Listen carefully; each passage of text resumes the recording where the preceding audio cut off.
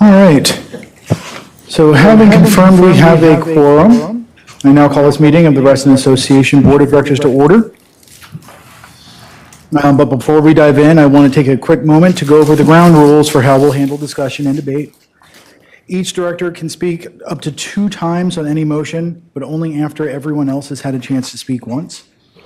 That way we can keep things moving, but everyone will get the opportunity to speak. Please keep all comments focused on the issue we're discussing. Personal attacks and interruptions aren't acceptable.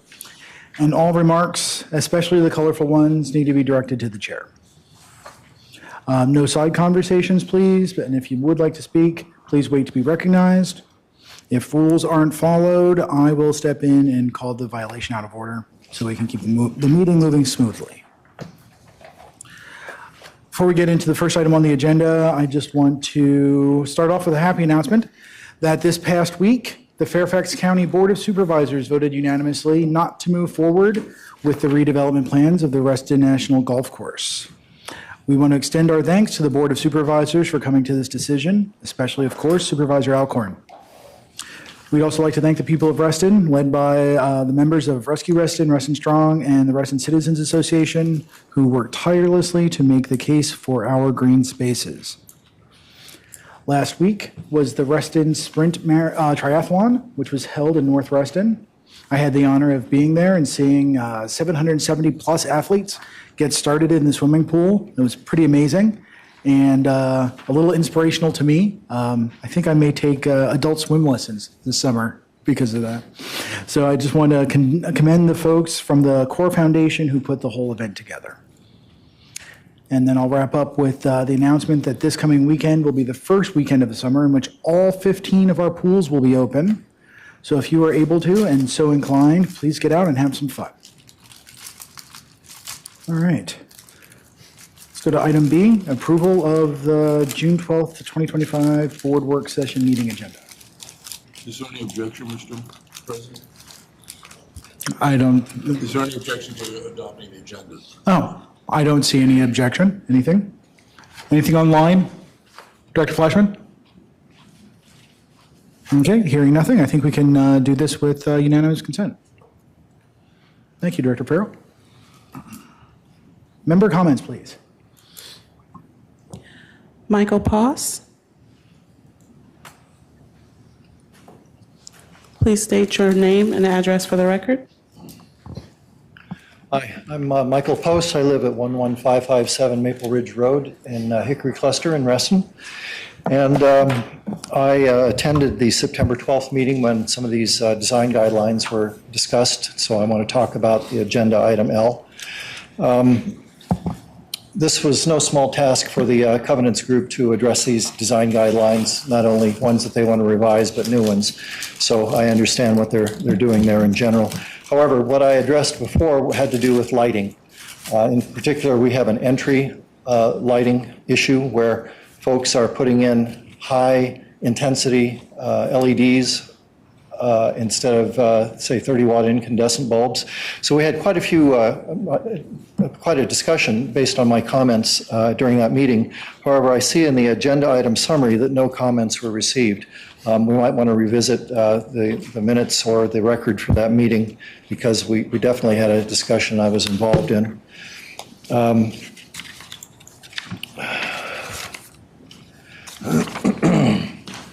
I noticed too on the guideline summary, previously reviewed under lighting cluster. I'm only focused on the cluster lighting at this point. Condo and single family seem to be essentially respective repetitions of those.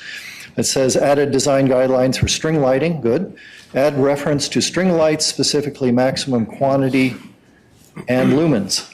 Lumens is mentioned several times in this overview document. However, when you actually go to the guidelines, lumens are nowhere to be found. At least I can't find them. Color temperature is mentioned, but that's quality of light, not quantity of light.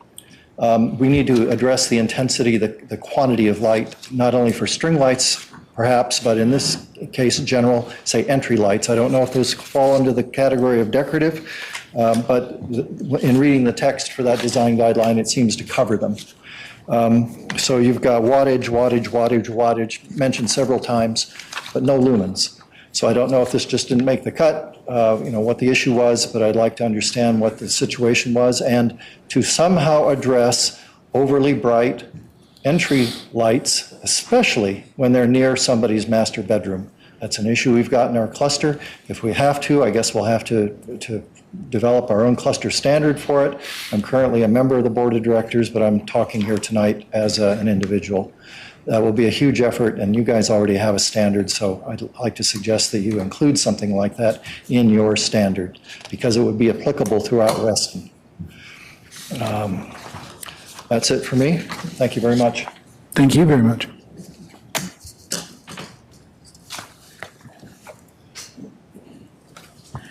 David Barker. Please state your name and address for the record. Hi, my name is David Barker. I live at 2442. Could I ask you to move the microphone a little closer to your mouth? Yeah, I'm David Barker. I live at 2442 Cloudcroft Square in Reston. Here you go. Okay, can you hear me now? It's better. Thank you. Okay. I'm here to talk about a quality of life issue. So one of the great things about Reston is the natural areas that we maintain better than most other communities in Northern Virginia, and the amenities that we have. And for years, that hasn't been a problem. But over the past several years, we've started to identify problems in some of the amenities. In Pinecrest, I'm Pinecrest cluster, we have the Dogwood Pool in our community. We also have a fairly new picnic pavilion and splash pad.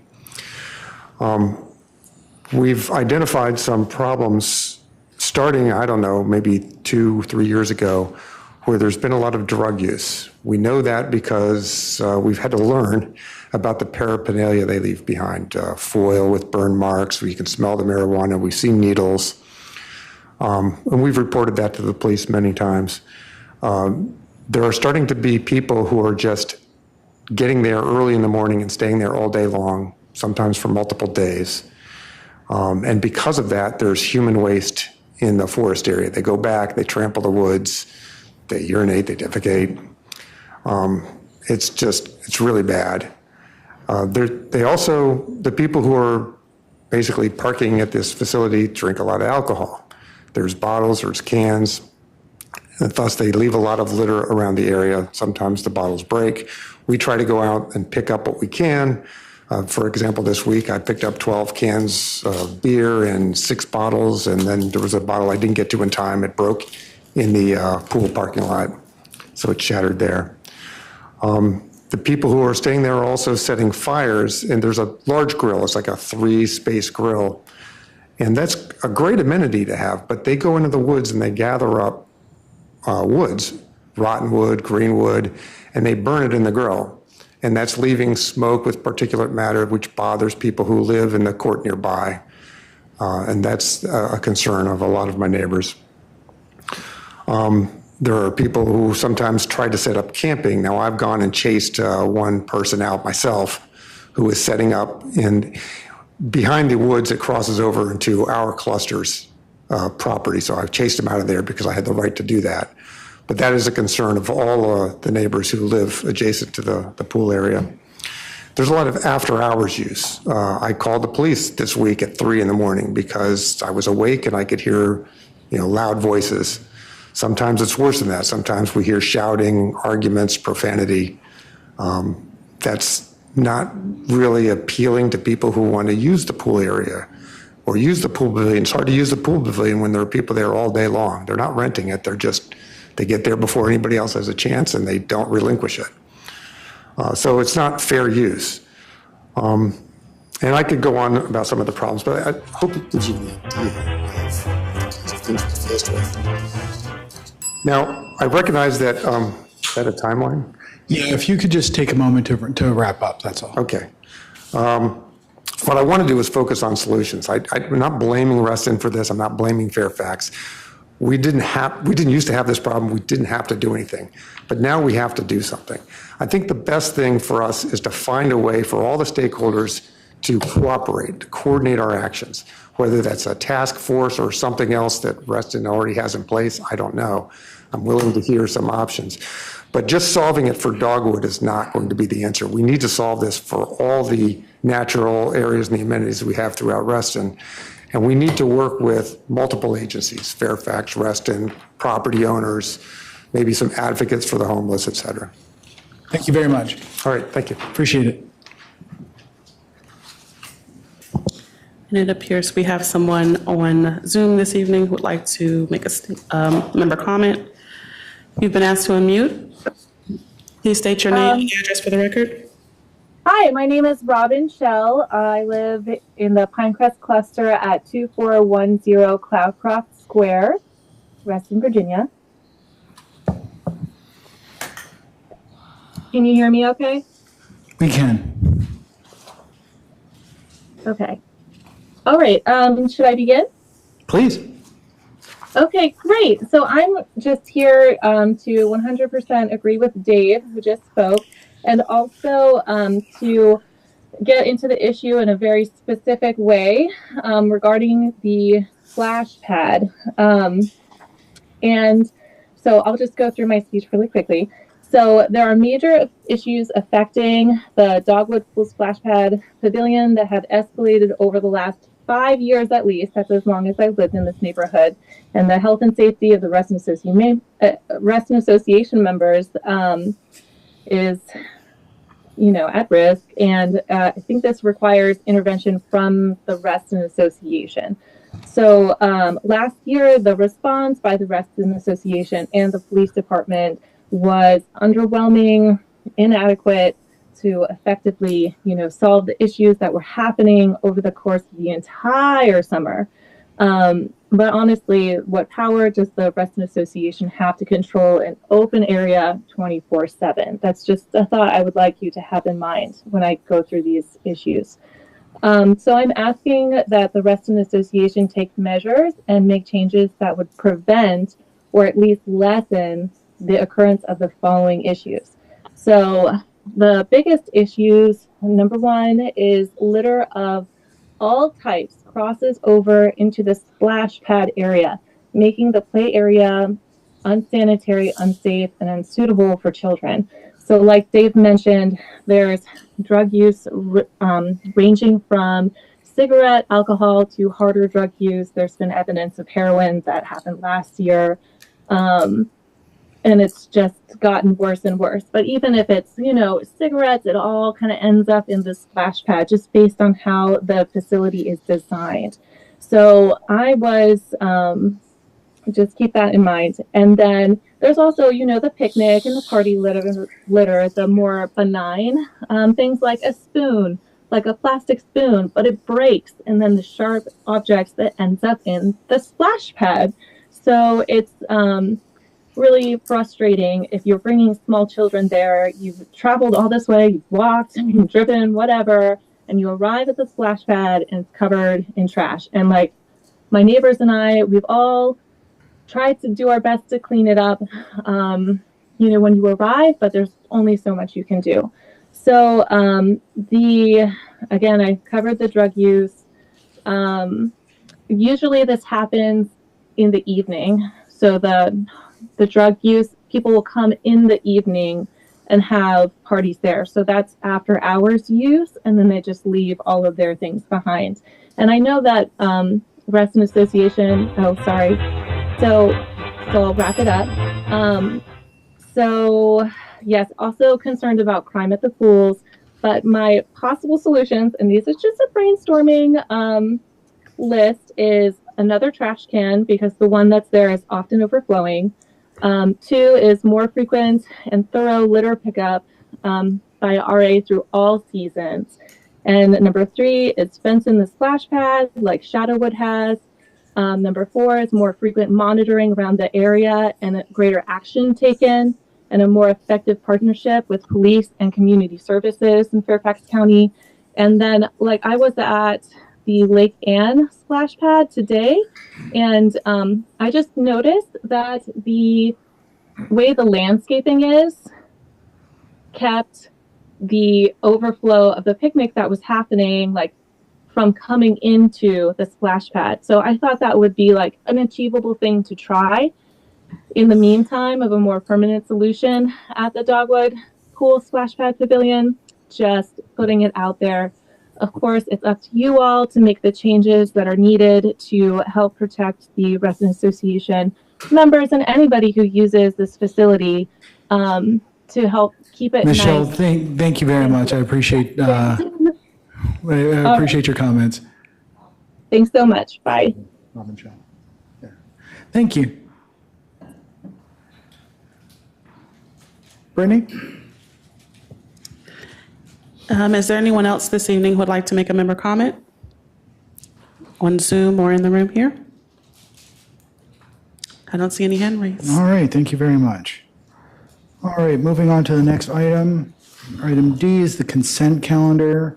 We have 2 items on the consent calendar today. The first is to approve the board minutes from May 29th, 2025. The second is the appointment of the legal committee vice chair. Mr. President, Yes, sir. I object to consideration of item D, but B, and ask that it be continued over to the volunteer appointments as part of the volunteer appointments consideration. Is that a motion? I'm objecting to it to be Fair considered on the consent agenda. So when one objects to It's a not a consent. unanimous consent. It's not unanimous consent. Correct. And I'm suggesting that the best place for us to put it on the agenda, which is part of the exercise, is to say where on the agenda it should be considered. I think it's best considered in item O with the volunteer appointments. But if somebody wants to put it someplace else, I don't object to it. I just want to have a discussion. Okay. Thoughts? No, just, If somebody has another place on the agenda they want to That's fine. consider right, it. he was That's asking for any additional places? Okay, then we will move number 2, appointment of legal committee vice chair, to letter O, volunteer appointments. However, we are still going to approve the May 29th, 2025 Board of Directors and Fiscal Committee meeting minutes. So All right, is there a second? Second. All right, moved and seconded. Any comments? All in favor? Aye. another good job by Ms. Copeland. Let's see. Mr. All right. President, just as a reminder, we also had a request from Director Mullinex about putting item H into consent calendar. He did not bring that up, though, while we were I was discussing the going to consent. bring it up to see if he still wants to do that, because there was an email that Well, we was sent around. just voted on the consent calendar. Okay. Thank you. All right, so moving on to item E, the volunteer interviews. We've got 4 people on the docket today. For consideration for the Covenants Committee, we have Karen Anton. And then we have 3 folks for Friends of Reston, thank you. We have Juan Salazar, Rangan Morrow, and, excuse me? Yes, thank you, Mark Ramsey. All right. Mr. President, just to bring to your attention, Director Flashman has joined us. Thank you very much. I don't see Ms. Anton on anywhere. We interviewed She her was last already time. interviewed last time. She's a carryover. Thank you very much. She sure is. All right. So moving on to Dr. Morrow, if you'd like to say a few words or just want to be open to questions, feel free to come to the microphone. Hi, I'm Dr. Rangan Mora. Just call me Rangan, it's fine. And I'm here to ask for your permission to join the Board of Friends of Reston as a volunteer. I have been in this area since 2004. I have served various times on various committees for Reston Association. I believe all of you have my volunteer CV in front of you. I'm currently a board member of Reston Herndon Rotary Club. I have been a Rotarian all my adult life. I'm very proud of that. Since I'm 22, I want to say, as a Rotarian. I work in Reston at headquarters at Leidos as a financial analyst, and I'm also a certified realtor. I work everywhere on that note. I try to bring people to our communities because it has a wonderful community around here. Other than that, I'm Turkish American. I speak Turkish, French, and English. So I'll try to bring anybody who can not communicate in English as well. I'll try my best. And what else? I also served on various boosters and or committees with the YMCA of Reston right here in 20197 zip code area 1, and Herndon Middle School and Herndon High School as boosters for the choir and also the theater. So I'm here to serve if you would be so kind to, consider me as a member, and here to answer any of your questions if you might have. Thank you very much. Members of the board, any questions? Director Farrell? So it's my understanding, Mr. Lusk, is you good? No. Sorry. Both of us do. My understanding is that you live in Herndon? Correct. Currently, I lived in Reston since 2004 until 2018. When we moved to 1 mile down the street, it became Herndon. I live in Herndon, I play and work in Reston. How about, that would be my best answer. But as a North Reston former resident, I would like to say, we North Restoners, I don't know if any one of you are North Restoners here, all North Reston schools feed into Herndon. So we don't, at that side, we're pretty much integrated with all the families and activities with our kids and everything. And really, it's, I've never left Reston that way, neither at my heart or physically, in my work or play. I'm glad to hear that. And of course, the organization asking to be appointed to is Friends of Reston, so the activities or the expenditures that the board of Friends of Reston would vote on would be those that benefit the membership of Reston Association, right? Yeah, correct. Whatever the rules are, 5013C, we can engage in any kind of lobbying, obviously. That would be illegal. And also, I wouldn't be here if the bylaws wouldn't allow me to be applying for this position. Yeah, I didn't mean to suggest otherwise, ma'am. I just wanted to get an affirmation of the understanding of the purpose of the organization is to benefit the members of RA. You've said you understand that. I'm satisfied. Yeah, absolutely. And I just want to add one little something. With our Rotary Club, it has been a long time, Herndon only itself, but we became Reston Herndon recently because we want to integrate. We always do that. We're going to include everyone, everywhere, every physical, we arrange our activities that way too. So I'm very familiar with, where we need to focus according to the mission of the, organization that I serve with. Thank you very much. Any other questions? I think we're good to go. Thank you very much. Okay, thank you. Thank you very much. My name is Mark Ramsey. I'm a Reston resident since 2008 with my wife and 2 daughters, just finishing up high school and first year of college. I'm sort of been volunteering, I think, for a while, but I'd like to more formally get involved in the Reston area. We spent about 5 years in Berlin, Germany recently, and I was on 2 boards for the John F. Kennedy School there, and I found a lot of rewarding experience getting involved with those activities, essentially. So, and I've been involved with Friends of Reston, just sort of volunteering with them but I think it's a good opportunity to get more involved in the community. Specifically, I work also for Volkswagen and Audi, sort of across the way here. And I think it's a good opportunity we have also to bring kind of companies together in terms of communities also. It's one of the things I got involved with last year is helping support and finance the 5K that Friends of Reston puts on. And I think it's a good opportunity, again, to bring businesses together as well. Any questions for Mark? Any questions? All right. Thank you very much. Thanks. Good evening, directors of the board and executive staff members of RA. My name is Juan Salazar. I live in 1998 Soul Ridge Court in Reston. I've lived in Reston since 2004. I've worked in Reston since 2002, and I play in Reston pretty much every day, definitely every week. Sorry, the doctor stole my line. I volunteered at HOAs like Villa Ridge and Soul Ridge Cluster Association. I've had a career in technology sales. I'm a VP of sales at a company and grew up at Oracle for 13 years. And that's my day job. And I'd love to contribute, volunteer my time, and offer my time for the common mission of RA and the Friends of Reston.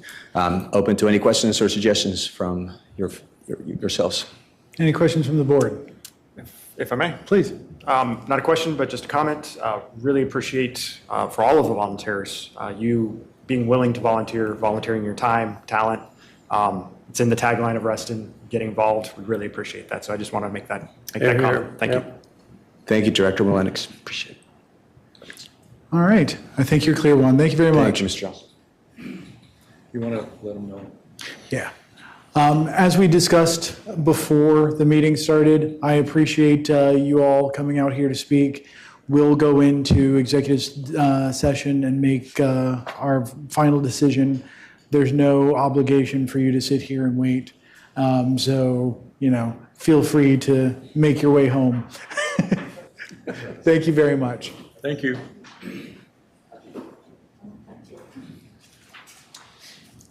All right.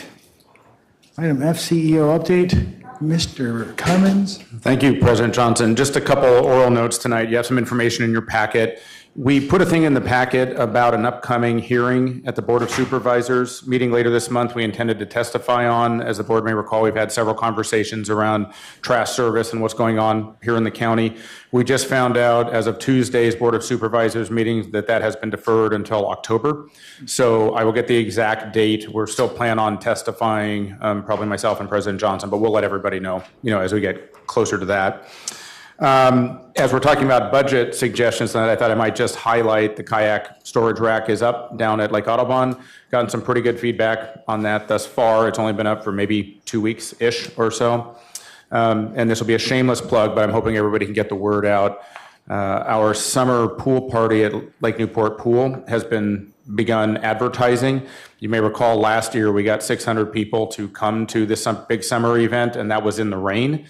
So I'm hoping we get a slightly better weather day this year, but all the information is there. And of course, it's free for members and there's a fee for non-members. So we're titling the event this year Aquapalooza. So for those of you that were fans of Modern Rock way back in the day, there's some interesting graphics that the Rec and Comms Department have put together. So happy to take any questions on admin stuff tonight. Director Farrell. Thank you, Mr. President. Mr. Cummins, we have been tracking the project, I want to get it right, is it Wheeler at American Dream? And they have proffered to enter into good faith negotiations to subject those townhouses to the RA covenants and thus make them members and dues-paying members.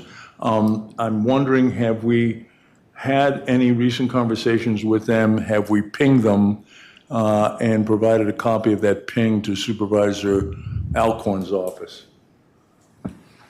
So the answer to all those questions is yes, except the last one. We've discussed it with Supervisor Alcorn. It's come up in meetings with both the previous president and the current president because the changeover was in April.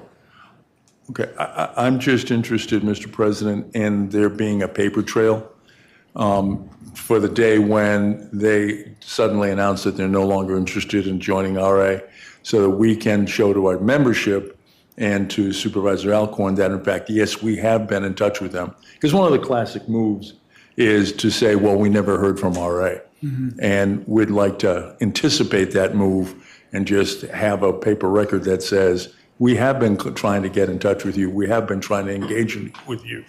to be able to then say to Supervisor Alcorn and our membership that ain't on us, guys. Our CEO's been trying, and the silence has been deafening. I think we can make that happen. Can we do that? Yeah. Sure, we will send a note off to Supervisor Alcorn. Thank you, Mr. President. Any other questions? Okay, hearing none. Let's move on to item G, the public hearing for the VDOT easement. Thank you, Mr. President. So we have Seth Rosenberg and his team here tonight to talk to us about an easement request up near Fox Mill Road. I know that everyone read the memo that I sent around, so Seth is here tonight to provide an overview of the project, answer questions from the board. So I talked to Seth. He knows that we're not going to vote while he's standing up here and that we'll have further conversation. So I will put his presentation on the screen and turn it over to Seth. Hi, good afternoon, everyone. Thank you for the opportunity to discuss the upcoming project and to answer any questions that you have here or anyone at home has. Again, my name is Seth Rosenberg. This is my associate, Lelaine Bautista. And for a number of years now, way before my time at VDOT, we have been planning a project at the intersection of Fox Mill and Pinecrest, which I believe is at the southwest corner of Reston Association, pretty much. Over the years, it's become apparent that the intersection needs some improvements. And so over the last 2 or 3 years, they've been finalizing designs on a number of improvements to the intersection. Next slide, yeah. So that is your corner of the intersection. Overall, our project improvements focus on stormwater drainage improvements to the area. They focus on putting permanent light fixtures. It currently has a wire cable going across the intersection with hanging lights.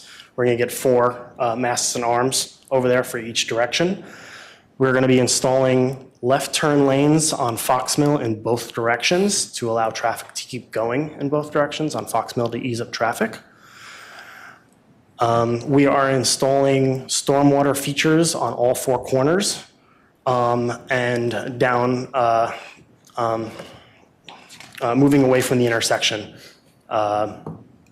We are going to be relocating some utilities to accommodate the project, and we'll be installing basically new curbs and gutters and crosswalks at all 4 corners.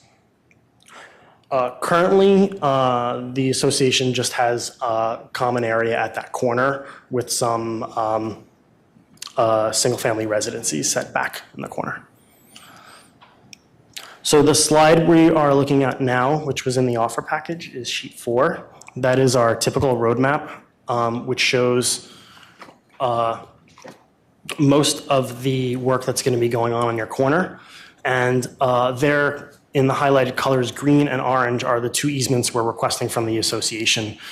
One is a drainage easement, and the other is a utility easement to allow us to relocate those utilities. I don't believe there are any buried utilities. It's all aerial, so we'll just be moving the poles back on the property. You can expect us to clear those easement areas to do the work, unless in the field the contractors feel they can leave any of the vegetation or the trees. We've accounted for the screening loss in the appraisal for the offer. We've now got a slide up, which is a right-of-way sheet. Yeah, that one. That one, perfect. Which basically strips away all of the civil work and all of the project attributes and just shows right-of-way and property lines. So you can see how the easements affect your property. And we can go to the next slide. And this is sheet 4, and this is just a little, where's sheet 5? This is 5, sorry. And it's just east of the intersection, a little bit further down the street, which connects to the other sheet. And it shows you the end of the storm drain features and a few more sections of the utility easement. The utility easement, like I said, is for overhead. It's for poles, telecom. And I think that should cover it for utilities. Next slide. And that's the same map, just with all the work pulled away to just show the right-of-way lines. So that you can see your property north of the property line there, and then the outlines of the easements. And I guess next slide. Okay, and that was the list of just all of the items within the offer package. We've provided sheets that not only show a plan view, but we've provided some cross sections and profiles, so you can see any of the cut and fill we're proposing on either side of the road. The actual easement agreement itself, we provided W-9 form that asks for the association's EIN, their federal numbers, so that when we come to an agreement, we can cut a check for the association. We provided a right-of-way brochure, which has layman's terms for right-of-way acquisition for projects like these. I believe we handed out some earlier too for you guys to take with you. There is a survey form that comes with the application, with the offer package, and that's not mandatory. That's mostly for single-family residencies that we work with, but feel free to fill it out if you choose to. It's just a survey form that asks for socioeconomic information. And then finally, there is a mortgage form that provides us permission to talk to mortgage companies in case the association still has a mortgage out on the property, which I'm sure you guys don't. HOAs typically don't. In that case, it would just be not applicable, but we still ask that people sign it. Our plan right now is to hopefully start utility relocation this fall, and with advertising for the project the following year in 2026 to start it then. We've conducted a number of environmental studies, mostly focused on stormwater drainage for the project, and I believe all of our federal and local funding is in for the project.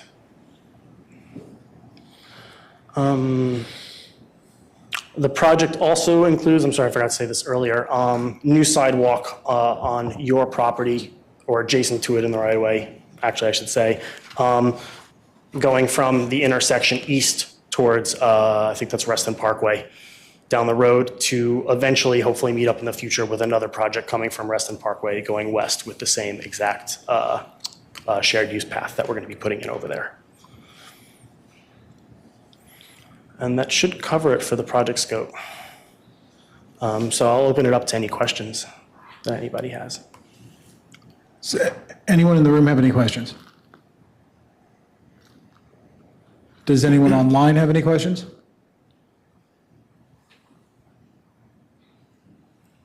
Looks like you're free to go. Thank you very much. Okay. Yeah, if anyone thinks of anything, Peter has my contact info. We appreciate your time. Thank you very much.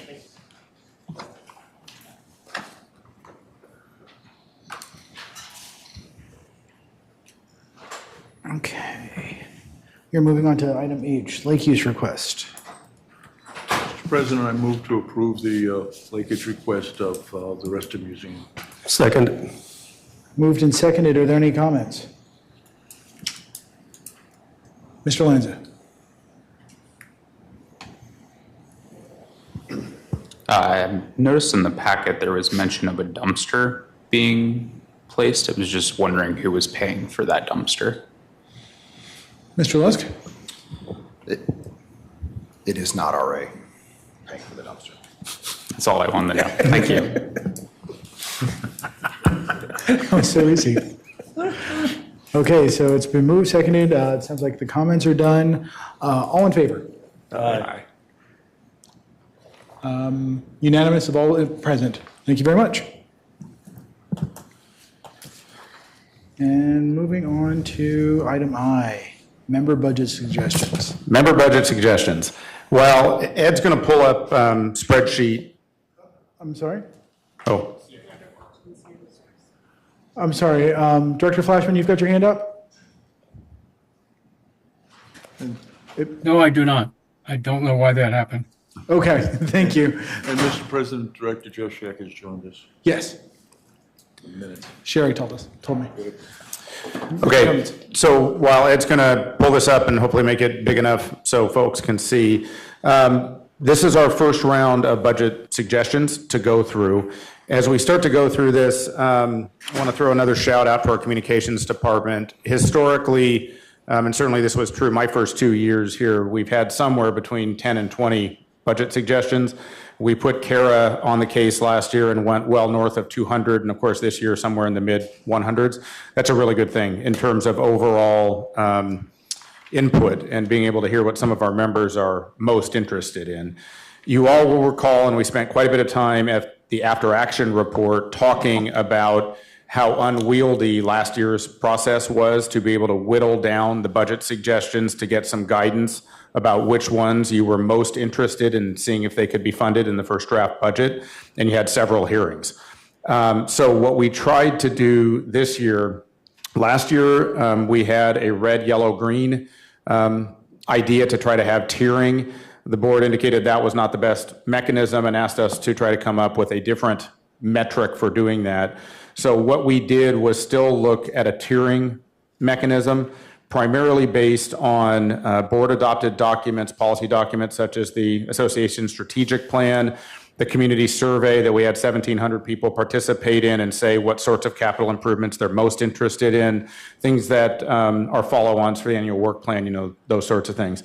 We tiered those out. We sent them to the board. Our intent was to try to create as streamlined a process for you all tonight by having you, for lack of a better term, vote, although recall you're not actually voting, you're just giving guidance for where your preferences lie going into tonight's meeting, with the intent to see which ones fall into a supermajority of the board, hoping that they may not necessarily need airtime at tonight's meeting, things that represent a majority of the board, you know, and then things you may want to talk about. So on the time frame we were on, these all didn't, we had a June 1st deadline, so it's been 11 days. So special thanks to Ed and the whole team for getting this all compiled, getting it out to you, and then getting us here tonight. Having heard loudly from the board, your strongest intent is not to go one at a time through this list. We tried to cluster them based on your feedback. And I'm going to hand it over to Ed to go through this, but also just want to remind the board, the intent tonight is you're not making decisions about funding or not funding. You're making a decision to send something to the fiscal committee and to have the staff price out. You will actually have a subsequent meeting to decide which ones you're interested in potentially putting in the budget. Now, obviously, there's a shedding process. So would also like to make sure we are clear if something comes off the list and is not being priced out, that effectively that means it's not being discussed later in the budget process. So let's have Ed walk through what he did with your votes. You all got a new spreadsheet, but I know it came out yesterday, and then we can go from there. Can I? Director Jessica, go ahead. So the one that is in our packet, you have 0 votes on the last one in the packet, Lake Thoreau Pool, make the crosswalk at Lake Thoreau Pool safer. And there were definitely things in before the deadline on that one. So I fear that if anybody made changes, I'm not sure when Ed you pulled it, but there were definitely votes on that one before the deadline. Okay, and I think I mentioned in my email that that was one we may want to talk about, even though it didn't have votes, because it did kind of come in late in the process, but we'll talk about that one as well. But I made other changes besides on that one before your deadline. And I'm afraid that if other board members did, that those were not captured. Oh, I guess I'm not aware of that. I mean, this that we're showing on the screen, and I have hard copies as well, and was in the PDF file that I emailed out. I mean, that was the final votes that I was aware of. If there were any others, I missed them, and nobody made me aware that they were missing. Okay, so if anyone on Tuesday made changes in the afternoon, they might not be here. So I'm just making sure the board members know that. And I did not keep my changes. So I guess I'll try to figure that out. Thank you. Okay. And, you know, as Mac mentioned, tonight we're trying to decide which ones we'd like to forward to the fiscal committee and to staff for pricing. Just a reminder, the next steps after that is the fiscal committee will be reviewing them in their next meeting next week. Staff will be pricing them out and bringing the price to the board and fiscal's recommendations in the July 10th meeting. And then in the July 24th meeting, the board would decide which they'd like to try and move forward into the draft one budget. We did, at least try our best to get all the votes in. Director Flashman was on vacation, so we weren't able to get his votes in. So he'll have to kind of, chime in as he desires as we go through them. So just a note that, we have 8 of the board members who had voted here. And what we did to try and make the process a little more efficient is we grouped them, we sorted them based on the number of yes votes, where the board voted yes, they wanted to move them forward.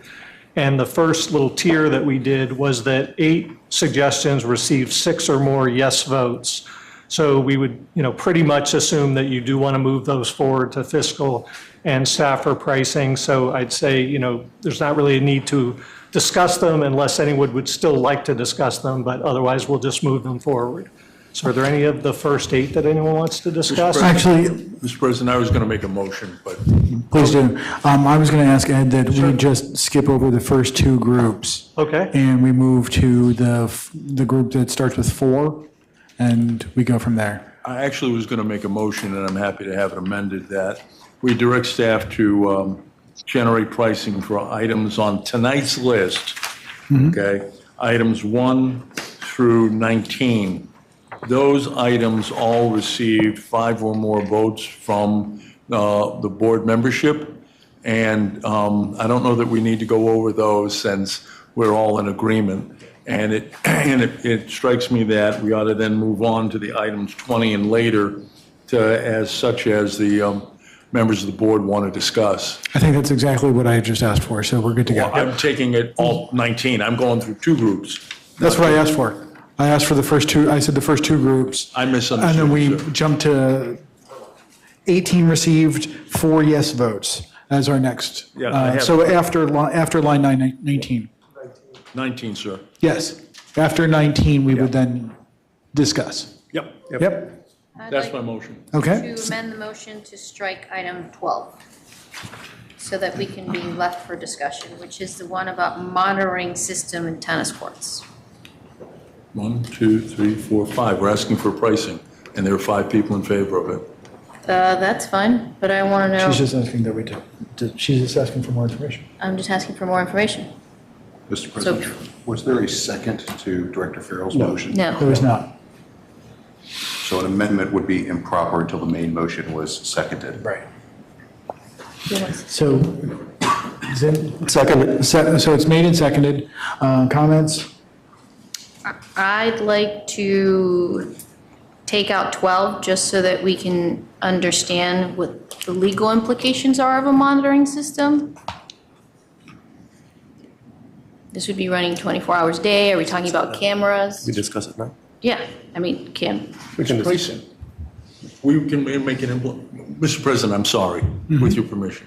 We're asking for pricing. We're not making an implementation decision. We're just asking, what would this cost? That's all. An implementation decision will be made at a later time. Is there a second for the amendment? Did you make an amendment? I seconded the original motion. Right, he seconded the original motion. I'm She is now making just making a comment on the motion. My only comment was, we can discuss that as part of the discussion of the motion if you like, if that helps. That's all I was saying. I'm raising my concern. That's what she's doing. So put it noted in the minutes. Yeah. I wasn't sure if that was going to be a No, it's motion. fine. If we want to keep this moving. Okay. There's the question. No further comments. All in favor? I have. Yes, Director Juszczyk, thank you. Thank you. I do not believe item 18 has any pricing related to it.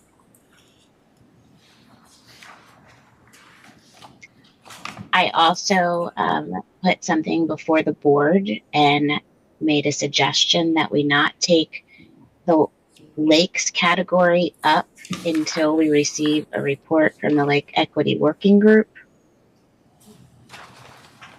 And there's one more. I am against anything having to do with an RA mobile app. The association has a lot of other IT priorities way above a mobile app. and I don't think we should price it at all. These are my comments. Do we have item numbers? She said lakes, so that would be item 10 and 16, I believe. 9, item 9. And item 9 for the mobile app. 9 is the mobile app. So 9, 10, and 16. Mr. Chairman, before we take a vote on what Jennifer stated. Yes. We ran into this last year. As you recall, the chair is supposed to invite conflict of interest disclosures at the beginning of each meeting. I would suggest that we should do that at this point, and anyone that has a potential conflict of interest that pertains to these budgetary items, lakes, for instance, might want to disclose. Good point. Does anyone on the board who's got any potential conflicts of interest for the items to be discussed, could they disclose them now, please? Jennifer. Director Juszczyk? I would say we all have a conflict of interest because, or at least 8 of us do, because we all own property here and we're talking about whether to put things in the budget. But if we're looking for a specific lakes one, I live in a boat. I own a canoe. I'm a lakefront property owner too. Thank you very much. It's been known for 2 years now. Okay. And I can't swim, so we're good to go. My canoe's really gonna come. But I'm going to learn. Director Flashman, thank you. Yes, I would like to object to the suggestion by Director Juszczyk that the suggestions by the Loog be not considered. There is no basis for that.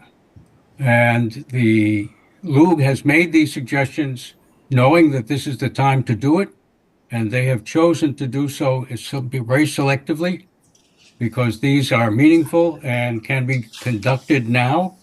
And since they have received the requisite number of votes to be considered for costing out, I see no reason for objecting to them. That is a valid consideration for the removal of them from the list. Okay, just so everyone's aware, we're still on the John's motion, and that has been made and seconded. Are there any further comments on that motion? Okay, no further comments. All in favor? Aye.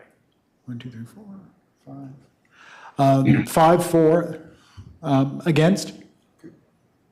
Okay, 5, 4. Okay, sorry. 1, 2. 2 against. I would like to vote for, yes. 6, 4. 2 against. Who's the 2? Izzy and Director Juszczyk. All right, that's 6-2. Motion carries. Okay, so I think then we'd move to the 18 that received 4 votes, starting with number 20 there. And I don't know if we'd like to go through everyone or if you want to select which ones to go through, but number 20 was an environmental one from 4 different people related to invasive species. Mr. President, if I might make a suggestion, it might be helpful if board members have it for this category, particular ones they want to bring up, that might be better than assuming you want to talk about all 19. Thank you very much. Mr. President, I'm going to move that we direct the staff, and I'm happy to divide this question, but we direct the staff to develop pricing information on items 25, 28, and 36. And you may notice something about those 3 suggestions. And I'm happy to divide the question in order to discuss them. You said 25 through what? 25, 28, 36. And 36. Oh, John Farrell's movie. Yeah. Stunning, huh? Is there a conflict of interest? Let me take them one at a time. There were 4 yes votes on this. I'm sorry, you made the motion, so that's got to be seconded. Oh, I'm sorry, I need a second. Is there a second for Director Farrell's motion? You said 38 and 36? 36. 30. I have 28, 36, and 25. Do it again. 25, 28, and 36. we'll The ones with that John motion. Farrell in the name. That was a second? You seconded that? Director Juszczyk, that was a second? I did. Thank you very much. Are there comments? Speaking to the motions? Please. And again, I'm happy to divide this question into three parts if that's the desire on the part of my fellow board members. Speaking first to the Audubon Pool. For those of you who are familiar with the Audubon Pool, it is a pool that's on the side of a hill. It has a relatively small parking lot at the top of the hill, and then at the bottom of the hill is a much larger parking lot. And I have observed young families trying to get their children from the top of the parking lot down to the bottom parking lot. And those kids are, you want to admit, Director Perry has joined us. Thank you. Director Perry has joined? And the issue is, and again, all I'm asking for is pricing here, but it's a safety issue. And taking families with small children and getting them from that top parking lot or getting them from the entrance down to the bottom parking lot, those families have to walk through the parking area where cars are going back and forth. There is a relatively large lawn area. Last year, the reason not to go forward that was presented to me is, well, we're going to do a major redevelopment of Lake Audubon. Well, no, we're not. And this, to me, is a safety issue for those families and for our members who have to park in the lower parking lot. And I'd like to get a price on that, and then we can decide the other part. Item 28. Excuse me. Certainly. Item 28 relates to the bathhouse floors at Lake Audubon. Strike that, I misspoke. The bathhouse floors at Lake Newport. I'm given to understand that it was going to be more than $5,000 to resurface those bathhouse floors. I'm noticing the staff is saying it's operational. So if I could make a comment, I can make 28 very easy for everyone. 28 was identified in the pools assessment. We've built it out in the 10-year CIP. You will see it in the next draft CIP at the end of the month. I'm happy to withdraw 28. Yeah, I think that would just save the conversation. Yep. And so 28 can come off. Thank you, Mr. Luss. I concur. And then, that's a good thing. And then. Oh, I seconded it. I thought I had to. No, I'm just withdrawing it with unanimous consent. I'm going to withdraw 28 unless there's an objection, Mr. President. And then the last item is on 36. And again, I only have to bring it up because of the $5,000 threshold. The super umbrella, I remember from last year, cost us about $7,500. $8,500, yeah. 85 now, wow, inflation. There's not a whole lot of shade at Glade Pool. And for those who were on the board last year will recall I am a survivor of skin cancer. We get skin cancer when we're kids, and it takes a while for it to develop. There's not a whole lot of shade at Glade Pool, and so I'm hoping that we can get there. And maybe Mr. Luss can tell me that it's going to be operational, or we're going to see it on the next CIP, so long as we're at the 5,000 level. Mr. President? Yes, Director Fleshman. I don't know how many votes were on those two items that were mentioned by John Farrell. 4. There were 4? Yes, sir. There are now 5. Actually, I'd like to say that for at least. So I think that the motion is really not necessary. There are 5 votes and they can be considered for pricing. If we could allow the CEO who wants to address that to speak, Mr. President, that would be lovely. Mm-hmm. Yeah, I mean, I think I'll just speak to the last one. I think that it would be important for the board to know that we set aside operational accounts for all sorts of things, all sorts of maintenance kinds of things. If there's a desire to set aside some money for umbrellas as a specific line item as compared to the rest of the normal improvements that we do, I can certainly look into that, with Peter. I think it would be really important, though, that Director Kowalski really be involved in making decisions about where best to provide shade. I think there are 15 swimming pools, all of which have very different needs. Ms. Kowalski and Ms. McNamara or Mr. McNamara out every single day looking at these issues.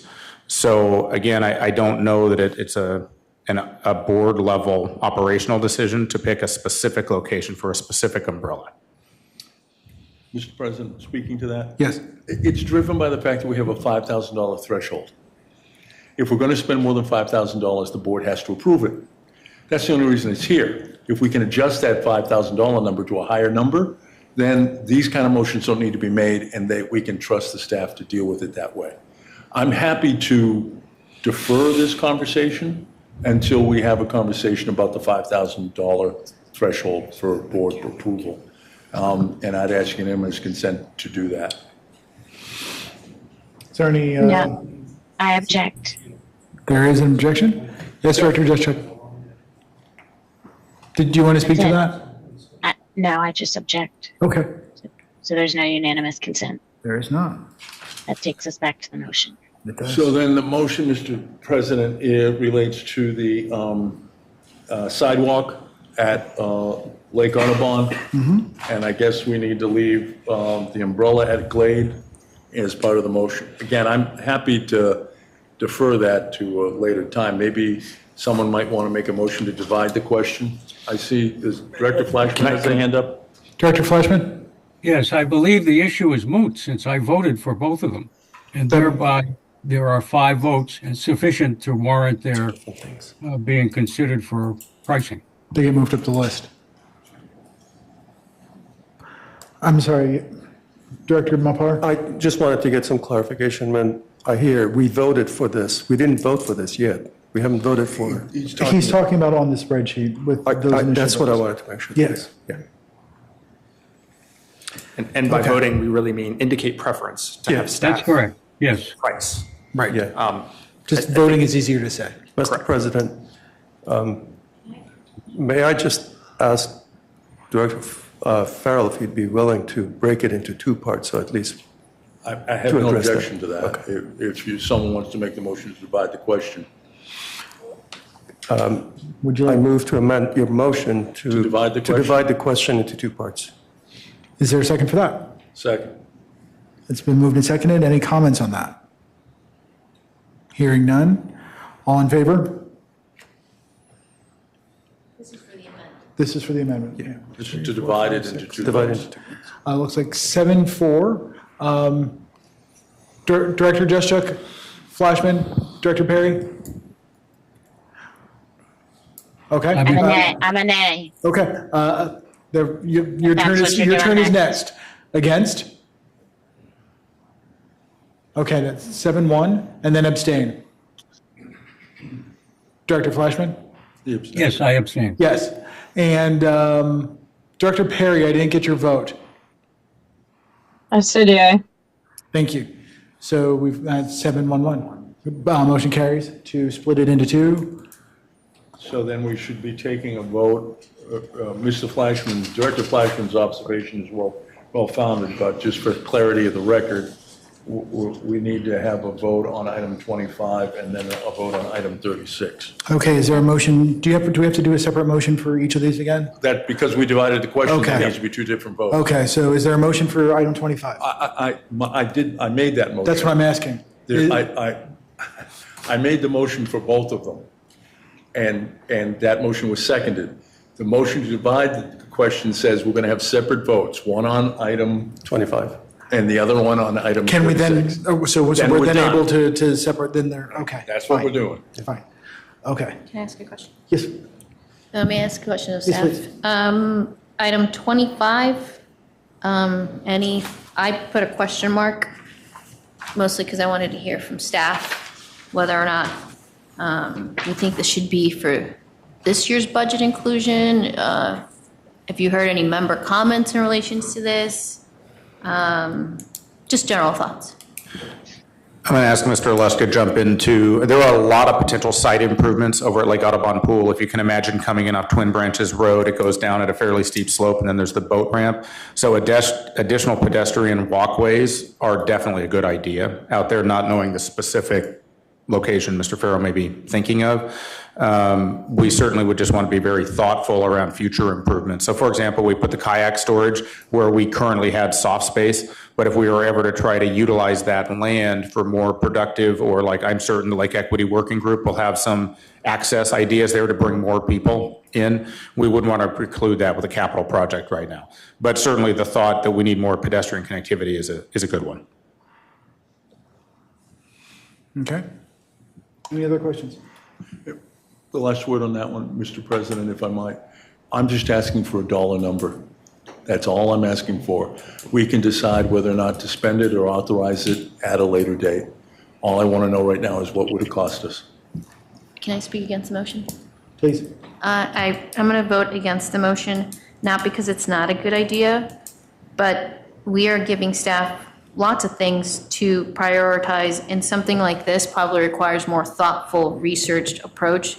So I'm going to vote nay. Okay. Any further comments? Director Flashman? I understand this vote is moot. There are five indications by 5 members that it should go to be considered for costing out. Then I expect to see your positive vote. All right, all in favor? Of 25. Of 25. It looks like there's 6 in favor. 2, 7 in favor. 6, 7. 7. Against? Nay. Director Santa? Director Perry, your vote? Abstain. And then 1 to abstain, so 7-1-1. Vote carries for 25. And then the vote, Mr. President, I'm going to ask to unanimous consent to defer item 36 until we have a chance to address the $5,000 threshold. But I'd like to just park it and let's see what happens with the $5,000 threshold. Okay. Unless there's an objection. Maybe there's a comment to be made, not an objection, but I'd like Ed to weigh in on the 5,000 because I feel like we talked about that last We have to meeting. vote that. We haven't issue. settled it. We haven't resolved that issue yet. I object. Okay. So your motion. Okay. I'm going to move to defer consideration of this item until the resolution is made at the board level of the $5,000 threshold. Is there a second? Second. It's been moved and seconded. Are there any comments? Hearing no comments, all in favor? Aye. Aye. I'm 1, 2, 3, 4, 5, 6. Yep. 6-4 against? A 7-4 against? I'm sorry. Did someone second John's deferment motion? Yes, Jalal did. Okay, thank you. Um, I'm against. Okay, that's 1 against. Director Perry? I said aye. Okay, so what did I miss? A1. A1. Thank you. Sorry. I was abstaining. Oh, okay. And then abstaining was Director Lanza, so 7-1-1. Mr. President, those are all the motions I have. Thank you I thank my fellow board members for their patience. Thank you very much. And if you'll indulge me, I want to bring up item 24, rotating pool maintenance. So each year, 2 pools would be closed. Just based on the questions that are here, we could potentially go into 5 or more on this one. So I'd like to speak to this and answer any questions.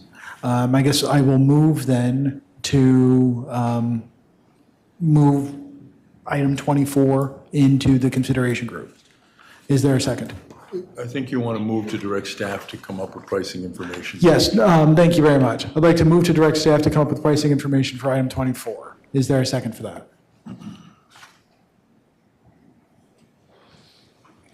I'll second that. Okay, we've got moved and seconded. Comments?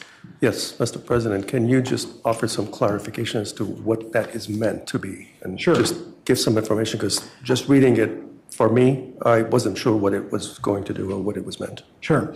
I actually provided some additional comments to this and additional detail in the spreadsheet that I provided to Mr. Vroom. So I will speak to it now. The point of this was that each year, we would take 2 pools down offline in order to conduct the detailed maintenance. I know this is an idea that came from Mr. Kerr from the fiscal committee, finance committee, excuse me. And I think it makes sense to me. It's very similar to something we do in IT, where we take down a server for some time and let others pick up the slack in order to do the necessary maintenance. In this case, taking down 2 pools per year on a rotation, on a regular rotation, would allow us to build maintenance into the cost, a regular assessment discussion, and would also allow us to cut costs at 2 pools per year. So that would allow us to take the staff that we would usually spend at those 2 pools. All the equipment for operations would not be used for that year, and we would focus specifically on maintenance. Thank you. May I ask staff if they have any thoughts about this idea or how it, Yeah, not to get into details of solving the problem now, but just get an idea of where you guys stand on this. Yeah, let me give some background. So the first time I heard about this was 2 years ago. This predates both Mr. Lusk and Mr. Vroom. So it was a fiscal committee, what was called the fiscal committee at the time, conversation.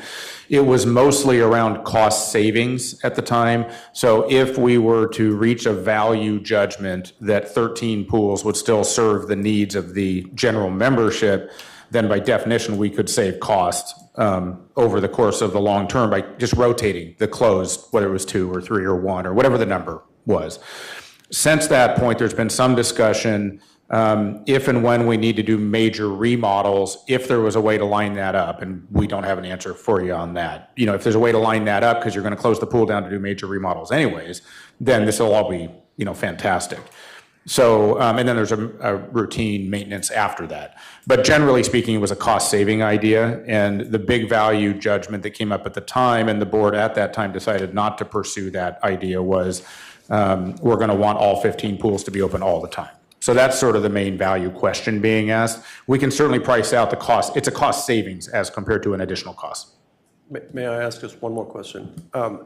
Is that a heavy lift as far as looking at what the costing would be, and is there, okay, thank you.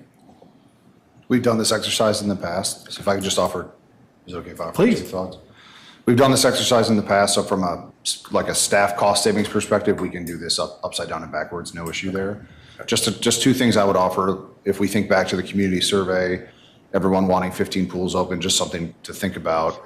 The staff savings, and we'll bring it forward if that's what everyone is asking us to do, it can be underwhelming. It's not what you think it might be just from a 2 pools perspective. If you looked at 5, it might be a different idea. The other thought is, you know, if we are going to go in and do maintenance while the pools are closed, I might offer that thinking about it as a cost savings may not be the truth. If we're spending money on the pool, I don't know where this, I have a hard time calling it a savings. I understand the idea, totally get it, just my perspective. Okay, thank you. Mr. President, speaking to the motion. Please. I opposed it, if you notice, on the list, and I oppose it now. God love Dave Kerr, but at the time that he floated this idea a couple of years ago, when we had a joint meeting, the issue was in anticipation that we were going to have to do a Lake Thoreau kind of exercise on all of our pools. What we found out is that's not the case. We're not going to have to close down, at least so far. I haven't seen it yet. But the pool assessment, the site assessments that I've seen, generally speaking, deal with repairs to pools that can be done during our 6-month-long off-season. The community survey is very clear. Our membership wants all 15 pools open every season. It's taken us a while to get that established so that all 15 pools, and I think last year was the first time we had all 15 pools open for something like a decade. I could be wrong, someone can correct me, but for a very long period of time. I don't believe the site assessments project, at least as I read them, a closing of any of our pools during the season in order to accomplish the repairs.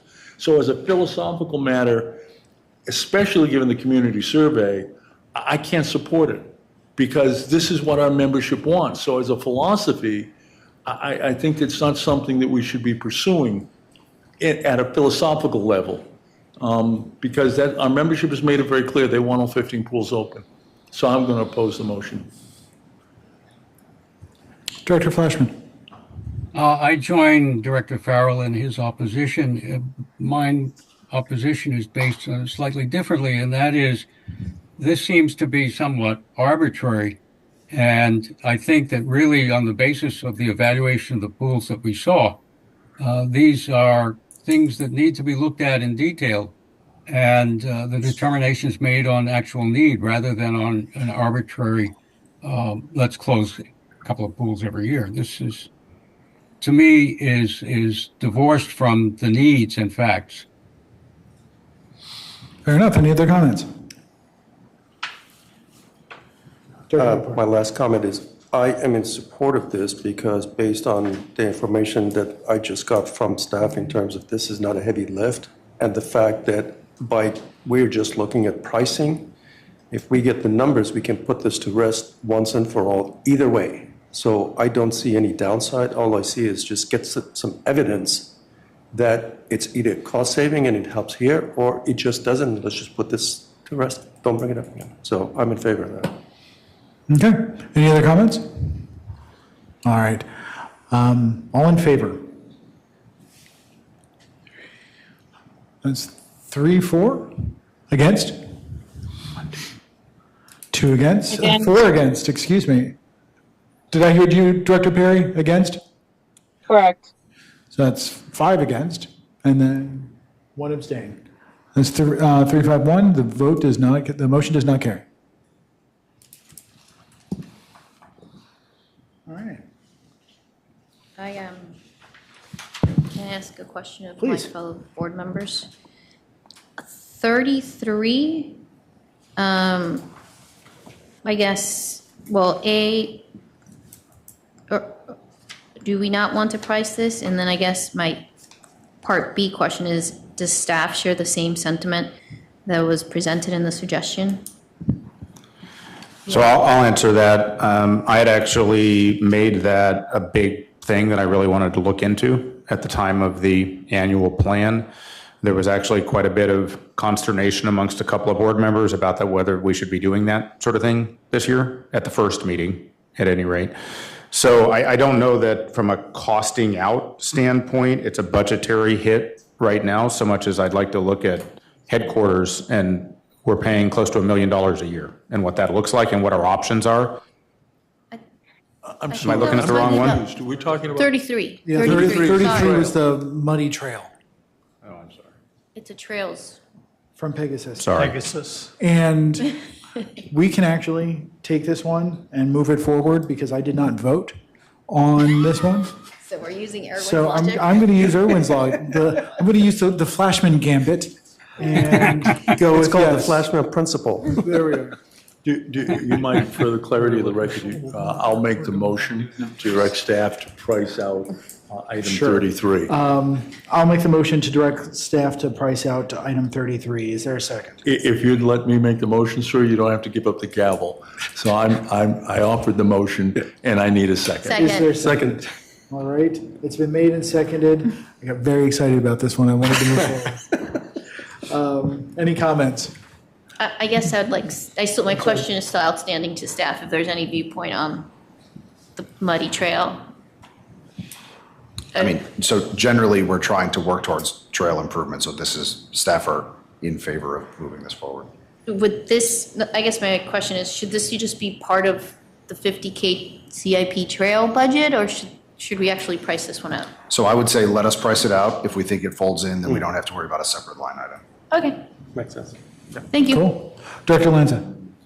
I just want to ask a question of staff. Are there any between 19 and 37 that would have significant cost implications to go through the pricing exercise? Or are all of these pretty routine? So my boss asked me this question earlier today, actually, so I'm well prepared to answer it. We are getting pretty good at this exercise, so I have no issue pricing out or providing prices for any of these items, specifically the ones you just mentioned. If we were going to price out, I believe it's number 20, invasive species. So I was hoping someone might flag this, but since I'm speaking, I'm just going to flag it myself. This comes up every year, many comments on invasive species, and everyone will remember that you all funded invasive species removal last year, and we are under contract doing that now, which is all great. We will never have enough money to fund invasive species removal in all of Reston. However, Mr. Reynolds has done a wonderful job of identifying areas where we can do invasive removal. So if we do want to fund it, we can just come back with a map and say, here's where we're going to do all this work. So that's a long way of saying to Director Lanza, we don't have any issue with any of these items. And there's an invasive line item in the CIP, isn't there? Or didn't I see something? Not in the CIP. In the deck, maybe? Yes. Okay. Director Lindsay, you had follow-up? Can I seek unanimous consent to amend the prior motion to include all items between 21 and 37, except those that have been discussed thus far, which would be 24, 25, 28, and 36, to be pushed forward for pricing? Say those again? Just everything we haven't discussed so That was far. unanimous consent, right? You asked for? Yeah. Okay. For which line item? Sorry, 20 to what? 21 to 37. Are you leaving, may I inquire of the movement as to whether it is intentional to leave 20 out?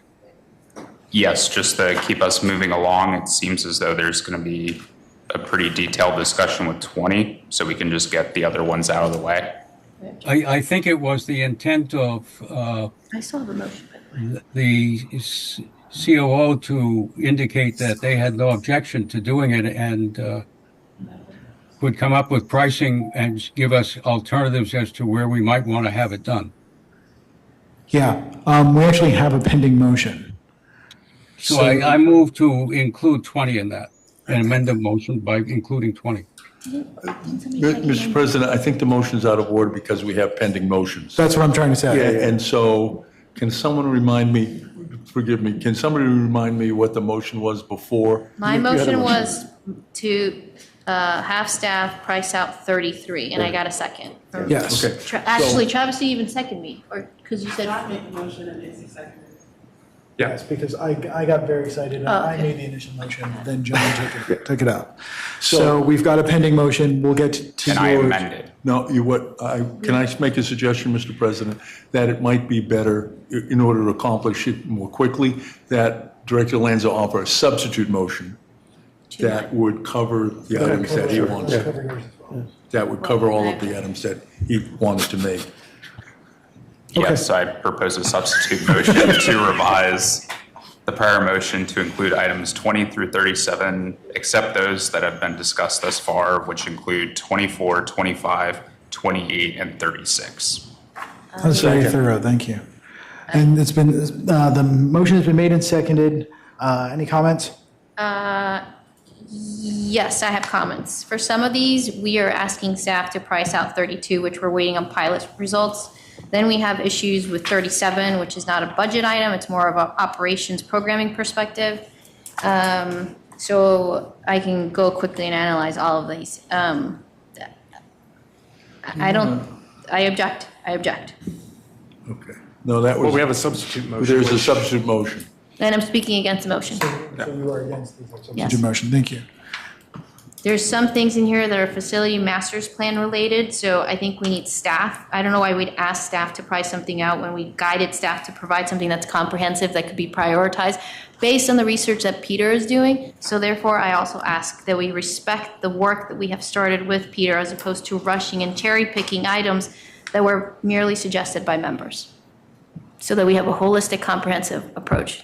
The budget process tends to be a Christmas list of cherry picking, and for these that are holistic, we should not do this to staff. Mr. Cummings, you had a comment.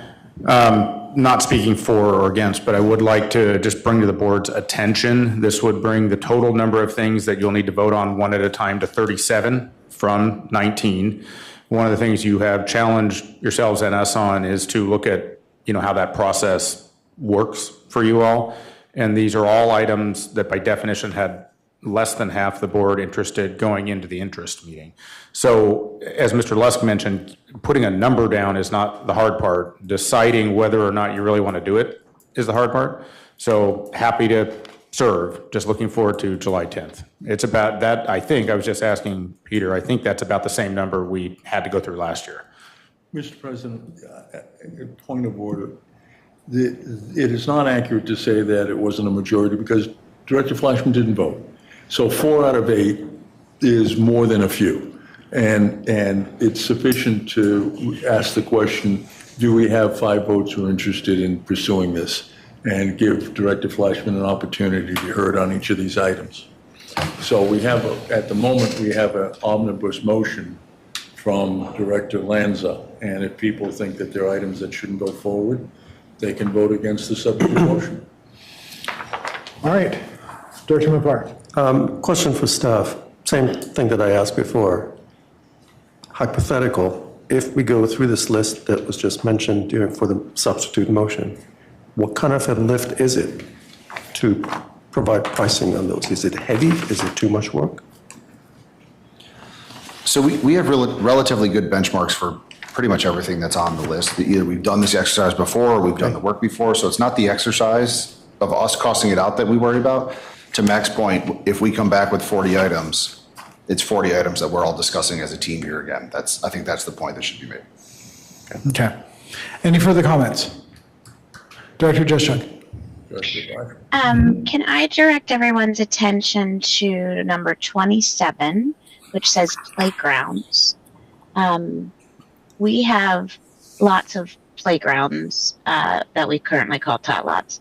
And I know that the PrAC has discussed whether we need to be replacing these playgrounds with kind of currently what exists or a little bit more, or do we expand playgrounds to make them bigger to accommodate a variety of age ranges.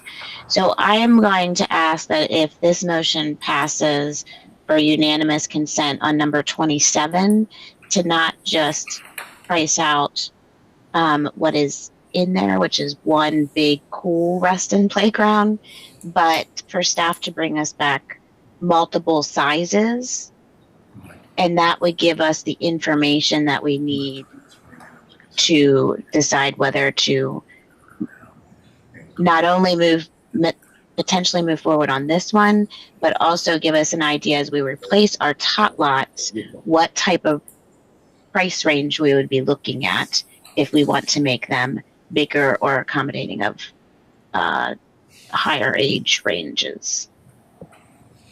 Does that make sense? It does, and not to give too much of a preview of the 26th, but we were planning on presenting some of that on June 26th as well, so that all jives with what staff are currently working on. Okay, so I'll ask unanimous consent to bring back a variety of price points on playgrounds.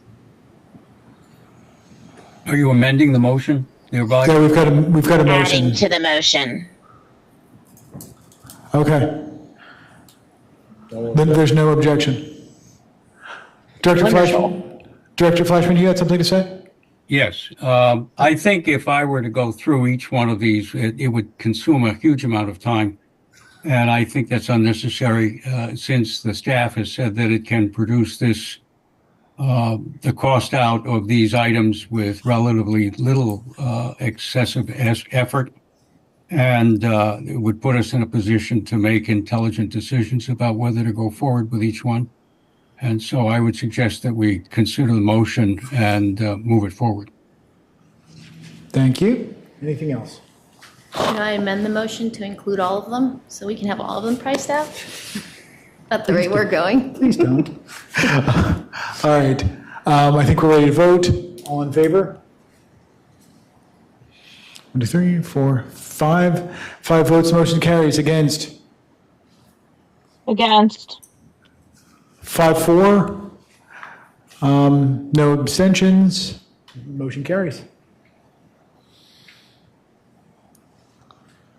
Okay, then I guess we'd be ready to move to the group that has 3 or fewer votes. And those, we were sort of hoping for the most part we would not move forward, but certainly willing to talk about any of them that anyone would like and, see if you would like to move those forward. And just to throw it out there, even though Director Flashman has not weighed in on any of these, his vote will not change the direction. It will still be a minority of the board that is in favor of these items. So just for consideration. Mr. President, I have one in this group that I want to bring to the attention of the body, and that's item 42.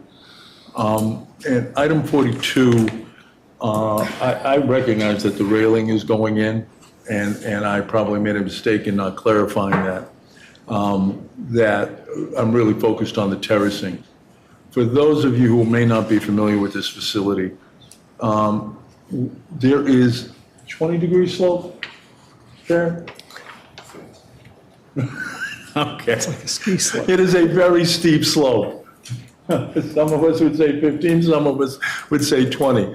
But that's an unusually steep slope to get from the parking lot down to the ball field. It presents, and what I have heard from our friends in Little League is, it's a real slip and fall challenge there. And not correcting that situation. And so it's not, I wasn't focused when I made the suggestion. I wasn't focused on the handrail. I knew it was coming in, Mr. Lusk's. But I am very concerned about the slip and fall on that hill, especially this fall when we start working on Hook Road, and Little League's going to need that field. Now, I understand that the immediate neighbor doesn't like that we use that ball field at all, and they even came out and harassed our employees when we were putting in the handrail. But that facility belongs to the association, and it's a slip and fall hazard. And grandma coming to see little Janie or Johnny slipping, falling, and breaking a hip, and on from there, it's a safety hazard. And whether or not we deal with it this budget year or a subsequent budget year is not the issue for me. The issue for me is that I don't want us be in a position where somebody's suggesting we're engaged in gross negligence by not addressing an obvious slip and fall, where we have reports that there have been slips and falls at this facility, such that Little League doesn't want to use it until we correct that problem. So I apologize to my fellow board members for not being clear what I was asking for. And with that information, if someone has a different perspective, I'd appreciate it. I recognize that there are only 3 votes for it, and so I'm not going to make a motion, but I did want my fellow board members to understand I'm very concerned that we have a dangerous situation, and while the handrail will help, ultimately we need to terrace a path from the parking lot down to the field. Did you want to make a motion on that? I'm at the will of my fellow board members. I feel passionately about it, but there were only 3 votes for it, but I think some of the votes may have misunderstood what I was asking for, which is not the handrail. Handrail's going in. It's the terraced path from the parking lot down to the field. That's what I was asking a price for, to find out what the price would be. Can I ask a question of staff? Please. Peter or Mac, did you guys price out at some point the steps? So there are files going back many years on different options at the running Cedar ball field. I will add, and I spoke to Director Farrell about this earlier in the week, so I feel comfortable saying it now. We went out and met with the neighbors 3 different times to convince them to even do a railing. They do not want stairs. They do not want a path. Whatever. Even getting a railing was difficult, and we went down the road with them, and they finally got there. Kids are falling. They have backpacks on, going to Little League. Grandparents are coming to Little League, and they all kind of got there. There's one person who didn't want anything, but the rest of them, we were able to get them there. If we come back and say we're going to tear the hill up and put in, they're just not going to be happy. I'm not advocating either way. I'm just telling you what I've heard in spades in my trips to running Cedar ball field. But to build on that, but we have also heard that kids are falling, or people are falling. Yes. I don't know that I know of anyone that has fallen. I have heard from people who are there often. Jim Johnson, who's the head of Little League, told me that's exactly why they've stopped using it, because grandma's fallen down, because it's a very steep slope, regardless of whether, I mean, what's for a sidewalk, what do we typically want to see for a pitch on the sidewalk? 8%, I think is the maximum pitch on the sidewalk. Yeah. So, I mean, we've got a hill here that's twice as steep as it should be. And so I'd like to get a price on what does it cost. And remember, I'm not talking about stairs. I'm talking about terracing as we do on our natural trails. We put in terraces. Can I ask a question? We haven't heard from Erwin on this one. Is Erwin? He has his hand up. Yes, I would like to indicate that had I voted, I would have voted with the current understanding, I would have voted in favor, giving it 4 votes. And so if John wants to make a motion, there being 4 indicators that there is sufficient interest to have it priced out, I suggest that he do so. So moved. All right. I second. We have a motion and it's been seconded. Do we have comments? We have no comment. Oh, sorry, we have 2 comments. Excuse me. That was a vote. Oh, you were voting. This was just jumping the gun. Director Lanza, however, has questions or has comments. Her question and comment. Am I allowed to address it directly to someone? Sure. Yeah. Peter, is the area we would be terracing on RA property? It is, yes. Okay, that's my question. Thank you. All right. No further comments. All in favor? Aye. 2, 3, 4, 3, 4, 5, 6. 6. So we've got 6-4 against. I've got you, Director Fleshman.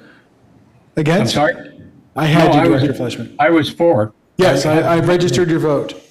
Okay. Thank you. And against? And abstaining? Abstain. 3 abstaining, so 6-0-3. I've never seen that before. All right. I'd like to make a motion. Please. Help me if I do this wrong. I'd like to move that staff take no further action on pricing items 38 through 147, with the exception of 42, which was just previously discussed. Second. Okay. I'm sorry, what was the last number, sir? 42. That was the last number. Okay. I believe 147 came in late, and that was the one that Director Juszak made earlier. If you could say With a 146. quick correction, 146. Thank you, sir. Thank you. Second. Okay, it's been made and seconded. Comments? I just want to note for the board, one question that comes up all the time is what happens with member suggestions as we go through this process and sort of whittle the number down. We intend to communicate with all the members throughout the process. Some of these things are operational and we're passing along to our department directors to look at implementing. They're not necessarily monetary fiscal policy things that come up in a budgetary process. The others that we talk about, we keep on a parking lot list. One of the questions has always been, how does that work its way back in, the next year? We're still working on the right answer to that. But we are working with the community and they'll get notification the whole way through. Okay. All right. Any other comments? Director Juszczyk. I'm going to vote no on the motion because I believe that we're making a mistake to not ask staff to price out any increases in pool hours. I know that it is not a long, arduous process for them to do that, but I do believe that if we felt like we had budget money available, that those would be things that we would consider as positive for our membership.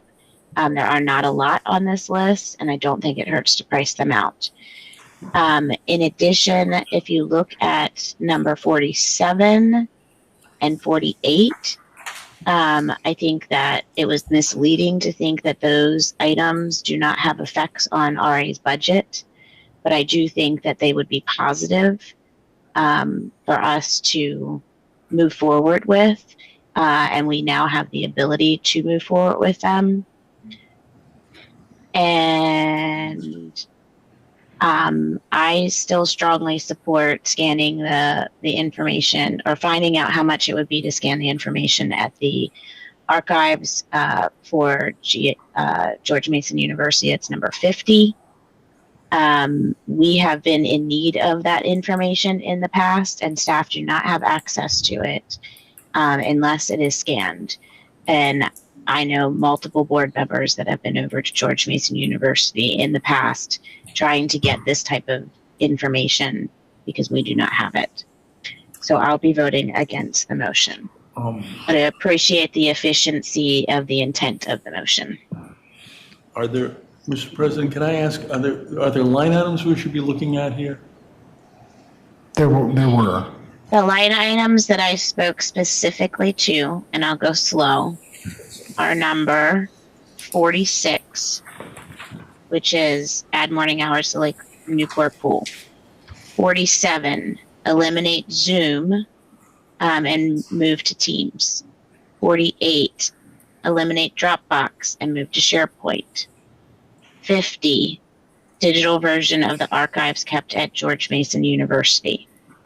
And then if you skip down to 65, it's increase the pool hours to 16 hours and pay for the extra September hours. The one below that, 66, longer pool season, which we have heard multiple years in a row. And 67 also says extend the pool hours. What number? 67. The 65, 66, and 67 are a group of give us more pool hours. So, Mr. President, Actually, I had a question that I wanted to ask to direct to staff, if you don't mind. Go right ahead, please, sir. Thank you very much. Building on Director Juszczyk's comments, I would like to get an explanation for how getting a digital version of the archives kept at GMU is an operational item, because that's well out of our standard IT activities. That would be, a fairly heavy lift. Also, the community dashboard, as well as the data visualization tools. Community dashboard says it's operational. That would suggest that we're also using dashboarding software now, and that we would have to implement as opposed to develop. So, I can't see that that's operational either. And data analytics and visualization tools didn't get any commentary, but those would tie directly into the community dashboard, because we would have to perform, we would have to get analytics from the data that we have. I think there's a desire to respond to all that. The part about GMU, there's some operational characteristics depending on scope of whatever. So if we went from having no records to literally all records at GMU, that's probably not a task, without like significant cost increase. For example, we are sending staff down there to look at certain land use records, because that's where they are housed. So, as we understood the suggestion and trying to put that into, short of proposing adding new staff or some substantial operational thing, we are doing some of those things now. Now, if we misunderstood, then the board would like to take up a significant service increase and what the implications are from the staffing model and operating cost model. Happy to talk that through. But we are doing some of that, which was our comment on that. Yeah, since I put that down, I'll give you some additional detail. I was looking for a robust, full-scale scan the documents that are in hard copy at GMU, make them digital and accessible to RA. So that would be far more than, I think, what we're doing now. Okay. If there's a desire to add that as a program or staffing implication, we're happy to try to figure out what the costs are for that. And then also the data analytics and visualization tools, putting those in conjunction with the community dashboard. I mean, it just, right now, they either were labeled as operational or weren't labeled at all. And I'd just like to get some additional insight into that before we vote on Director Lanza's motion. So just on the dashboards, I don't think that our intent was to say we don't want to do it. I'm concerned that I don't have the manpower to do it right now. If we were to bring on new software, try to post community dashboards, stay up with the correct data, I'm just concerned, especially in the IT realm at this moment, we don't have the manpower to do it. Yeah, and on the data analytics one, we did have that in our first grouping. So that one we had at the very top of the list. That just didn't get a lot of votes. But I mean, we had that one in our first tier. So, Mr. President, in the interest of moving life along, I will amend the prior I would offer an amendment to the prior motion and to remove from the prior motion the following items. And Director Juszczyk, if I forget one, please speak up. I move to amend the prior motion to remove items 46, 47, 48, 50, 65, 66, 67 from that motion. No, no need to. We don't have to add mine. No, you're fine. That's my motion. I appreciate is to that. amend the prior motion to remove those items from the prior motion, and then we can dispose of the others and come back to these 6 or 7. Is there a second to that? Second. It's been made and seconded. Any comments? Did you say 50? Yes. Yes, you did. Okay.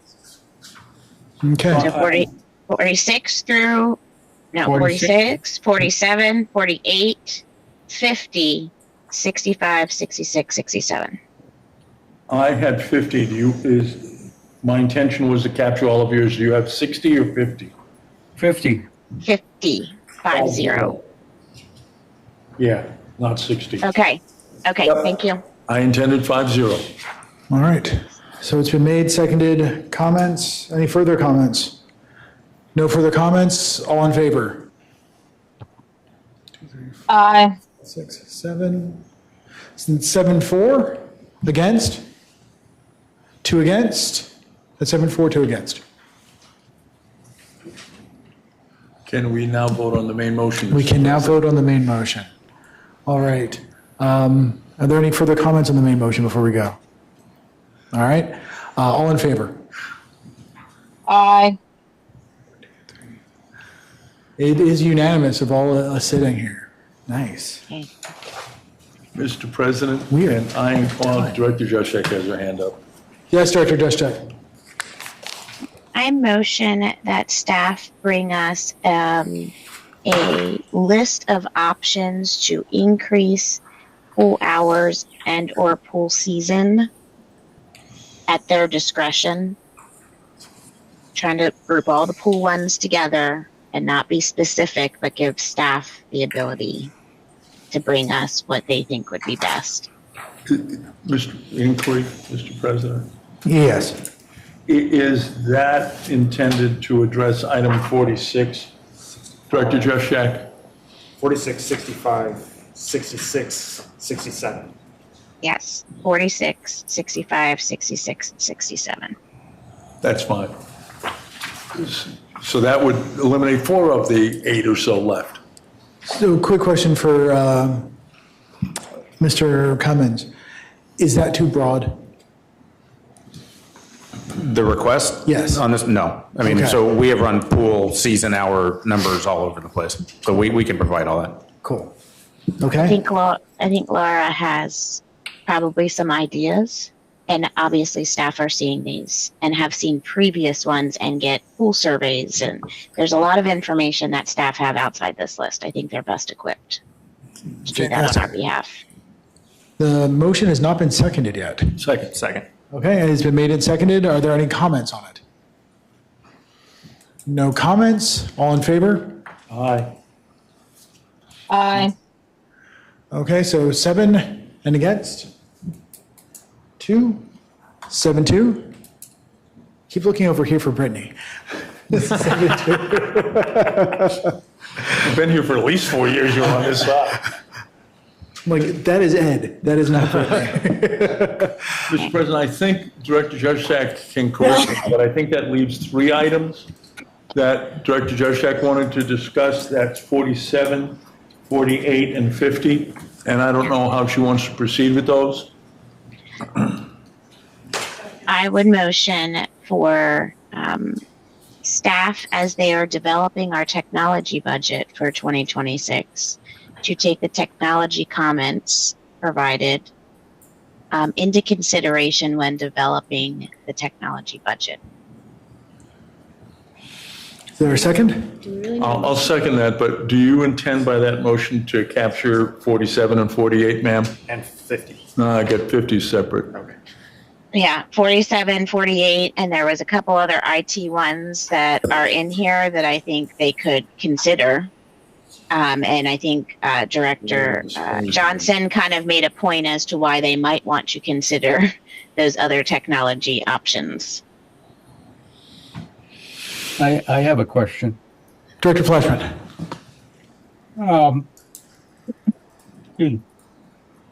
Have these items been considered by the IT committee? And what is their opinion? They have not been brought to the IT committee. They were from my list. Is there any reason why they should not be considered by the IT committee? I don't see why not. But I think that would be after this step. I think that's normal, right? Like they go back to the committees. Or that's what we did last year. No. So I guess I can't speak to that, but. Finance would say it. I can speak to that just to make sure we're all on the same page. The committee that all of the suggestions go to is the fiscal committee. Director Juszczyk is right. Last year, there was an attempt to try to send things to other committees. They didn't really get them because we extended the deadline for submittals, and then there was a timing problem to get things back to the board. So some saw a few, some didn't see any, some saw a bunch, so. Okay. What would happen now? Okay. 2 different things. Go. So, go ahead, Director Farrell, please go ahead. Trying to move things along. I understand. I'd ask unanimous consent to amend the prior motion to direct that these items, that we solicit the input of the IT committee prior to any further action on these items, and while we're getting pricing.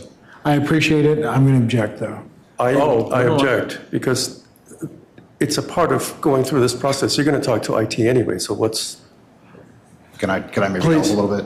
So, breaking news, we are working to move from Dropbox to SharePoint, not just at the board level, across the organization. So it made its way to the bottom of this list because we're doing it. Yeah.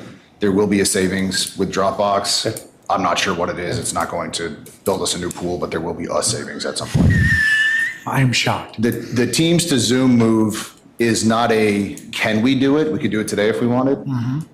We have issues from a staff perspective. When we do public meetings on Teams, they don't seem to work as well as when we do them on Zoom. I think that's not an RA problem. I think that's just an issue with Teams. Mm-hmm. So we're trying to figure out the best method for doing that, because I think, me included, I would love to never use Zoom again. But if it's a service issue to the membership, we don't just want to make a hard cut and then we have an issue. So to save the conversation, we are actively working on both issues. We're just not quite there yet. Thank you. Margaret had her hand up, I believe. Director Perry. Yeah, I just thank you for sharing that information. And I voted against the move to Teams because, as someone who uses Teams in her professional life, I know for a fact there are lots and lots of issues when you are not connected. And so I would absolutely positively vote against moving to Teams because it will and does cause issues. No Microsoft product ever causes issues, Mark. All right. I think that is a joke. That was a plug for Microsoft. It was. All right. Any other comments or concerns on this? What's the pending motion? What is the pending motion? The pending motion is 47, 48, 50. 46 and 47. 47, 48, and 50. Forgive me. 47 and 48. It's Director 47 Jessup? and 48. Director Jessup? Right, it actually encompasses any technology ones on this list, but 47 and 48 were the ones I mentioned.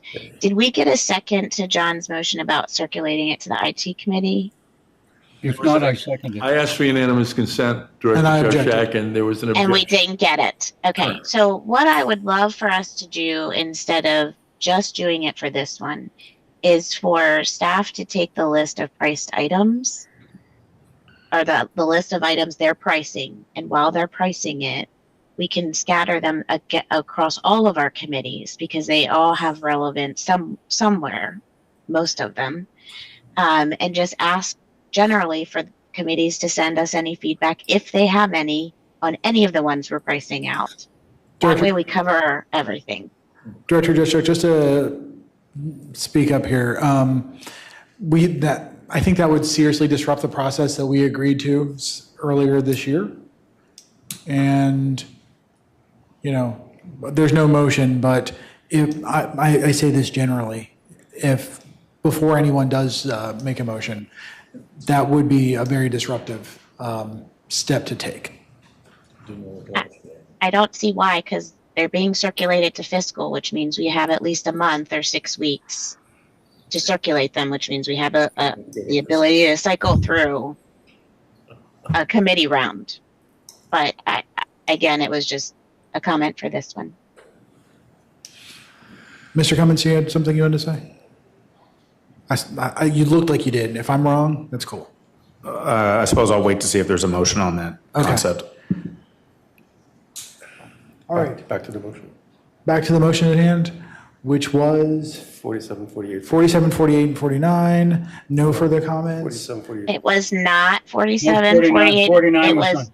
it was 47. all IT related items on this list for staff to take into consideration when they are budgeting for our technology budget for 2026. Started out as 47, 48, 50.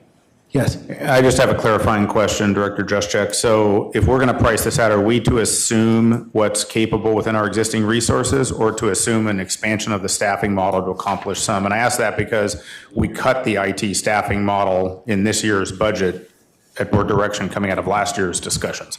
So just trying to understand maybe where we're headed and make sure I get it right.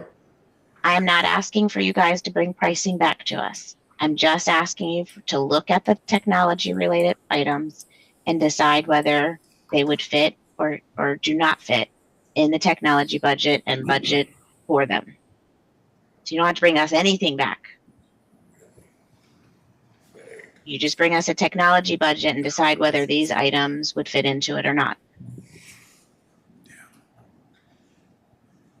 Or whether they're good for the association or bad for the association or whatever you guys want to do with them. Okay, I think we've got this one locked down. All in favor?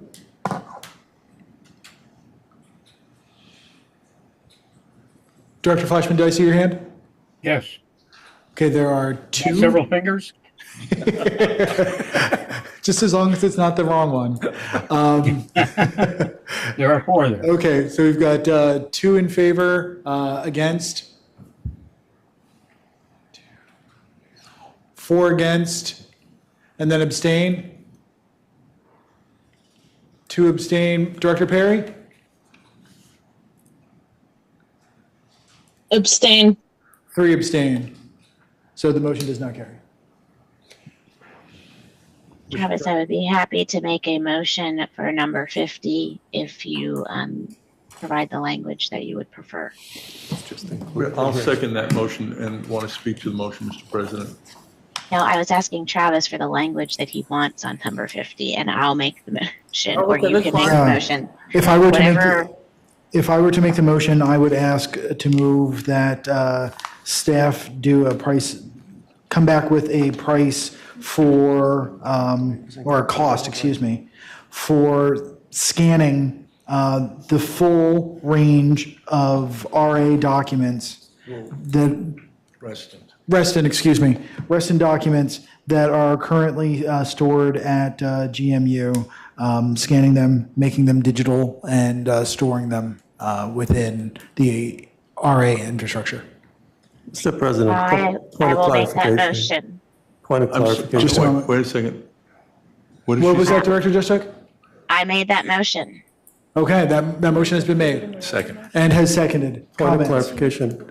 We just went through a motion that didn't pass that included We all didn't- the IT. It did not include 50. But 50 the this is- language was, maybe we need to check that. This is not an because- IT task. This was not part of that motion. This is she I explicitly. understand, I'm just trying to be careful here. Yeah, Because she- the motion included everything IT related. I would not say that this is an IT-related motion. This is a research project as I'm far as not I'm concerned. questioning your motion, I'm just going. No, back to the no, motion I'm we just not, passed. and I can get. Right, and if we can get Mr. Champ to clarify. Because I asked specific, when the motion started about 10 minutes ago, 15 minutes ago, the numbers were 47, 48, 50, and then we changed it to all IT related. So I just want to be careful here. Point of order, Mr. President? Yes, sir. I think that's what Director McCarr is raising. So we had a global motion. That global motion was defeated.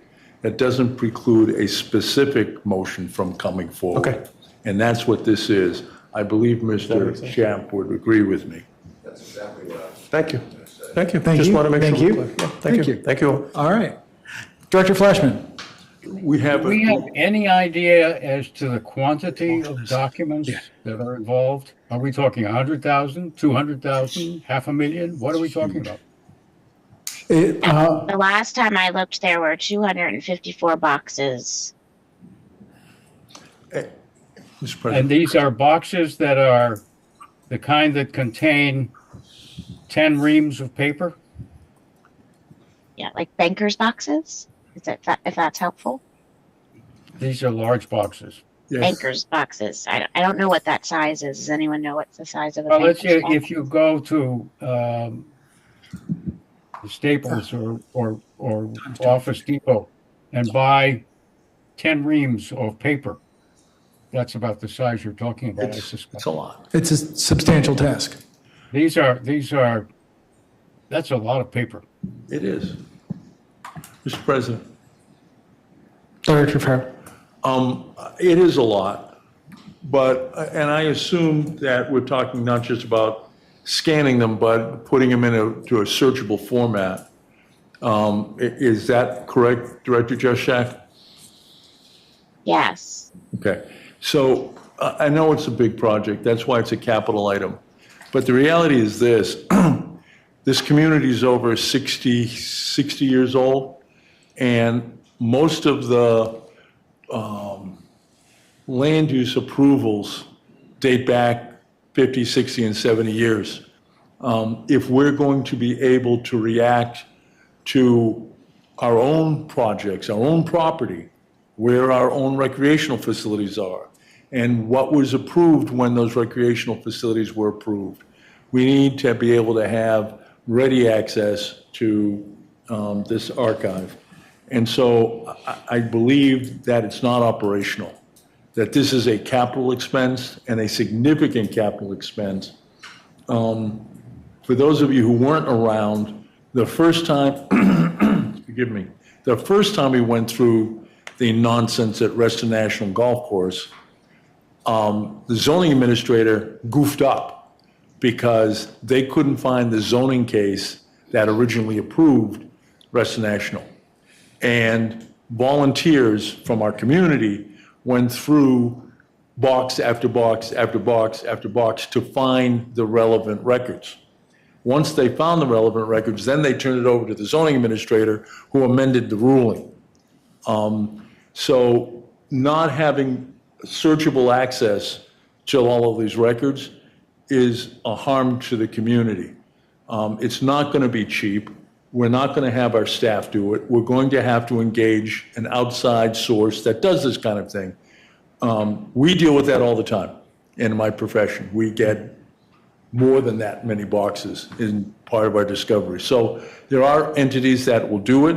We can get a price and we can fund all of it or some of it, and we can fund it over a number of years. But yeah, it's expensive, but it's also essential to us being able to do our job in protecting the values, the home values of the people who live in Reston. So I'll be voting in favor of the motion. Any further comments on this motion? All right, hearing none. All in favor?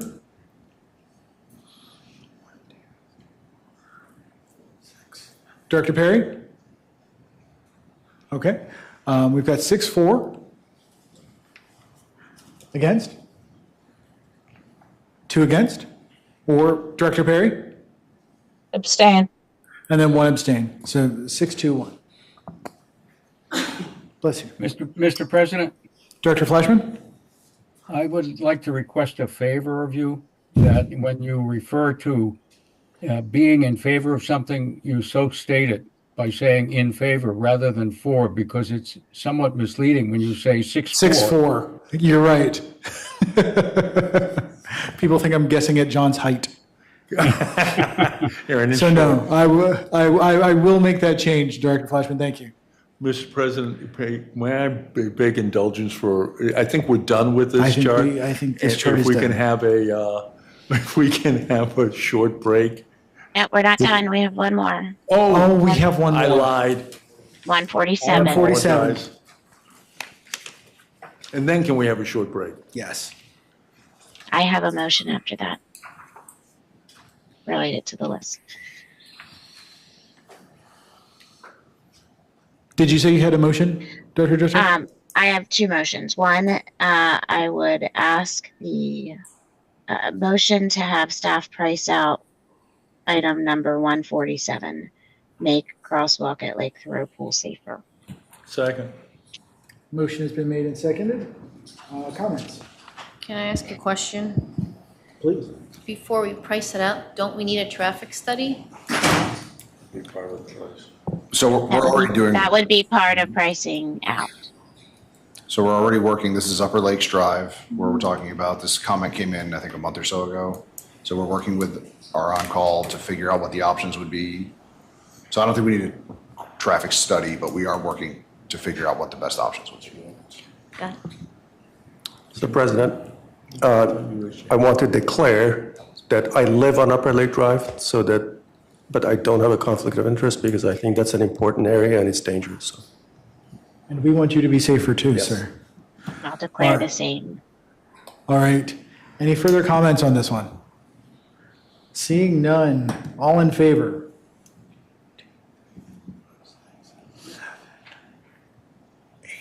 Director Perry?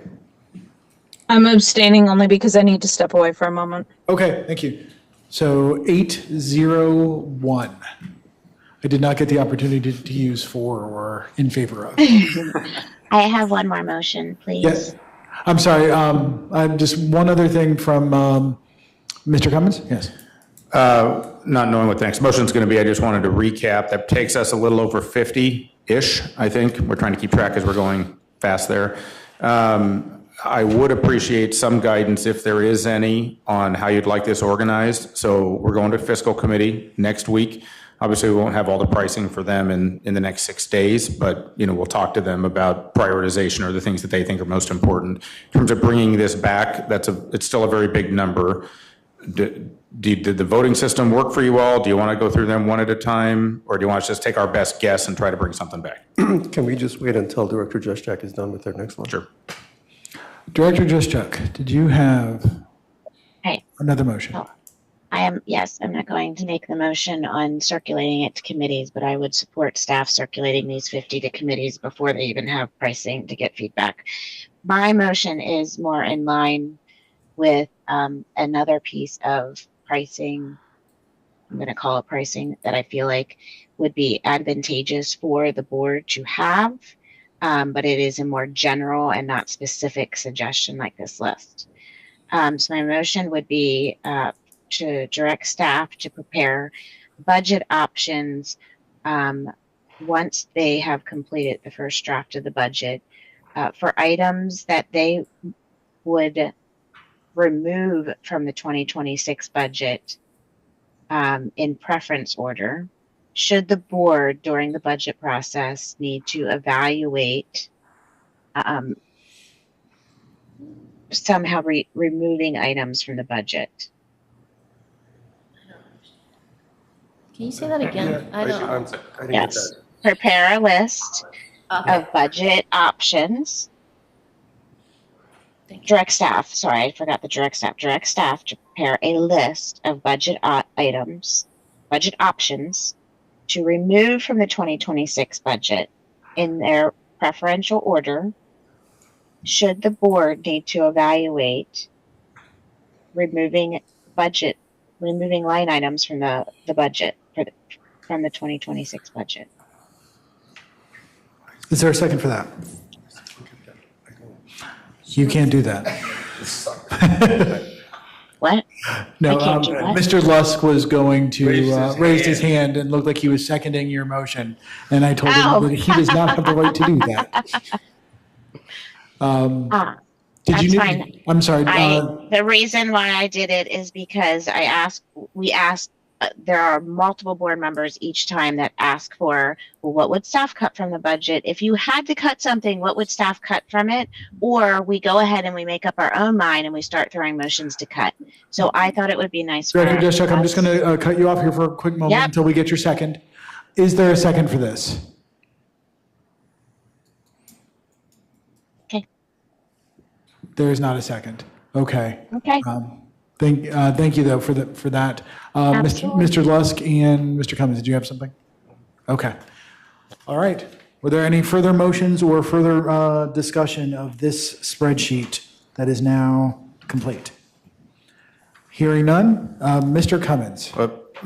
Director Mapar suggested that there would not be any discussion on the question I asked the board until after Director Juszczyk was finished. Just want to make sure I deliver back what you're looking for. So we have 50 some odd items to come back. We're happy to take our best cut as staff, again, which is what we did this time, to try to make it easy for you all.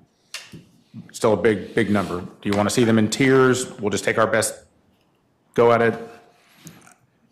I'm going to speak up and say it looks like the tiers worked. Yep. And it allowed us to get through this conversation in a lot less time than it took last year. Right. So I would suggest, keeping them. Thank you. I strongly second that. I think the tiering process seems to be working, so let's use that until we find something that doesn't work. I mean, granted, and there was some disagreement from the members of the board with some of the tiering. That's how we do. So, Do we need a motion on that? Or is that, that's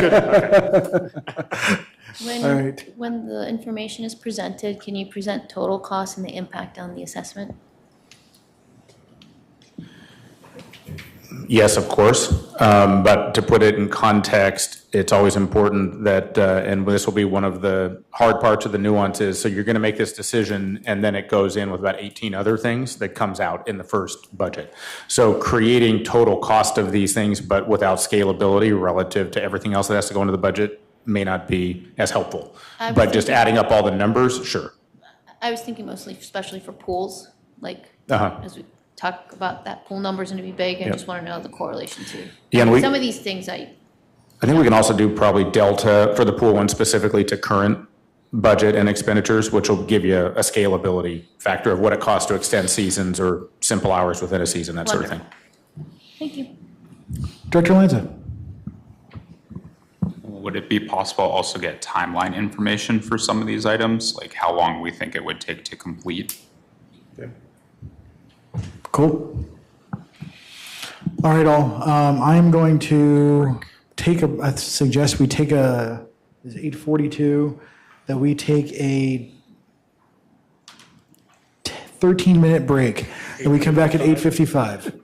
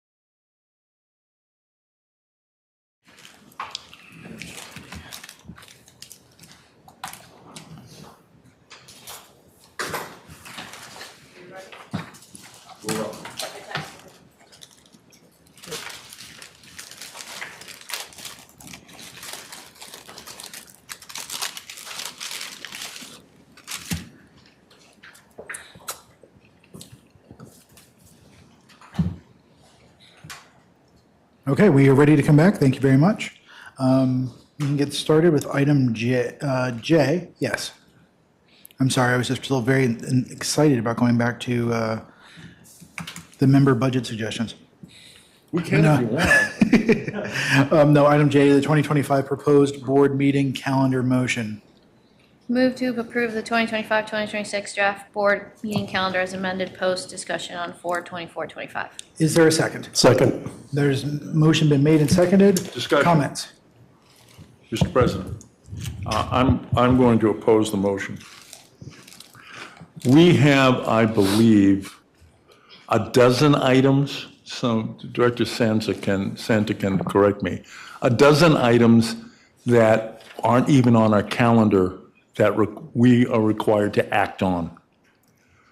This calendar will not let us clean up that backlog. We will wind up having multiple special meetings in order to try and catch up. I don't like special meetings. Nobody likes special meetings because they're unscheduled. None of us can correct our lives to do that, which I think was Director Juszak's point in opposing the calendar back when you all had it under consideration. I think I was in Costa Rica at the time. So I, having been on the board for 3 years, we're already behind. And failing to have meetings every 2 months means we're just going to fall further behind. And an example of that is tonight, we're taking up 1/3, I'm looking for Mr. Adams to tell me I'm lying, 1/3 of the design guidelines that have been pending for more than 18 months. Yeah, I'm getting a nod up and down. That's only going to get worse. I recall somebody saying, well, this is about a lifestyle choice. The lifestyle choice was made when you filed your nomination papers. We owe our membership the duty to finish our work. I know that other board members would like to have shorter meetings, so would I. This calendar, which I will vote against, will not result in shorter meetings. It will result in multiple special meetings if we ever hope to catch up to the items that have been pending in some cases for more than 18 months. Thank you, Mr. President. Thank you. Thank you. Any further comments? Okay, hearing none. All in favor? Aye. 6. That's 6 in favor of the motion, against, and 3 against. The motion carries. Thank you, Mr. President. Thank you. Item K, common area use requests, SOP number 119. Mr. President? Yes, sir. I'm going to move to direct the staff to implement draft standard operating procedure 119 as published in our board package. Is there a second for that? Just a question. Second. And seconded? The motion has been made and seconded. Comments? Okay, thank you. That's essentially the same, that's the recommended motion that's in the packet, right? Move that no further consideration be given. No, I'm making a different motion. And the motion is to say take no action. I'm saying implement this standard operating procedure. Normally, we don't have to get involved, but we have 2 different motions. One is take no action. The other one is, and why if we take no action, then we're not speaking. Here, I'm saying, tell the staff to use 119. Use it. They drafted it. They presented it to us. That's the procedure we should be following. So I'm making a motion for them to affirmatively move forward. Normally, we wouldn't need to do this, but since there was a question as to whether or not this is the procedure that should be used, I'm saying, yes, use this procedure. Does staff have comment on this? Yes, I think actually several. We had recommended taking no further action on this for several reasons. I mean, I think it would be good, procedurally, I'm not sure I might want to understand more if you're looking for staff comments before motions or not. This has been the 3rd time that everybody's discussed this, And I'm not sure I'm clear on the board's goals or desires, as a group from a value system going forward. The 5 events that are contemplated here are all legacy events and have been around for quite some time. The events themselves are full cost recovery. So in terms of, and some comments were made at the last meeting about mysterious donations and whether or not those should be required or not. Should we set a fee? Should we look at profit sharing? So in putting together a draft SOP, each of these events is highly, highly different. So for example, tonight we had the cardboard regatta that was approved with no discussion whatsoever, and some of the other events have had substantial discussion. So in trying to understand the board's direction on a one-size-fits-all, that became very problematic. If the board is looking for something more than cost recovery out of these events, we had suggested an off-ramp that would be a standard fee for all events, but there's some pretty significant leftover discussion items for you all. And I think Mr. Lusk administers most of these. He, I think, wants to add a few comments. Thanks, Max. So we first took a swing at this a few months ago. We brought it back. I think we didn't have a lot of discussion the last time this was brought back to the board. So one of the things that I've been trying to kick around is, we spent a lot of time on this benefits-based fee pyramid last fall and finally got it approved, and I think it's a really good tool for us. What I keep coming back to over and over when I look at the events is that, as Max said, they're just very different. And so we recommended no action tonight because I think there's more work to do. And I think we need to have a better thought about the way we go about implementing some of the requests that we've heard. Mr. President? Dr. Farrell. Speaking to the motion, it is not true that these events have zero cost. One of these events, the triathlon, is staffed by a substantial number of our employees. And we have to give them comp time.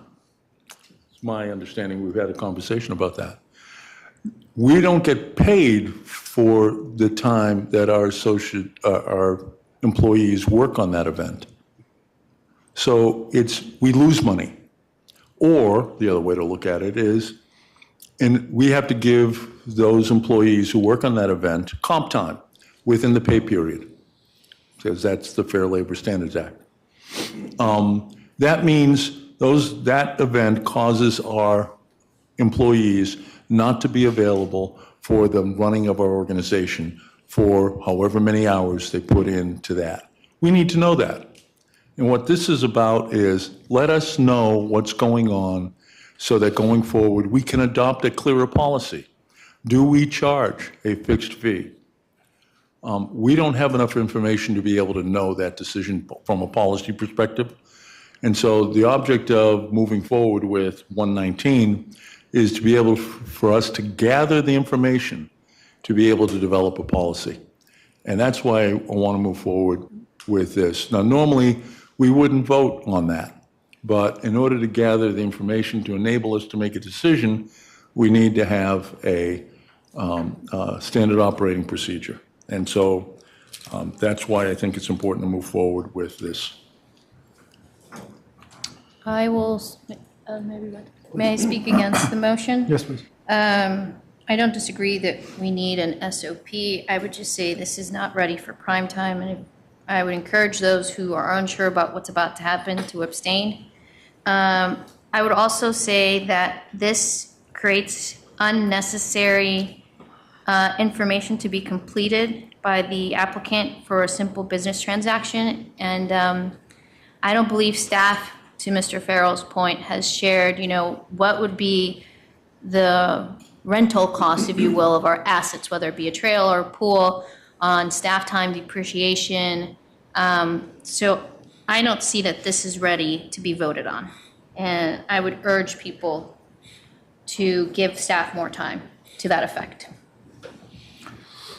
Further, Director Joshuk. One, I would say if board members are unsure about the effects of this SOP, our job as board members is not to abstain. Our job as board members is to ask questions until you are sure of what the SOP means. Second, I would ask Director Santo, what part of the steps that are in here are you reading about? Step number 5. As part of the application process, staff will request an estimated revenue from the event. That one? Okay, that's helpful. Thank you. So I think that if we look at the standard operating procedure, by and large, I would argue that staff are probably doing 90% of what's on this list. And what we're really deciding here tonight, because 90% of it is stuff that should be done to mitigate our risk, to make sure that we're in compliance with our other resolutions. It speaks to a lot of that. I think what we're really talking about here is steps 3, 4, and 5. I think all 3 of those, although we may not know the effects of them, at some point we've got to start somewhere and see if these requests actually would, the information obtained in steps 3, 4, and 5 would actually make a difference in our decision-making process. And until we start collecting that information, we can't figure out what to change or what not applicable.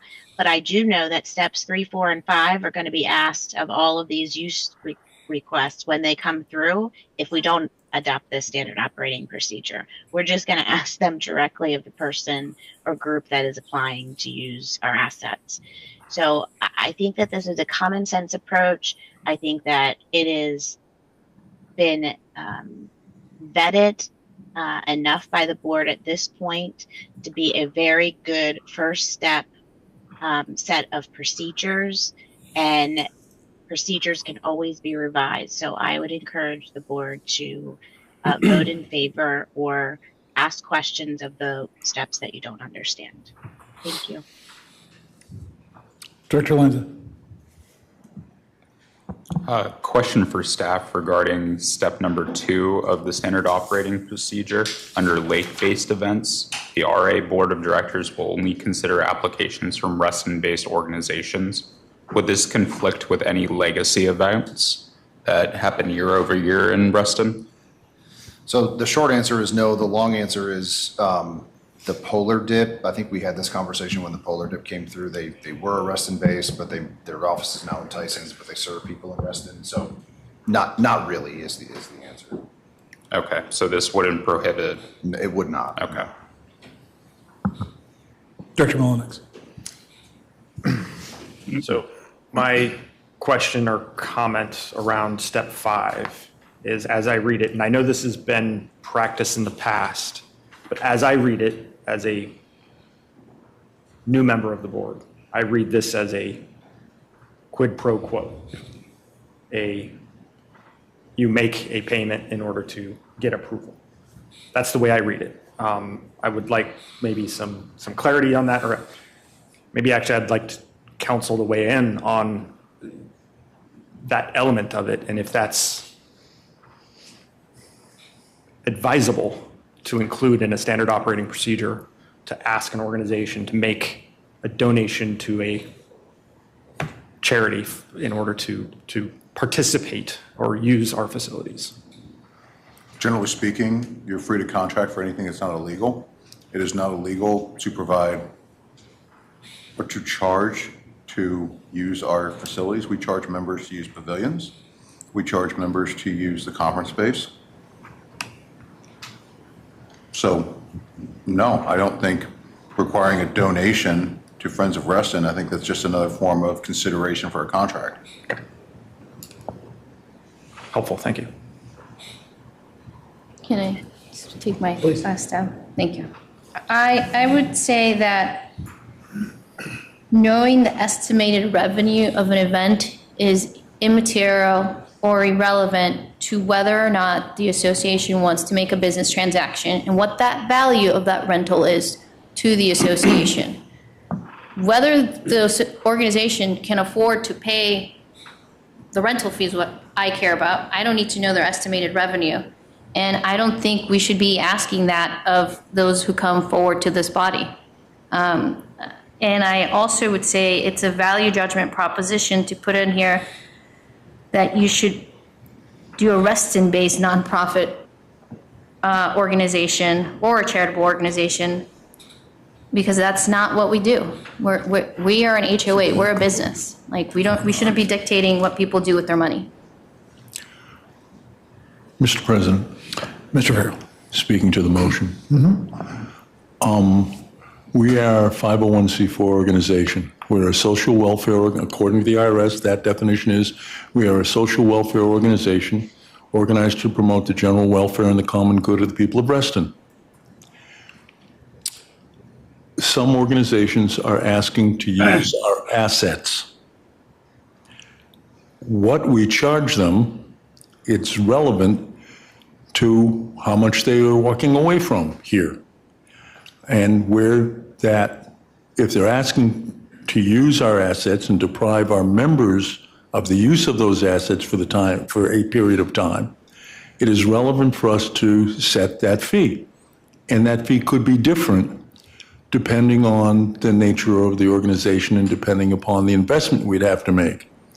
Pick an example. The Polar Plunge requires a staff member to hang a ladder. That's it. That's all we got to do. Do we have to charge them money? Would this board want to charge money to the people who operate the Polar Plunge because one of our staff hangs the ladder? I wouldn't be in favor of that. And especially when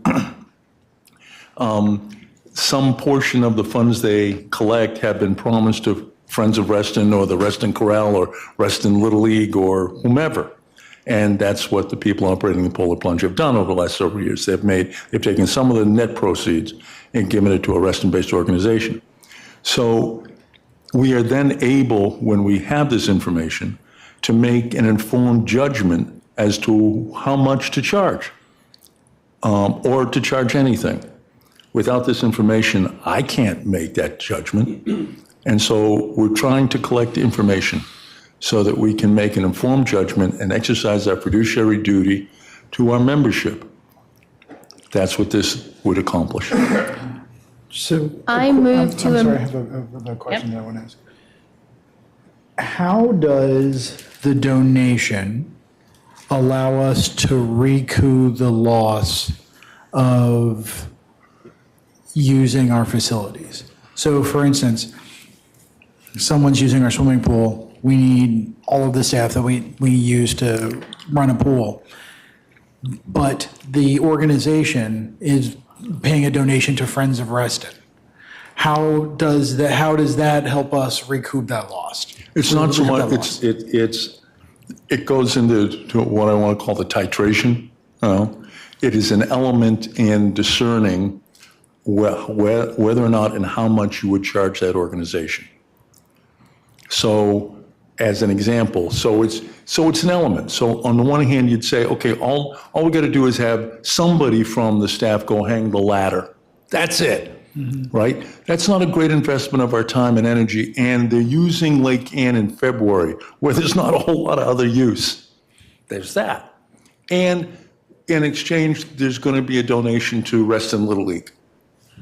When you put all that information together, I am not likely to turn around and say to the operators of the Polar Plunge, hey, by the way, we want a check.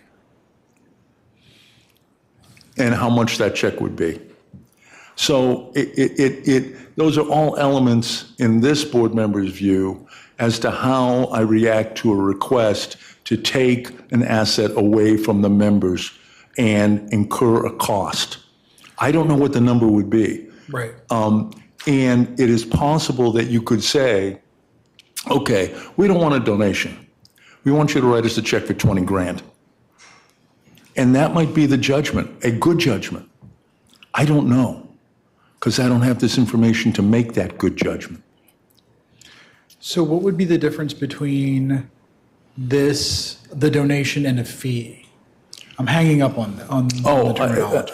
I mean, I'm okay if after we get all this information, we can look at all these things, we were to vote to charge a fee instead of a donation, I'm okay.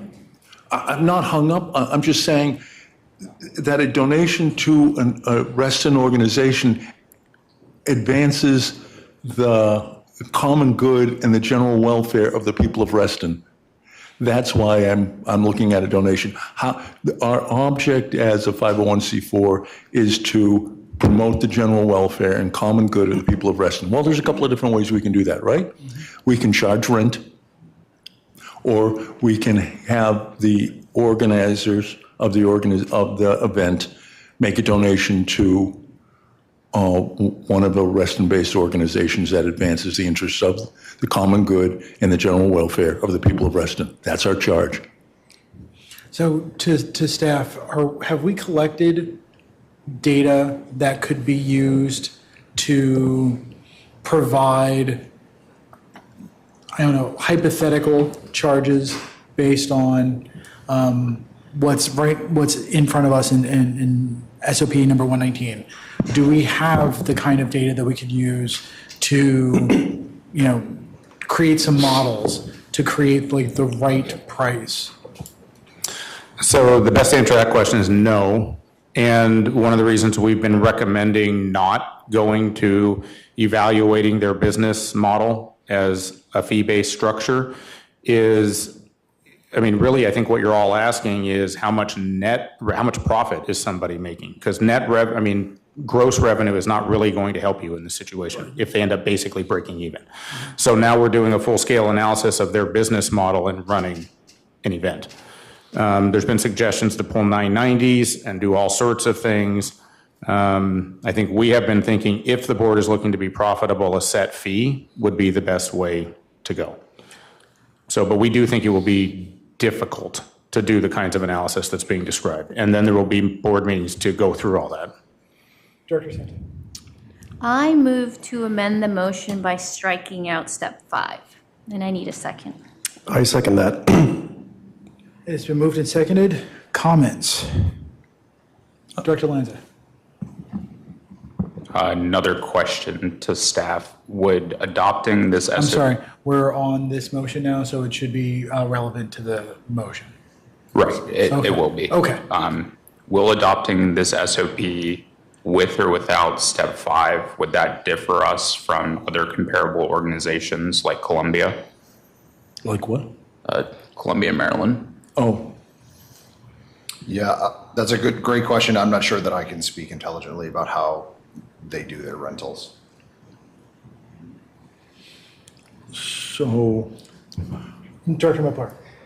Thank you for allowing me to put in my 2 words after 6 rounds of others speaking. So first of all, on the amended motion, I am in favor of that because I also have significant trouble with step number 5, because to me it comes across as quid pro quo, as Director Molinek said. I've been trying to get that word in for the past 10 minutes. Thank you. If there is a fee associated with this, perfectly fine, okay with that. I think it's extremely intrusive to get into the financials of renting organizations that want to come to Reston. And finally, if this is the way, if we want to get every organization that wants to come to Reston use the facilities, give us your business model, how many people, what's your profit, so we can take a portion of that. It just doesn't look good for Reston. We're not going to be business friendly. They're going to look at us as an organization that is very insular, and that's not the projection that we want to have. Further comments? I'll have the last word, but those two. Director Flashman? I think what John is aiming at is that one size does not fit all. And there are considerations that go beyond the ordinary arrangements that might be considered in a strict business sense. And they are relevant, particularly if the organization has little contact with Reston Association initially. Director Jessica.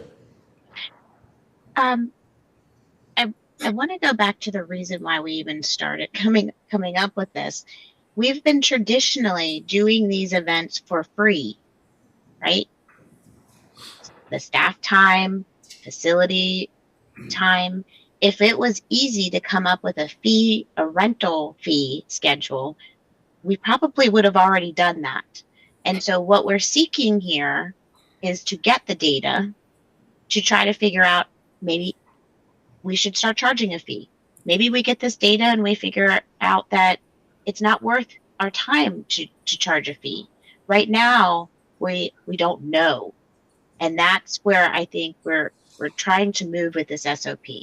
I also want to speak to what is actually on the page before us, because I think Mr. Cummins spoke to some suggestions that have been made in the past versus what is actually in the procedure. Step 5 does not say we're going to charge a fee. It doesn't say that we're asking staff to do an analysis of anything. It is saying that staff will request from the applicant what their estimated revenue from the event is. Staff will ask the applicant if they are doing a donation to a Reston-based charitable organization. It doesn't at all say quid pro quo. We could get that information and do nothing with it. So I don't think that we are boxing ourselves into a this or that scenario by doing this. We're collecting information in steps 3, 4, and 5. We're not taking action on any of those in this procedure. So I want to make sure that we're clear on that. That's what the language in the standard operating procedure says. Mr. President, speaking in opposition to the amendment asks the proponent to provide us with information. Director Jusak has made that point. The step 5 does not ask the staff to do any analysis, contrary to one of the prior speakers. It merely asks the staff to have the proponent tell us the information. They don't tell us the information, then we can make decisions on the basis that that information is not available or not provided. That's information too. So taking, this is not an extraordinary step to ask them to provide us with this information. They don't have to. They don't give us the information, then we can make a decision on the basis of that also. So I oppose striking step 5 because it's information that is relevant, at least to this director, as to whether or not we authorize use of our assets. We're not in business for business. We're not running a business, contrary to the prior speaker. We're running a social welfare organization that advances the common good and the general welfare of our members. And if an organization comes in here and wants to use our assets to the exclusion of our members, this information is relevant to making that judgment as to whether or not we think it's a good use of our assets. Thank you. So I oppose the amendment. Any further comments? Questions? I have a question that I'd like to ask. And this can be a general question, but should we remove step 5? Or should we not remove step 5? Would the intent of step 5 still be met if we didn't take the action described in the last sentence of step 5, where we have the applicant should be prepared to discuss this information with the board of directors when applying for the event? Is that absolutely necessary for the data collection exercise? Mr. President, whether that sentence is in there or not, the question is going to be posed by this member of the board when the issue comes up for consideration. So that sentence could be superfluous, but it's going to happen anyway, at least during my term on the board. And I think probably during the term of others on the board. Okay, thank you. Any other comments or questions? This is on Izzy's motion to amended motion to accept this SOP minus step 5. So all in favor? Aye. 6 against. 1, 2, 3. So 6 in favor and 3 against. You ready for a vote on the main? So now we have a vote on the main motion. All in favor? Can we restate the sorry? main motion? The main motion is Could- to accept 119 Is to as direct amended. them to adopt 119. I was going to ask Brittany to do it for the record. And now as amended. Could you? Sorry. I was going to ask, thank you. Yes. Brittany, could you restate the motion, please? The motion is to accept SOP 119 with the amendment. I thought I made a motion to direct staff to implement standard operating procedure 119, now with an amendment to remove step 5. Okay. Is that clear for everyone? All right. All in favor? 1, 2, 3, 4, 5, 6.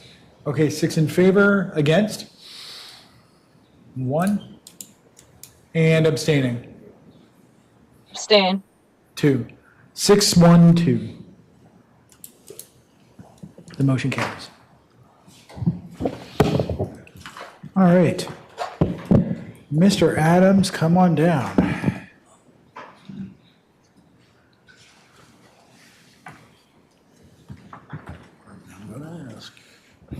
So does everyone want to do their stretches first before we get a little dirty?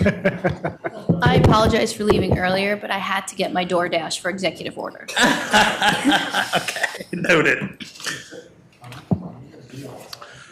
LaShonda's here to take notes, so we are good, and just share the screen if we need to. And I hope it's quick. So first, thank you all so much for bringing this back. I think it will be a good service to the membership to have some of these changes that we have recommended. And thank you for your comments. At the table, there are compilations of the comments that the directors have provided thus far since the release of the board package. So thank you all for your time. For those of you that spoke to staff, very much so appreciated. I do want to start with focusing on the red lines is the goal for this evening. I know that there are many comments that board members had about the design guidelines, but some of those comments were not proposed changes before you all tonight. So tonight, for discussion's sake and time's sake, we'd like to try to focus on the red line changes that staff and the DRB have proposed to you all. In addition to that, we do intend to take the feedback that is not included in the changes tonight back to the design review board. As you all know, the resolution contemplates bringing back the design guidelines and reviewing those design guidelines every 5 years. So we started this back in 2022, and hopefully by 2028 we'll have some better direction and some better input from those of you that will be on the board and those that are volunteering and providing their feedback, like Mr. Boss back there at the back of the room. We'd like to start procedurally with just going down the list of the design guidelines, and if anyone has an objection in something in that design guideline, pulling that out and doing recommending a motion to approve those that there are no objections to. I will acknowledge tonight that lighting may need some adjustments. So I don't necessarily know if we need to spend a significant amount of time tonight discussing those things. We do think that there were some questions that were sent out earlier today by Director Juszczyk that I responded to that contemplated 2 questions that the board should, I hope, have answers to tonight in terms of feedback related to specifically string lighting. A few comments before we dive in is there was a note about signature consistency across all of the design guidelines. Staff is aware of that, and we are making that change. It's not a material change, but it is something that I wanted to make the DRB, that's my normal group, the board, aware of. Also, some of the comments from the public hearing tonight from Mr. Poss. Entry lighting was discussed at the September 12th board meeting. But there was no consensus or direction from the board, which is why we didn't take that into consideration in what we're bringing back to you tonight. But that feedback has been memorialized, And should the DRB take that back up, we're happy to do that. Also, there was a comment about lumens. That is correct. We went back and forth a lot about what metric or what objectionable metric we could use for lumens. That probably will be similar to what objectionable metric we could use for the length of string lights or the number of bulbs. And what we rested on was we wanted to switch to color temperature because that was kind of safe. So there was an erroneous reference to lumens in the diagram on the board package tonight. And then the last comment from the public hearing, there were no comments or changes to the lighting security condominium design guideline. So with that, Michael or Margaret, if you'd like to add anything additional, we'll kind of go through the list, and if there's an objection, we'll just make a note and pull that out. If you'd like to start that. Yeah. Well, I want to appreciate everyone taking the time to get involved in these DRB design guidelines. It's very important that we're staying up to date with what our members are looking to do with their homes and residences and be able to facilitate them in the least intrusive way possible, and hope we can come to some good decisions tonight. Awesome. So I will just go down the list, and then if there's an objection from any board member, we'll pull that out from what I hope would be a motion at the end of it. All right, let's start with general overview. Lighting decorative cluster.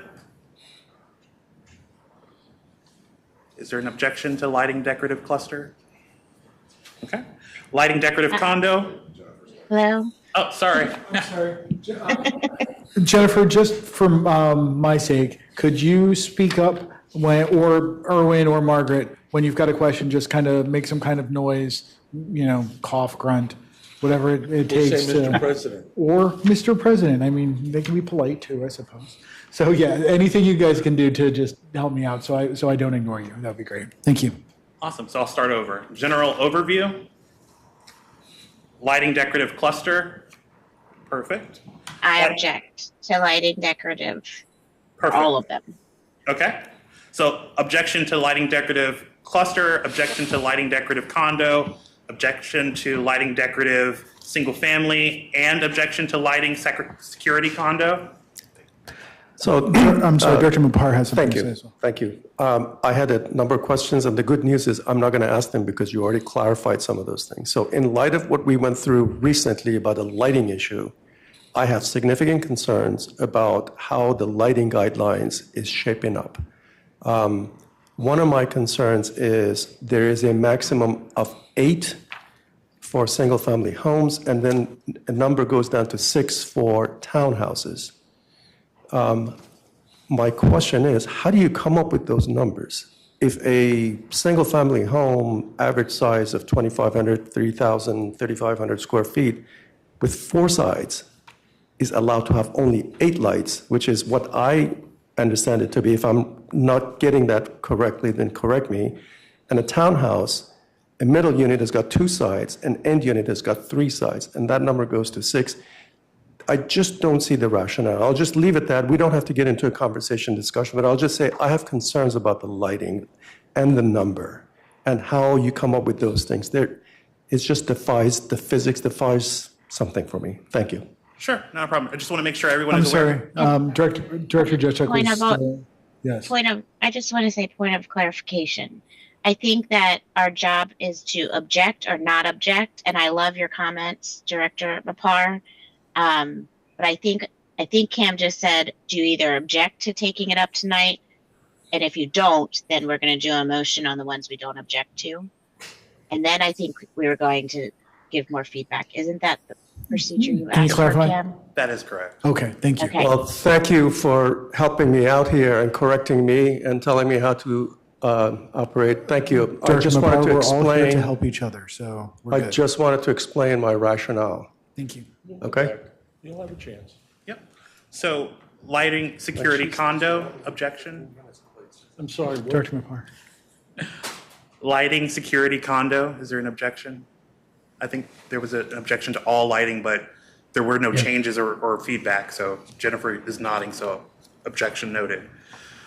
Mechanical equipment cluster, there's an objection. Mechanical equipment condo, there's an objection. Mechanical equipment single family, there's an objection. Shed storage boxes condo, no objection. Shed storage boxes single family. Objection. Thank you. Next on the list, additions and alterations single family. No objection. Gutters and downspouts single family. No objection. Gutters and downspouts cluster. No objection. Landscaping tree removal cluster common area. No objection. Landscaping tree removal cluster. No objection. Landscaping tree removal commercial public property. No objection. Landscaping tree removal condo apartment common area. No objection. Landscaping tree removal recreational and RA property. No objection. Landscaping tree removal single family. No objection. Radon equipment cluster. No objection. Radon equipment condominium. No objection. Radon equipment single family. No objection. Signs cluster. There was an objection. Signs single family. There was an objection. Tear down infill cluster. No objection. Tear down infill commercial public property. No objection. Tear down infill single family. No objection. Window replacements and additions cluster. No objection. Window replacements and additions condo. No objection. Window replacements and additions single family. No objection. So of the 30, there are 1, 2, 3, 4, 5, 6, 7, 8, 9, 10, 11 objections. So would we like to start with the non-lighting design guidelines, or would we like to make a motion on the ones that have no objection? I motion to adopt the ones that don't have any objections. Second. Okay, the motion has been moved and seconded. Are there additional comments or questions?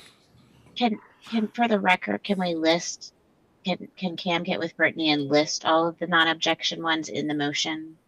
I can For the list them minutes? right now, so.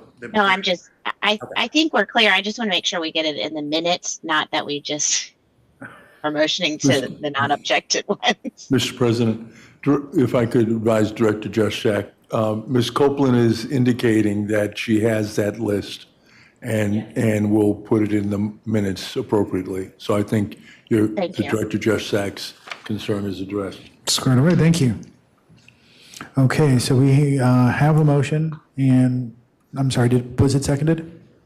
Yes. Okay, we've got a motion that has been seconded. There were comments. Comments seem to be finished. All in favor? Aye. I think it's unanimous of all attending. Fantastic, congratulations. All right, I'm going to go back to, I think what will be the easiest, which is signs, cluster, and signs, single family. And I'll open it up for any comments. That would be page 92 through 97 in the package with the red numbers.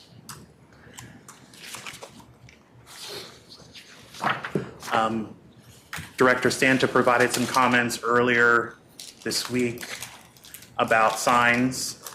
Is there any changes, or is there any questions on this design guideline that you'd like staff to clarify? I believe what staff is trying to say, correct me if I'm wrong, what page is this on? 92. It's 92. well-crafted and durable signs. I think you should just say yard sign, if that's what the intent of what the descriptor is. Just come out and say it. My change was very minute. So your change was not something that we redlined? Correct, but I still object to it. So I'm objecting. Noted. Is there any other questions or comments? Do we need to define political sign? Just posing the question, not saying we should. I was going to ask for that same thing, because you could have a, vote for X as a sign, or one of those, this house supports A, B, and C. And that would be, you know, a year-round message versus the political message, which is seasonal. I mean, you could always use definitions, but if I could just take one step back and remind the board that our original ask for this design guideline was that real estate signs currently require an application to be put in someone's front yard. And that was the only change that the DRB was recommending to encourage homeowners to know that they don't need to submit an application for real estate signs. Mm-hmm. So yes, to answer your question, political signs most certainly could be defined. We could most certainly take that feedback back to the DRB. But the changes that you see in these two design guidelines were response to feedback from the Board Operations Committee back in 2023 related to ensuring that political signs were placed no sooner than 60 days prior to the election and then removed 1 week after the election. But that wasn't originally proposed by the DRB or staff. So we were happy to take it back to the DRB if there are desires to have that changed, or if you'd like to move forward with as it's written, and then we bring back that feedback to the DRB to put it on our work plan for design guidelines that will eventually come back to the board in the future. We're happy to do either option. I mean, I think this is something that should be updated with this particular set of changes. Is that in line with what you were just saying? Like either do it now or do it in a later set? I would not recommend approving the design guideline with defining political, because that would have to go back to the DRB before you could approve it. It's not a recommendation that the DRB made. Okay.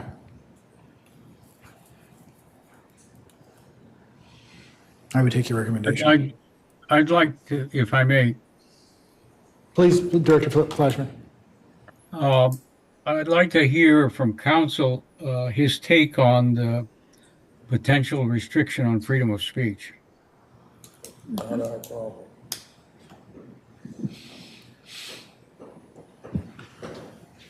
In terms of, Erwin, I don't have a take on it at this moment. I'm happy to memorialize something in a memorandum to the board. Okay. Because if we are restricting a time when signs can be put up and when they must be taken down. And I'm not certain about it.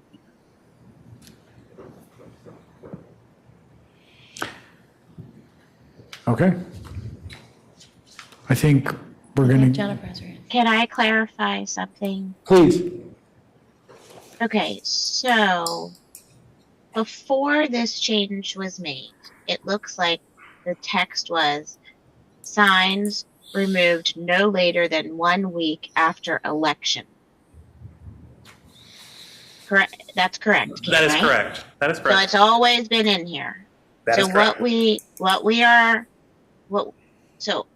Election implies political to me. So I'm not sure that we're changing the meaning of this by adding the word political. But to me, it makes sense that we have to have some limitations on what temporary means. And I feel like before, or as it currently stands, we say that they have to be removed no later than 1 week after, but it can't be a temporary sign if it's up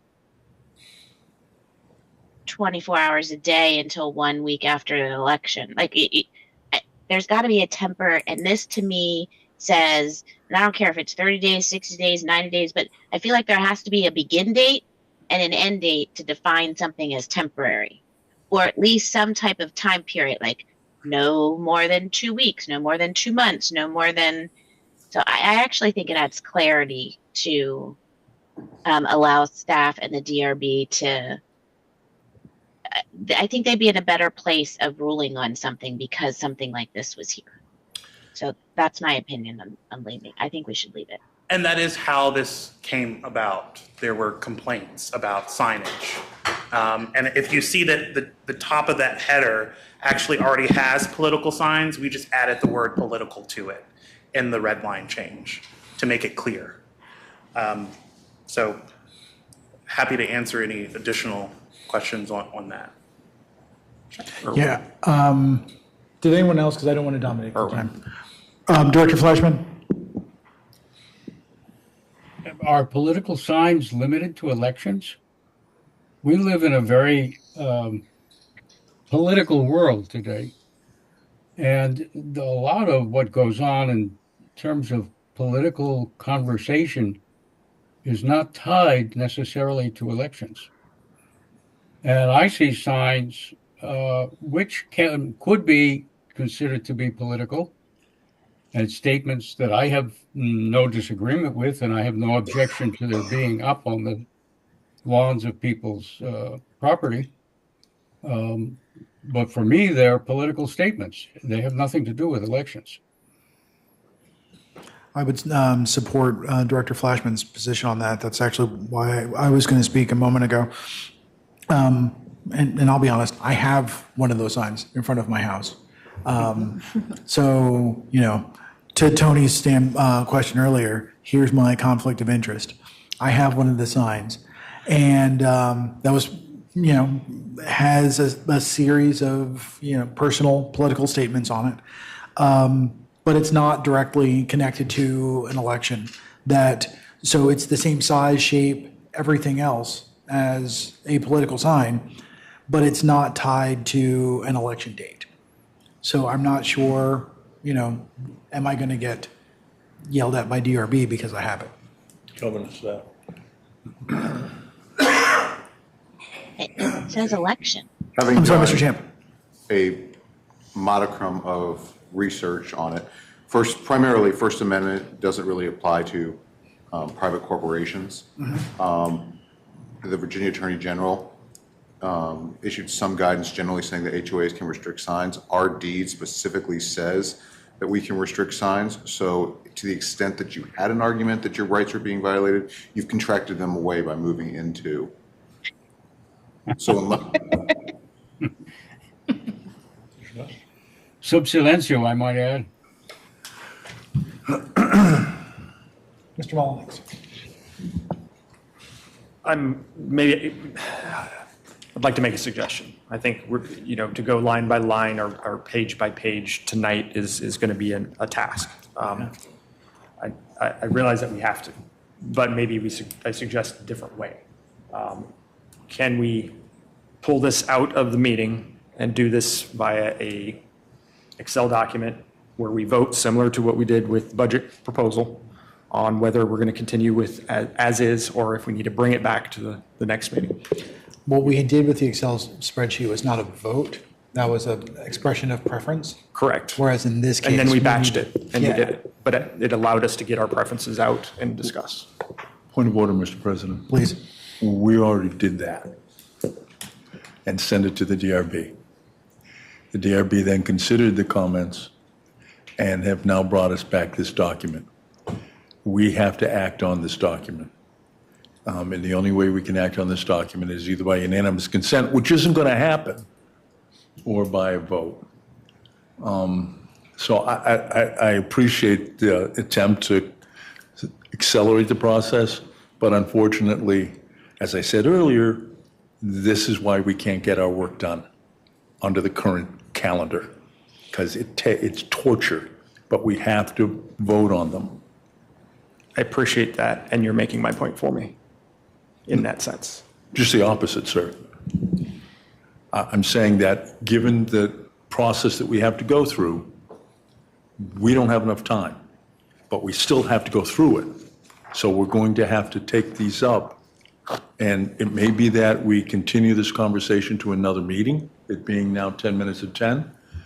And it may be that we have to have a special meeting to take these up. And this is only a third. We've got another third coming.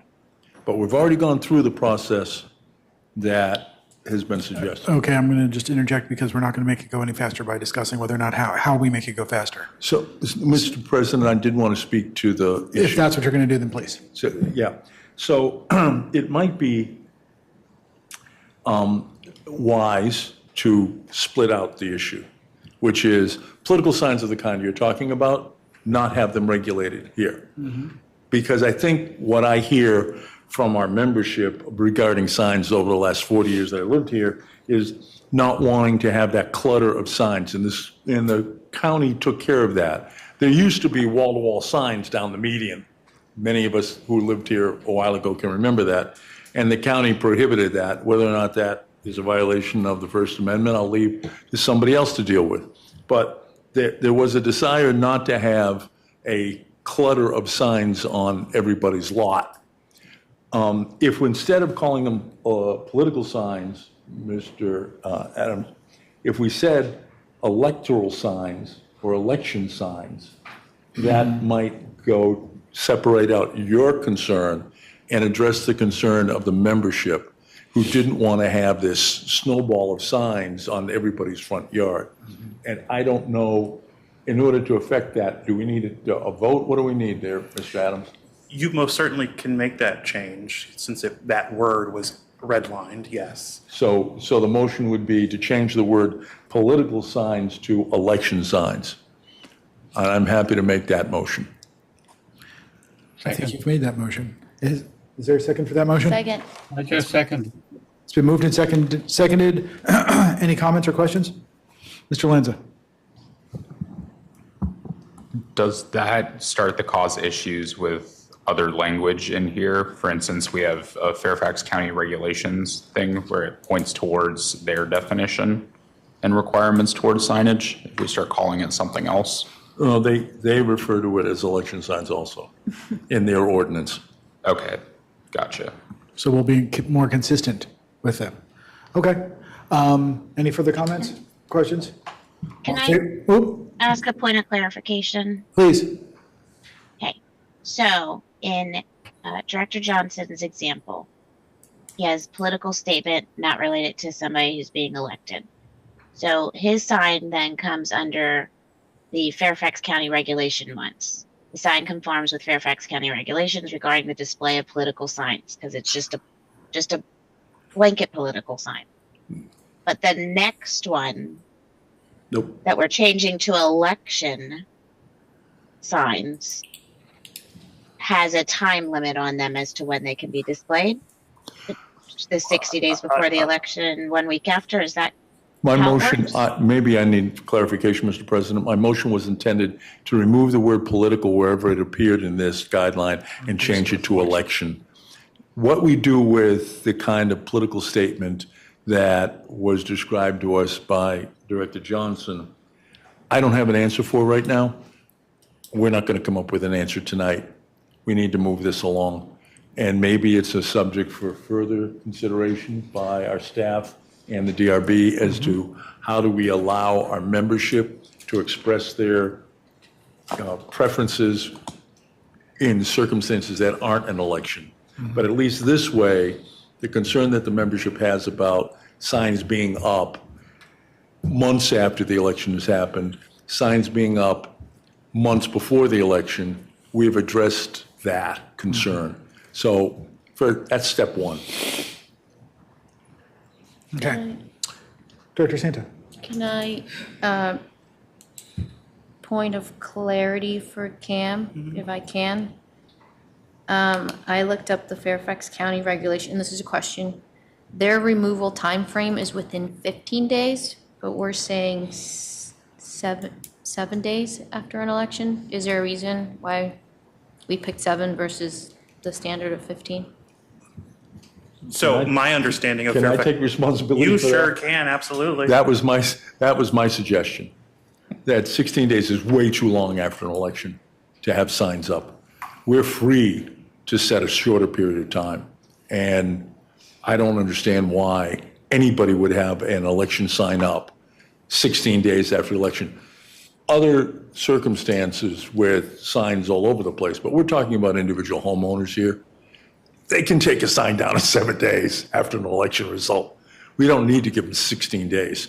It was also my requested change that we move it from 30 to 60 days because early voting starts 45 days before the election. So that's why I made the suggestion to change it to 60 days. So it's my fault, blame me.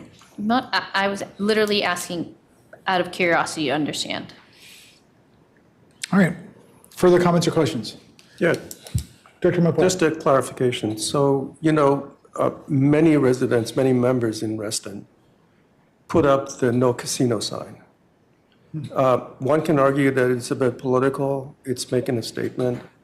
So in this case, how would that be adjudicated? Would it fall under election? Would it fall under non-election? Would it be something else? Just trying to get a clarification on that. Mr. President. And if I may. Go ahead.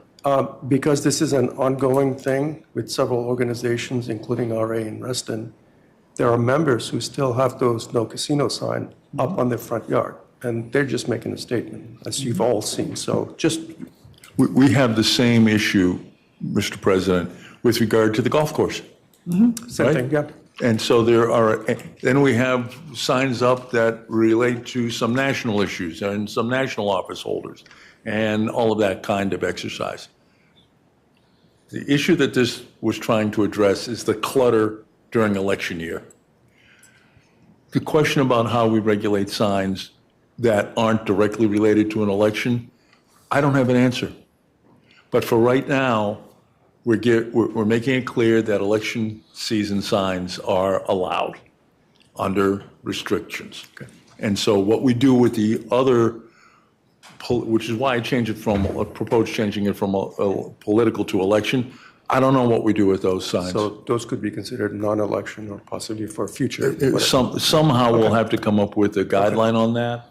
And we'll leave that to the genius of Mr. Adams to come up with that language. May I? Second time, then I'm done. For this body to consider, but I think you could write something, should you want a temporary sign expressing a position on a candidate, political party, or ballot issue in connection with an upcoming election. That is as clear as precise. And I'd accept that amendment. that And is, I'd ask unanimous consent to it accept that solves amendment. everything that you guys are trying to achieve. I have no issue with that. Mr. President, is there an objection to that amendment? I'm looking online right now. Director Justice, Director Flashman. Can't see Director. Could I hear that again, please? Temporary signs expressing a position on a candidate, political party, or ballot issue in connection with an upcoming election. And an election can be a primary. It can be, it could be a special election. Does it have to be upcoming? Well, I mean, otherwise. You don't go to the past. I think we should have a time limit on our McGovern signs. I mean, that would be a very long sign. If we want to have Ron Paul for president signs roaming around, sure, but. Ross Perot? Yeah, Perot. So back to Director Santa's unanimous consent. Do we have any objections? Okay, I don't hear any. We're good. So just one small clarification, and I'm going to look to Tony. That's not a red line, so it would need to go back to the DRB. That's correct. A political sign, we can do red line from the political word, and I think you could say political signs, parentheses, Election E.E.G. comma, temporary signs expressing a position, and therefore I think you might get around that. Tony? No, they're going to still, the DRB proposes these changes, so you're giving input, but they're still going to have to weigh in. Yeah. Okay. Point of order, the amendment I'm making is not political signs, it's election signs. Right, I agree. And just for clarity, because somebody said political, and what Director Santa is doing is defining the term election. Correct. If that needs to go back to DRB, so be it. Okay, that's cool. I have a question. Director Justice. I feel like we're changing the meaning here because we have to remember that political signs is not redlined. So I would ask Cam, can you help us understand? Right. It is redlined. We added the word political. To just that one section, but there's political above that as well. Correct. So right. So in the past, have you not fined anyone, but found them non-compliant when say a complaint comes in from a homeowner and they say, I don't like that person's political sign, right? It has nothing to do with an election. I don't know if we've received those types of complaints, but I feel like under the current text that is not redlined, it does cover Director Johnson's political sign question, in that we said that you may have temporary signs, 2 well-crafted, durable signs, and that they have to follow Fairfax County election or regulations. Then what we've added to this is a specific clause that says we're going to do something a little bit different for election-related signs. So I feel like we are removing. I just want to make sure that we're clear as a board. I want to clarify with Pam if that's how they read it in the past. That is not how we've read it in the past. Okay. Director Johnson's comments about different types of signs is accurate. We have fielded complaints about love has no hate here signage. Okay. That would be a violation if it didn't follow these rules, if they didn't submit an application. So what I believe Director Farrell was attempting to do was address not defining political, but instead changing the political name to elections, and then we would later define political in a follow-up update to the design guideline. Did I get that correct? Yes. Mr. President, Mr. But Adams. I'm sorry. I'm not done. I had a question posed by Mr. Adams, and he has accurately described my intent. Okay, good. Okay, thank you. But what I feel like I keep hearing you say is that if you received a complaint about the sign text, because that was not election based, and they had not filled out an application for it, that you would have found a member in violation. That is correct. Which means we had both political as a general term, and we had election. And now we are saying we're doing away with political because we don't know what we're doing with that. And we're just going to do election. That is also correct. So I do not think that was the intent of the DRB's change, was to take political completely out of the resolution that we've had for, I don't know how many years, but many years. 2009, we have had this in here. So as a board, we would be taking action to say, hey, DRB, we want to change what you were recommending entirely, not just clarify it. So I would be against, I agree with the change on the election, but I do not want to take political out and maybe deal with it later when it's been in our guidelines for many, many years. Mr. President. Director Farrell. It's my intention to make a follow-on motion to address Director Juszczak's concerns about political expression in a broader sense, but I can't make that motion until we dispose of this motion. All right, let's dispose of it. All in favor? Aye. Okay, we've got 8 in favor, and then get against. All right, and 1 against. Mr. President? Yes. Follow-on motion. I move that the board direct the staff, the covenants department? Yeah, that's what I am. The covenants department to develop guidelines for regulation of non-election political signs to be presented to the DRB and the board, and that until such time as the board and DRB adopt those guidelines, that discretion and restraint be exercised in issuing violations regarding such signs. Is there a second to that?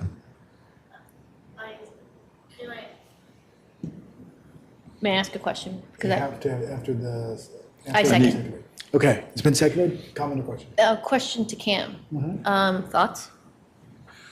I'm not the lawyer, but I would like some consideration in terms of whether or not staff has that discretion if the design guideline or a complaint contemplates a requirement for enforcement.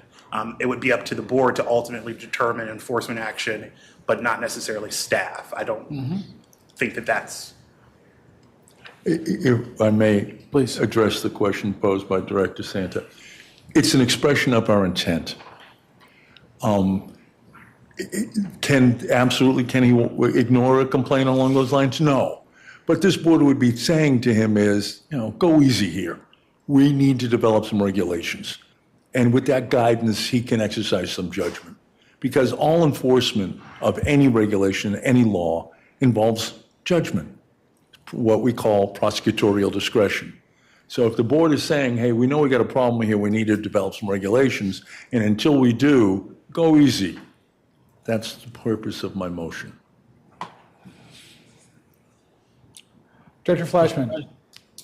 I have some logical difficulty with what is being proposed by Director Farrell in that we have just eliminated the design guideline concerning political signs. And until such time as there is one, there is no basis for taking any action against one. Oh, it's the other way around. In my judgment. And so it's not necessary to say go easy. You just don't deal with it because there is no current or will not be a current design guideline governing political signs that are not election signs. Mr. Champ has a response. My understanding is that we're sending this back to the DRB to review, so the existing guideline would stay in place.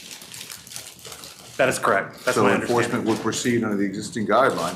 I think what John is saying is a aspirational situation, saying that we will not be looking kindly on these type of events should a violation be run through the legal committee and come to the board for approval. Okay. All right. Any other questions? All in favor of, I have one. Please. That is true until such time as the DRB doesn't say, yes, we accept your resolution regarding now election signs, and thereby gets rid of political signs until such time as they come up with another one. Am I correct in that? Mr. President, it actually won't be the DRB from an enforcement perspective. It would be covenants, and it would be a matter of the staff bringing a covenants complaint to the covenants committee, and then to the legal committee, and then to the board. And what I'm trying to accomplish here is an expression of preference on the part of the board to give the staff some guidance on their exercise of prosecutorial discretion. Okay. Director Santa. I know we're focused on political signs. And whatever we come up with, I would just want to address, that someone's speech on private property is somewhat allowed. And my question is, should we be treating this versus non-commercial signs, which can include all sorts of things? Or I'm asking a question of the board. I have no preference. I just want to make sure we get it right. Like, for example, I have a Little League sign in my house for a long, long time, like disclosing my conflict. I know other people when they graduate high school, they have their sign, stays on for a very long, long time. Again, I'm posing this to make sure we get it right. That's not just political signs, because there's all sorts of signs. And if it's the intent of this body to just argue, that, then so be it. Just want to flag it. But if there's no discussion on it because we want to move on, that's fine. But I think we established this. I think with the election issue, I think we established this. Okay, we have spent a very long time discussing political signs. I think we're at a point where we can settle this. We lost Director Mapar. He had an emergency. Okay. Phone call. Okay, great, thank you. I'm still comfortable voting. Ready for a vote? We are ready for the vote. All in favor? All right, it's 1, 2, 3, 4, 5, 6. 6 in favor, against. 1 against, abstaining. Abstain. 6-1-1. All right. Fantastic. Is it stretch time yet? We are stretching time. Let's Mr. tackle. President, excuse me, Mr. Adams. It's 10:15. It is, and we are going to have to take a motion to extend. I understand. I'm looking to Mr. Adams for his advice. Do you want to keep going? Let's get it out. I would like to. I think I know what's going to happen with lighting, so if we could knock out the last 5, I think 1, 2, 3, 4, 5, that would be great. No, I was actually asking, how much time do you think it would take us to knock out 5? Like having a crystal ball. I would say 10 minutes. I think that would Mr. be President, fair. I move Nope, to... I'm holding him to it. Yeah, no. Mr. President, I move to extend the meeting till I mean, we're going to have 10:50. I mean, we're going to have to anyway, just to go into executive session. Because we got other stuff to do after that. Okay, is there a second to that? Second. Okay, it's been moved and seconded. Comments, questions? None. All in favor? Aye. That is just about 1, 2, 3, 4, 5, 6. Against? 1 against. And abstaining? Okay. No one's here to abstain. So, there we go, 10:50. Okay, so let's take mechanical equipment cluster, mechanical equipment condo, and mechanical equipment single family, since I know that there were 2 comments about screening. Could you mention page numbers? Sure, so mechanical equipment cluster starts on 22 and it goes through 27. 22, thank you. The red 22, yes. 22 to 27, you said? Correct. Thank you. This was previously reviewed at the September 12th meeting. There was a Back when we had a ball. Mr. President. Sir. I am objecting to it because I think we need to add in a word, it's on page 23, and it's an issue that I raised previously on where. Bless you. Bless you. Screening in a couple of places. I think we only need to talk about it once, but there's screening is talked about on page 23, and screening is talked about on page 25. Am I missing? Is that the only 2 places, Mr. Adams? yes, there's one more place. It's on page.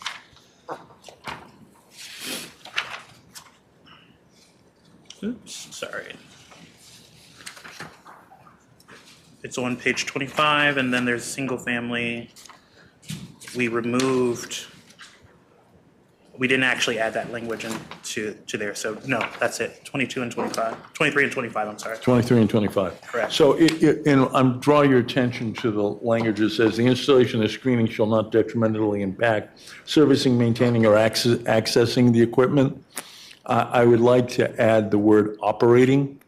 And the reason is that, from personal experience, if the screening is too compact around the compressor burns out fast. I actually lost a compressor one year when we actually had snow. And foolish me did not clear the snow from around the compressor, and the compressor failed. So it's not just servicing and maintaining, it's operating. There needs to be a cleared area around the equipment in order to avoid the equipment from burning out. So I'd ask, I don't know, I'll start with unanimous consent to direct staff to add the word operating before the word servicing in both places. I see no issue with that. Okay. Is that adequate? That's perfect, yep. Oh, That's all I had on mechanical. Were there any So- other? Can we move to approve the mechanical, subject to DRB feedback? Oh, that's What 'cause was- it's a what's red the line. motion? It was a red line. It's a red line. So it's okay. So we can just flat out approve, move to approve the mechanical, what's it called? Mechanical equipment for. Well, I'm sorry, condom- I'm going to just interrupt. Before we make a motion, Director Lanza has a question, and I asked for unanimous consent to that. yes, and we already accepted that. Okay. Yeah, we already. So there's no objection to that unanimous consent. No, there was none. We So established that. therefore, we're on to the next Right, item. and he's asking a question, however. Well, Cam asked if there were any objections to the rest of the mechanical, and I do have an objection, so that's why. So we're moving on to the next issue. That's all. All yours. So going to the single-family section where we struck through landscaping, the entire landscaping section about the DRB being able to require screening for these, I don't think we should be removing the option for DRB to require screening on these. This is very standard practice. Arlington County requires screening around mechanical units when they're within a certain distance of your neighbor. So I feel pretty strongly that we need to keep something similar to this. We're on 27? Yeah. Page 27.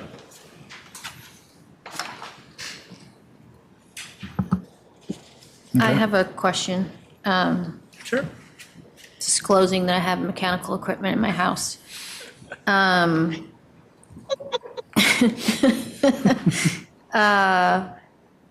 When the house was sold to me, there was no screening. So we would all, a majority of us, or some of us in my boat, we would be not in compliance as we speak. No, that's not correct. That's not correct? No. Oh. You bought your house the way you bought it. If it wasn't a violation, then it's not a violation now until you would replace that equipment. And submit it, and by submitting an application, the DRB could put contingencies on that approval that could require screening. This is also for generators, pool equipment, all of the things. So, but to your question, I'm asking. No, you would not be in violation Only when I replace it. and need to submit an application. Okay.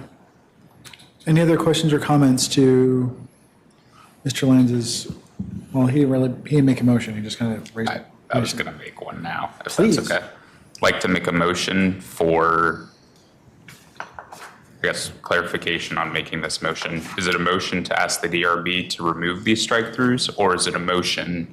To keep the language. To keep the language. If you would like to keep the language, it would just be a motion to keep the language. To restore. I'd like to make a motion to restore the language that was previously on page 27 regarding landscaping and having the DRB be able to require screening for mechanical equipment. Can I ask unanimous consent to add in the language from page 25 that we just amended so that the screening, the installation of screening shall not detrimentally impact the operating, servicing, maintaining, or accessing of the equipment? Okay. Is there objection to that amendment to the motion? I see no objection. All right. And I'll second. I'll second Okay. that. And there's a With sec- that amendment, I'll second it. Nice. Okay, so we have a motion made and seconded. And I have a, Excuse me. Jennifer has her hand. Director Justice. Cam, why did they remove it? Do you remember why they thought to remove it? There was a board member that requested that language change. The removal. Was it me?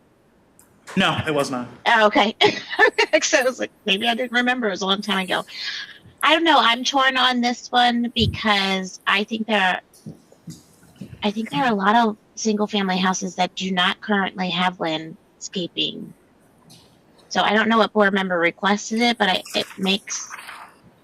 it makes more sense to me that you would have it in like a cluster or an attached house because of the close proximity.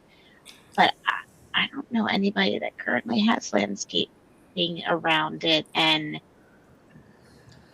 if I'm just thinking about my own house right now, like it wouldn't make sense to me to even add it. So it's But not.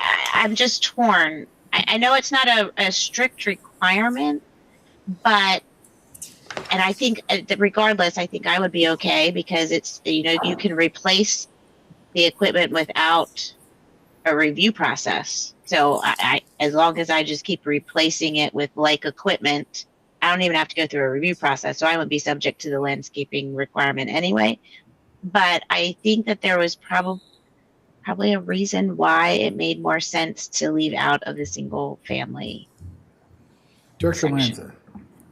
Responding to that, I posed this question to staff beforehand, and the concern about removing it was dealing with the access and operation of it. So by including Director Farrell's addition from the prior page, that would address, I believe, the prior complaint or issue with it. From whoever submitted from a board. Okay, that's Right. helpful. Thank you And- so much. I appreciate it. Yeah, and also my thought process behind it would be someone's putting in a new pool, they're gonna have a treatment system of some sort before they discharge pool water. May not wanna see that from out your window, so. Director Flashman, did you have something to add? Yes, I did. If you look below under wall-mounted or window-mounted unit, you have landscaping, and it's a very simple language. Is there a reason why that is different from the language above? And would the language below be more acceptable? It gives Yes. discretion. There's two separate sections. So if you pull back to page 26, the header is freestanding units. And then on page 27, it's specifically talking about wall-mounted or window-mounted units. Yes, there are different circumstances, but in the case of the wall-mounted or window-mounted units, it is discretional on the part of the DRB. It says may be required to shield it from view if it is visible. And the intent of adding it to the freestanding would still be an option. It Landscaping. would be an option available but not required. Right. Landscaping or other screening may be required. It's not a. Yes. Yeah. So I think we're on the same page. But they're different language. Okay. In other words, you have a full paragraph, and here you have one sentence. Best wishes, Director McClure. Sorry, guys.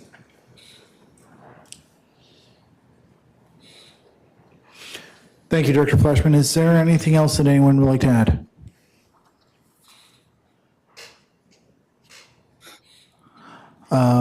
Hearing none. All in favor? Aye. 5, 6. Okay, that's 6 in favor, against. I see none against and abstaining. I believe it was.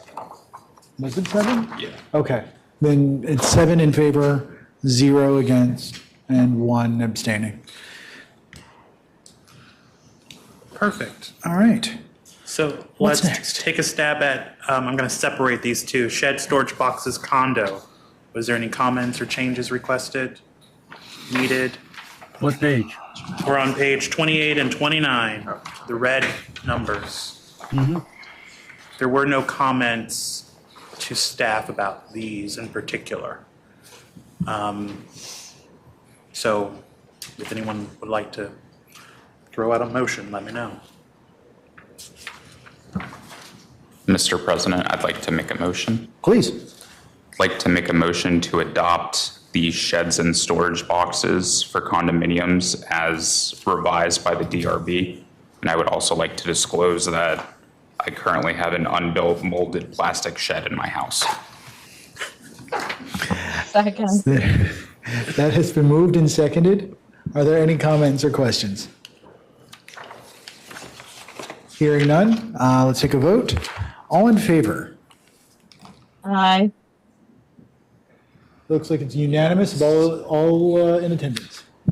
Well done, sir. Awesome. All right, what's next? So shed storage boxes, single family. I did get quite a few comments that several directors had on this particular design guideline. Most of them were not red line changes. But if there are any red line changes, please let us know. And if not, we can hear additional comments from those of you that have them so that we potentially could take those back to the DRB. We're looking at page 31, Mr. Adam? Well, the guideline starts on page 30, but the red lines start on page 31. Yeah. I can express. So for me, I don't believe the red line for 31 works in practice because prior to that, under location on page 30, we say at least 50 feet. And most vegetation is usually, in a single family home, it's closer to the boundary, people keep it open or not. So to me, I don't think this works, this language, if you don't address the 20 feet requirement. So that's why I objected. So if I could respond to that, you're referring to the bottom of page 30, at least 20 feet under location? Yeah. Okay, so that is what, it's not prohibiting that, it's only saying that that's what staff can review. Right. So you're suggesting that there be a lesser amount that staff can review? Correct. Got it. We'll take that. Okay. Any other comments, questions? I have other please. comments. I can share them very quickly in the moment of time. It has no red lines, but I'd like to just flag these for everybody. I think single-family homes under molded plastic storage boxes should be allowed to have more than one per property. I don't know why we're subjecting houses that have greater square footage to only one. And then by the dimensions of 80 square feet, that's an 8 by 10. I've suggested that it should be expanded to 8 by 12. That's not a red line, just. But I do believe that the location part does not function with the edits of the red line. Sure. So we can make a motion to move this forward, and I'll just vote against it. Jennifer has her hand up. Director Joshuk, you got to yell at me. I can't see. I'm just going to concur that those were all of my same thoughts, very eloquently said by Director Santa, and I couldn't come up with them because all I could do was show a picture of how I was in violation. Couldn't understand why. Self-incrimination. So it sounds like you might want to make I'm sorry, Director Farrow. Go ahead. You might want to make a motion to refer that feedback back to the DRB. I make a motion to take that feedback back to DRB. Is there a second for that? Second. Common sense. Comments, questions? Mr. President, I'm going to vote against the motion because here you cannot believe how many cases go in front of the BZA on exactly this issue. There are lots, and Director Lanza is nodding his head with me.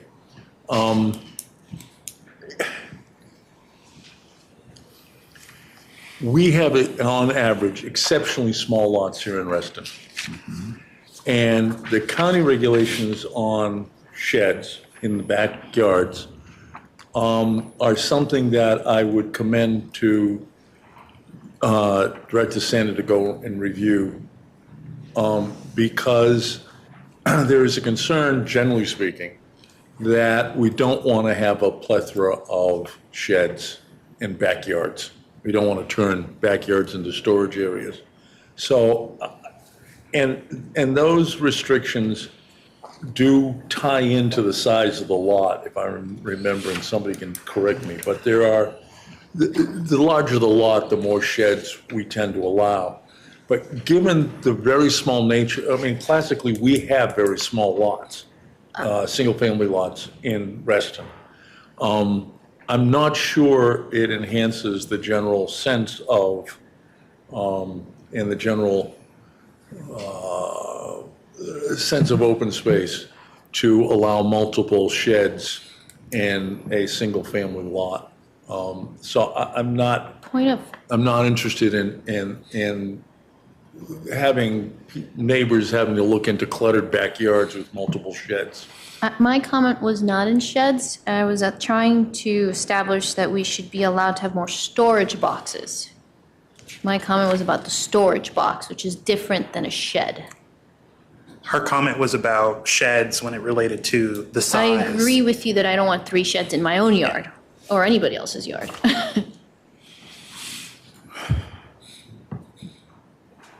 Director Lanza. I'm sorry, I couldn't see. No. I'd like to propose a motion for unanimous, or I'd like to ask for unanimous consent to amend the prior motion to have the DRB come back to us with, or to make a recommendation for a certain amount of square feet of storage boxes or sheds based on a certain amount of lot area. For instance, if you have 1,000 square foot lot, you can have 10 square feet of storage shed or whatever that ratio may be, but just some guidance from them to account for some of these rare larger lots we have in Reston versus the townhouse lots that are barely a tenth of an acre. So. Well, this is strictly just for single family. So townhouses would not. So can I just make a comment that this does not preclude people being able to have larger sheds? Just requires an application. Just as far as an application. Yes. So people can submit an application for whatever they'd like to, and it could potentially still be approved by the DRB. This is for what's no application versus what staff can approve. And my argument is our community, our members should not have to submit an application to have more than 1 storage box on their property. If we'd like to do the exercise of how much square footage you are allowed to have versus 3 versus 4, we can do that. But I'm arguing for no application for storage boxes. Understood. Okay. All right. Michael, did you have something else? We have a live motion. Oh, I know.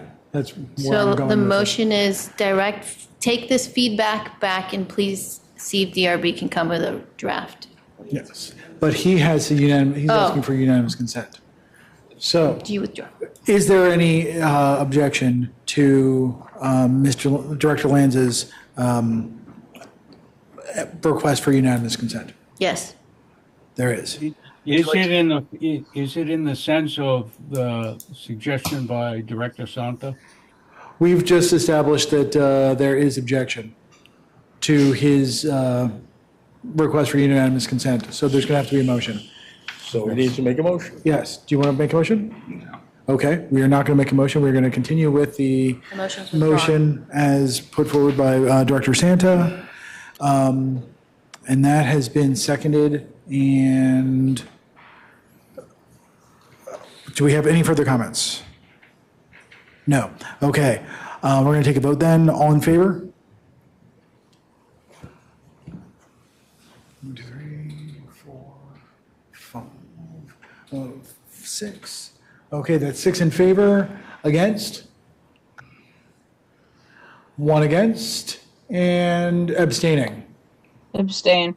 2 abstaining. 612. Perfect. I'll try and make this really quick. The last 4 are lighting decorative, well, 3 technically, lighting decorative cluster, lighting decorative condo, lighting decorative single family, and then lighting security condo. I don't necessarily think that we can hash this out tonight. I make a motion to direct Cam to work with DRB per all the feedback in writing to be implemented or be suggested evaluated for a next draft of all the lighting guidelines. Are you limiting it to to decorative and safety in condos, or to all lighting? All items that you've already heard in writing relation to lighting should be evaluated, whatever they were. Okay. I don't know that we all share the same opinion, but you should take it all and come up Okay. with a second version of it. There's a motion. Is there a second? There is a second. Now we can have further comments or questions? Can I just make one comment? Please. On that? There were two questions that I asked the board that I do think would be extremely helpful.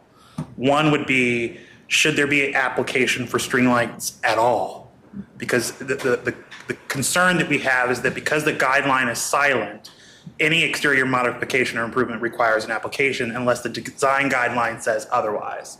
So that's question number one. And then number two, if there was a desire for string lights to have a design guideline or be implemented in the design guideline, should we have a full stop, no application level for string lights that are temporary as defined in the existing design guideline, and then remove any references to limitations on number of bulbs, length of string, color temperature, but only focus on the location of those requirements under no application?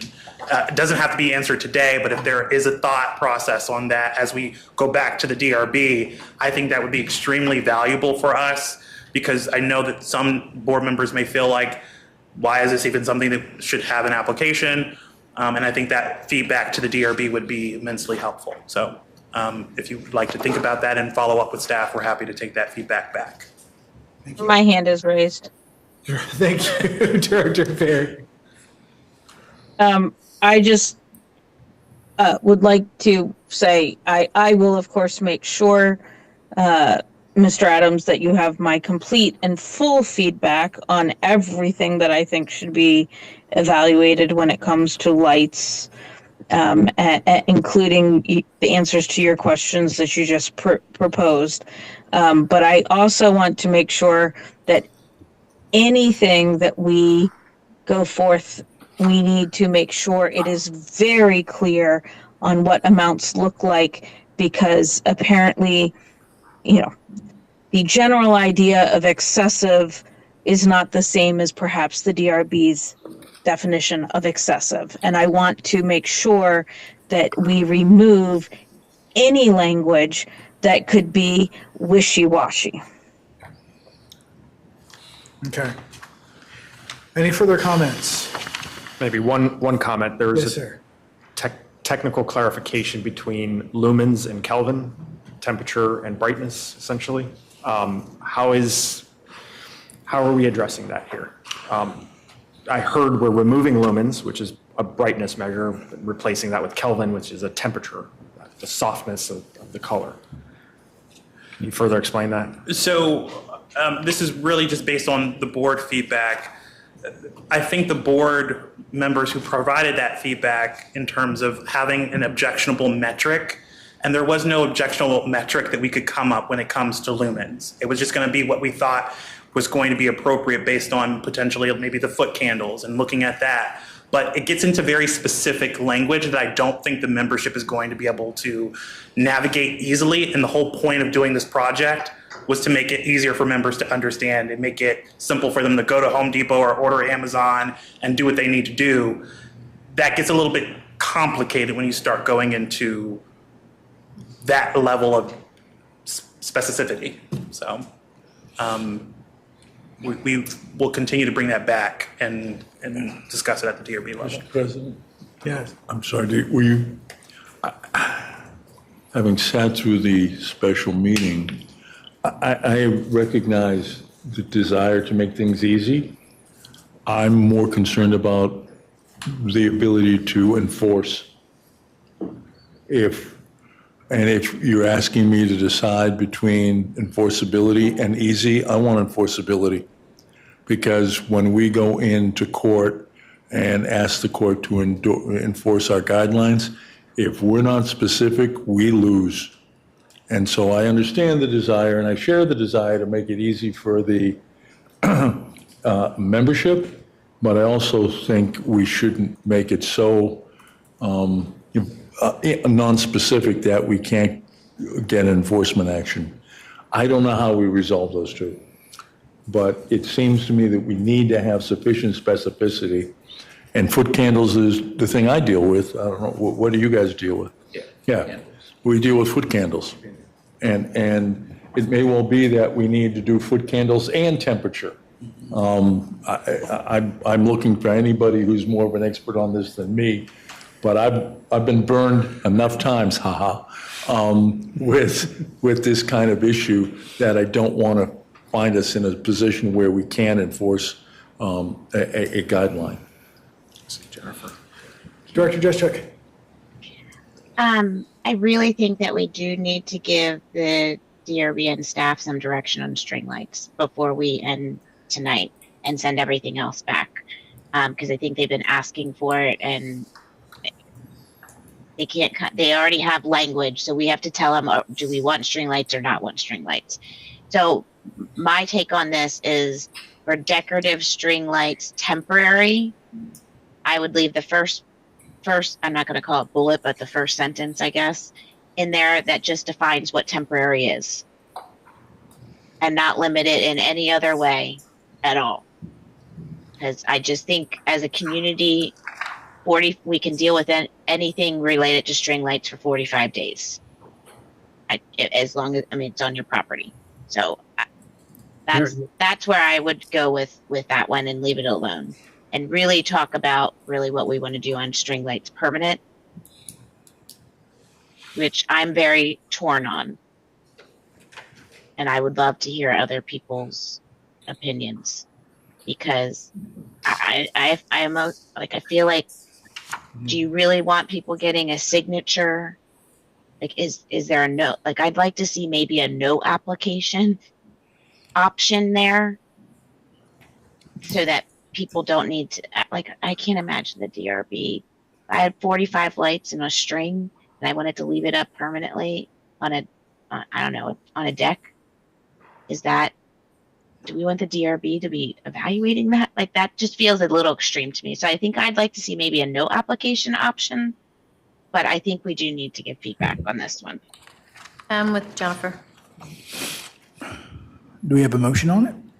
I was just, she wants to have conversation, so I'm just. Yeah. No, I'm asking, is someone going to make a motion on that so we can have that conversation? Maybe. I might add some things to it based on the conversation, though. I don't know that we're clear enough to get a motion without a bunch of additions, unanimous consent things. But I hear you. It's easier to navigate a motion, I guess. Well, it sounded like Izzy was making a motion to provide and send back the feedback from the board about all lighting, which would include Margaret's point and any other feedback that was provided. So moved. Was that seconded? So moved. It was seconded. Yeah, she did So second then we that have one. we have a motion on the. So we've got a motion, that's what I was asking. We're in discussion. That's true. We've lost track. But We're losing the plot. I guess mine then is just encouraging most board members to give feedback on string lights because we need some type of sway one way or the other before we move for the DRB. All right, so we are going to wrap up this motion by taking a vote. All in favor? All in favor? This is Izzy's motion, is that correct? That's correct, thank you. And that's unanimous of all attending. Now we have to take a. Mr. President, we need to do a further motion. Do we have anything left, Mr. For this evening? Not from me. Okay. I need to make some inquiries in order to make a motion, Mr. President, if you don't mind. On the executive session, do we have anything that needs to be addressed before the next meeting? We do. Yes. We do. Do we have a time estimate on that item? 30 minutes? I think we can do it in 30. Okay. Oh, golly. Yes. Oh, golly. jeez. You gotta remind me of these things. Mr. Vroom, I'm going to ask, do we need to address the assessment and finance resolutions this evening, or can it wait to the next meeting? Okay, so Mike, That might be the quickest thing of the night. Can I, yeah. I mean, unless there are board questions. I was going to ask a question. Does anybody object to the motion? to, yes. To extend? Well, we should do the motion. The motion in Ed's packet, Ed's portion of the packet. The motion regarding Resolution 6? Yes. Okay. So that's why I want to kick it over because I won't go into the detail here. I think there's an extensive discussion to be had with regard to Resolution 6, based on my consultation with other non-for-profits. And I didn't have the opportunity to give Director Mr. Vroom the benefit of those thoughts. So I'd move to continue that to a date, and I'm happy to tell me what date you want to put it to. I guess I'm getting. The next board meeting is a joint fiscal board meeting, so if we wanted to tackle that then with those members present. So That would actually be a good So idea. I would suggest perhaps to do it then. Okay, so I'm going to ask unanimous consent to continue the conversation regarding Resolution 6 to the meeting on June 26th. I see no objection. I object. I thought you made a motion. I heard him say motion. I object. I'll move to defer the consideration of Resolution 6 to June 26th. Is there a second? Second. It's been moved and seconded. Comments? I object because we are currently out of compliance with a contract that we have on this, and it is the reason why it is coming to you guys, because our resolution is out of compliance with a contract we already have signed. That's fine. I can appreciate anybody who wants to make other changes to Resolution 6, but we need to pull ourselves into compliance at the very least at this point. Mr. President? Yes, sir. There are a number of investments that Resolution 6 ratifies that I know of no other non-for-profit that authorizes investments in REITs, in preferred stock, in convertible bonds, in mortgage-backed securities, and we all know how that turned out in 2008, and any other number of items that I'm not prepared to authorize tonight. Can I make? So in view of the hour, I don't think that conversation is going to go on for a while. So I'm looking for Director Juszak to help me out here. I can. Go ahead, Director Juszak. As the fiscal liaison, the fiscal committee agrees with Director Farrell, and they do plan on making further edits to this resolution. But they felt that these edits were of an emergent state because we are out of compliance with the contract. So you will see the fiscal committee bring back additional edits to this resolution. Okay, I'm going to stop this because we have hit the wall. It is now 10:50, so we have to I take our make a vote. motion to extend the meeting to 11:30. Is there a second? Second. It's been moved and seconded. Comments? All in favor? 2, 3, 4. Aye. Okay, I only see 4. Director Flashman, how did you vote? I didn't. I object. Okay, great. Thank you. Then against? 1, 2, Against. 3, 4. We have a tie. Motion fails. So I move to extend the meeting to 11:15. Second. I mean, we have to do it. So. Okay, so we've got moved, second, comments? All in favor? Aye. 1, 2, 3, 4, 5, 6. All right, we have 6 in favor, against? 2 against. Okay, motion carries. So the motion I was pending to make was to extend to continued assessment and finance. So what is the minimum we have to do tonight, Director Juszak? The red line changes to the catastrophic reserve fund asset allocation. That is the minimum, and that's why they brought it this quickly versus bringing an extensive, their complete review of the resolution. It was brought to our I attention don't see red line. It's on page 5. I don't- They're green. Page 5, Yes. number 14. Oh, they're green. Yes, green, red line, green line.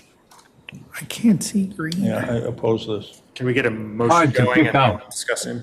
Go ahead. I move to update assessments and finance resolution 6, investments to revise the cap fund allocation from its current 40% equities and 60% fixed income to 80% equities and 20% fixed income. I need a second. Motion has been made and seconded. Comments, please. This is our catastrophic fund, and someone thinks it's a good idea to have 70 to 90% of our catastrophic fund in equities. Today, that is not a good idea. I am going to let Mr. Vroom respond to that. Yeah, as sort of mentioned in the memo, and Jennifer was referencing, the WSSI agreement requires that. And that was missed by a lot of people in the past because there's an addendum or an exhibit L, which, a lot of the online attachments that we have don't include that, but I found it and I verified with the WSSI controller that we are supposed to be following that. So we're out of compliance in our WSSI agreement. WSSI being the wetlands. Stream troops. wetland and The ones who cat did the cat wetland. fund. Okay, just to tighten this up, I'm going to make sure that I'm going to start to enforce the 2 bites of the apple on this motion. Director Flashman.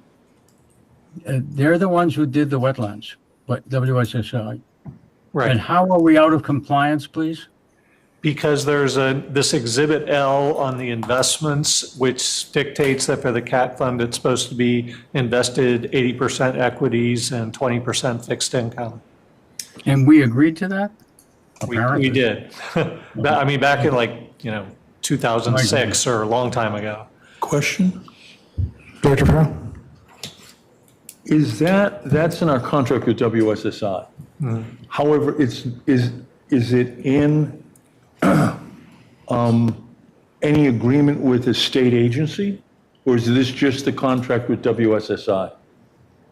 I'd have to check. All I know about is the WSSI contract, but, I So think this the is a private DEQ contract is with- involved with that as well. Let me, forgive me, I'm sorry. This is a private contract between 2 private entities, as far as I can tell.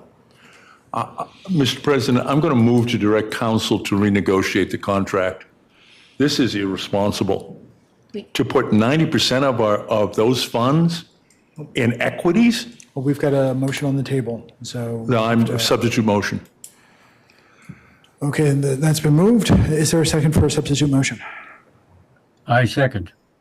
It's been moved and seconded for a substitute motion. Are there comments on that substitute motion? Go ahead. I mean, I'm not allowed to make comment, but maybe just to make people a little more comfortable with it, I'll kind of repeat what Bob Petrine in the fiscal committee said. It's kind of in the memo here, but his motion was that, convert it to 80% equities and 20% fixed income as long as the investments are in line and similar to the investments that we currently have placed with RAFA because they're very conservative. It was seconded by another member and passed unanimously by the fiscal committee. So, I mean, there was some discussion, and we are pretty conservative with RAFA, even though they are, equities. There's a mix of, international and domestic and relatively conservative. So, there was comfort level within the fiscal committee with that. So just a little more background. Okay, so we've got a motion and that's been seconded. And any further comments, Director Flashman? Yes. I'm sorry, Director Lanza. I'm sorry, Director Flashman. Director Lanza hasn't spoken to this motion. Go ahead. I'd like to ask a question of Mr. Vroom. Would being closer to 80-20 be more typical for an organization of ours? Or would 40-60 or some other mix be more in line? So for the capital, the triple RF, we're 60% equity and 40% fixed income. So actually, the fiscal committee, in our discussion, initially were thinking they wanted to do that with the CAP fund, go to 60-40.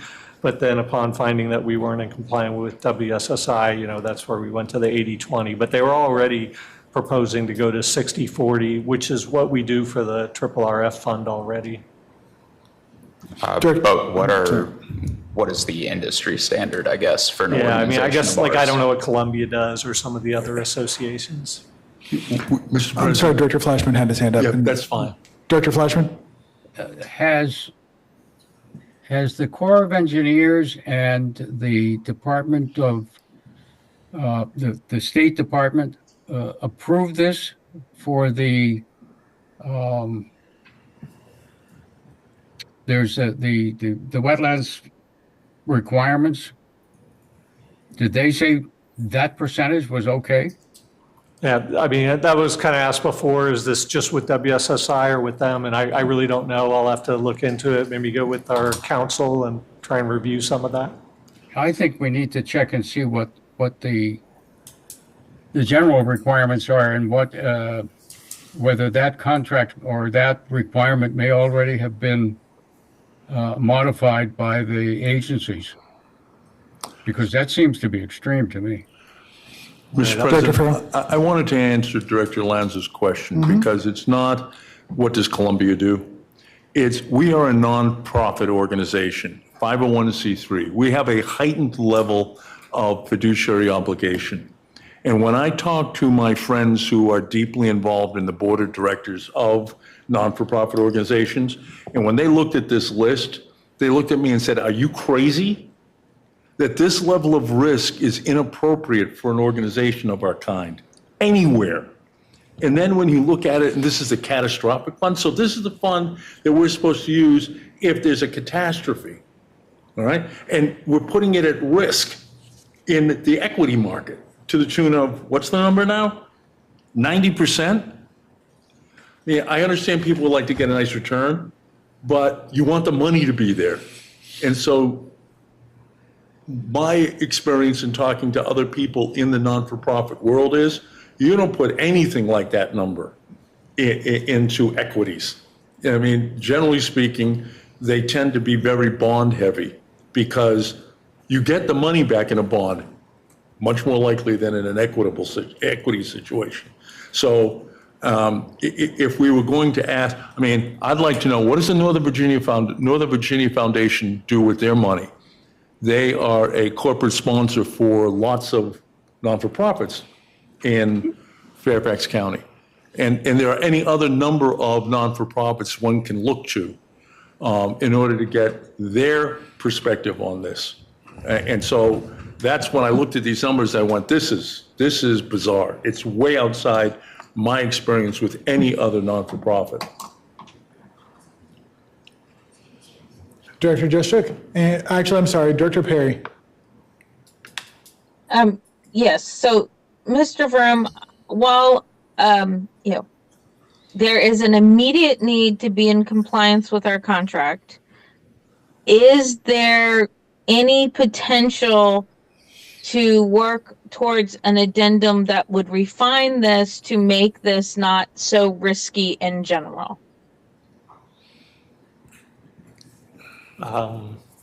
If you need me to state the question a different way, let me know.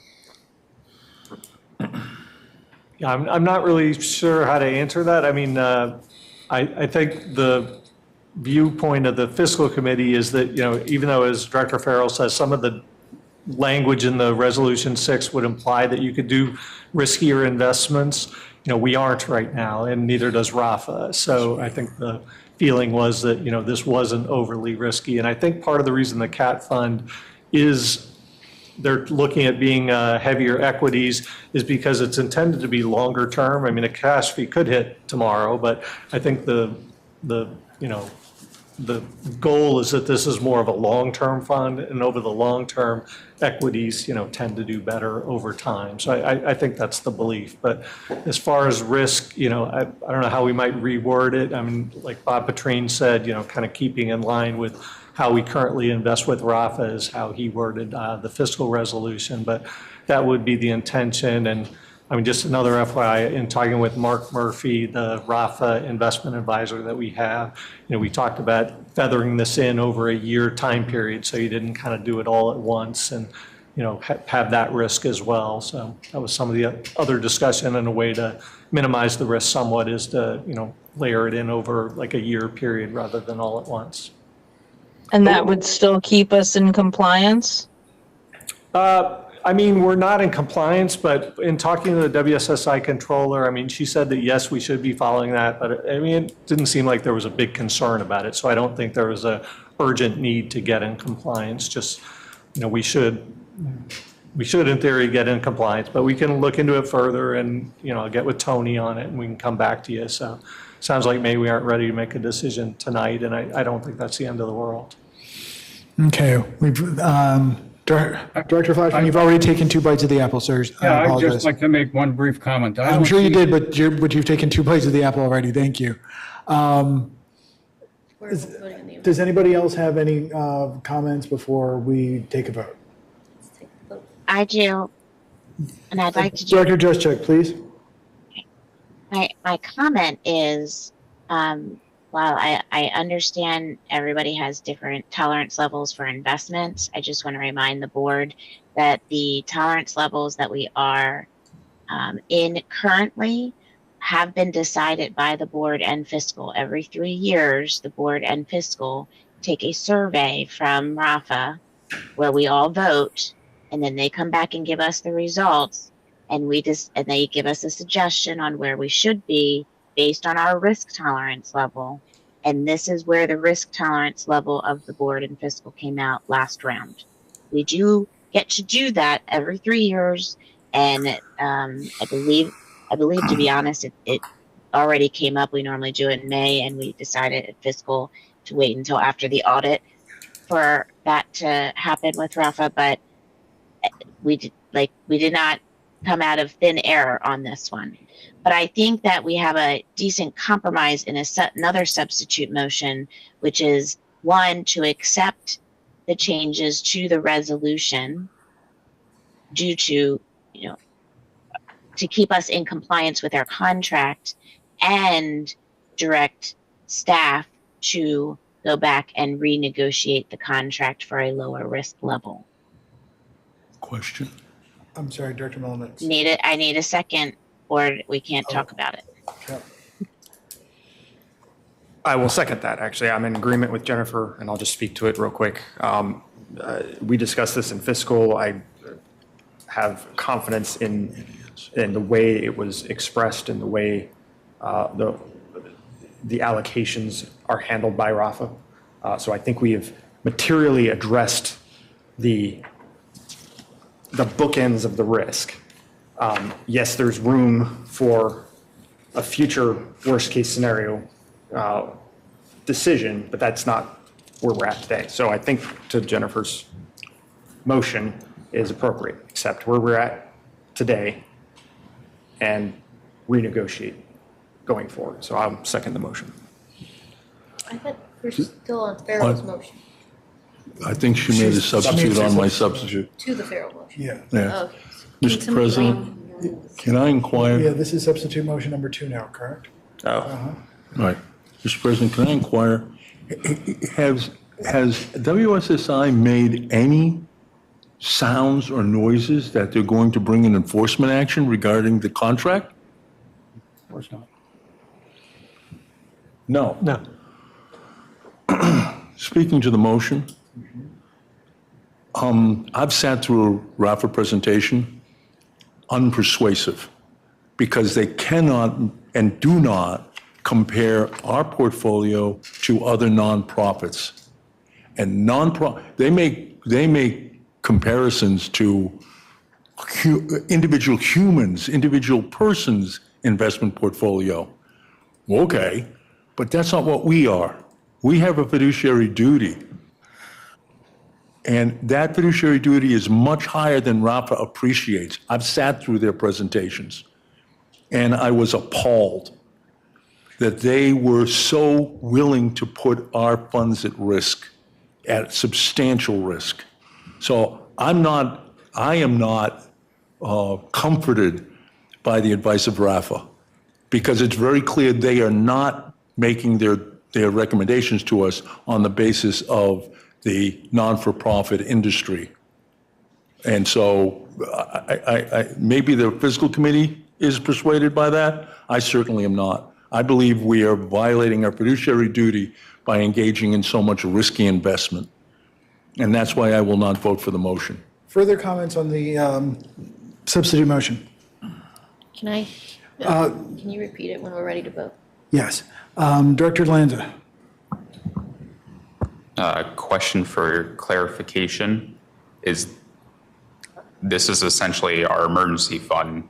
Is there a separate cash account we have that is not being invested, just like a normal or a individual would have, like a rainy day fund?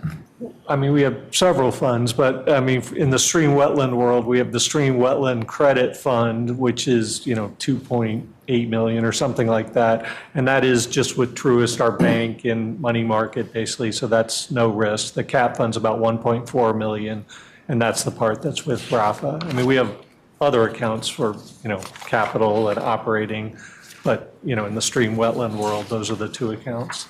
Gotcha. So this is less than 50% of our cash reserve. I mean, it's about, a third-ish of the stream wetland kind of related funds. Gotcha. Okay. Brittany, could you repeat the second substitute motion, please?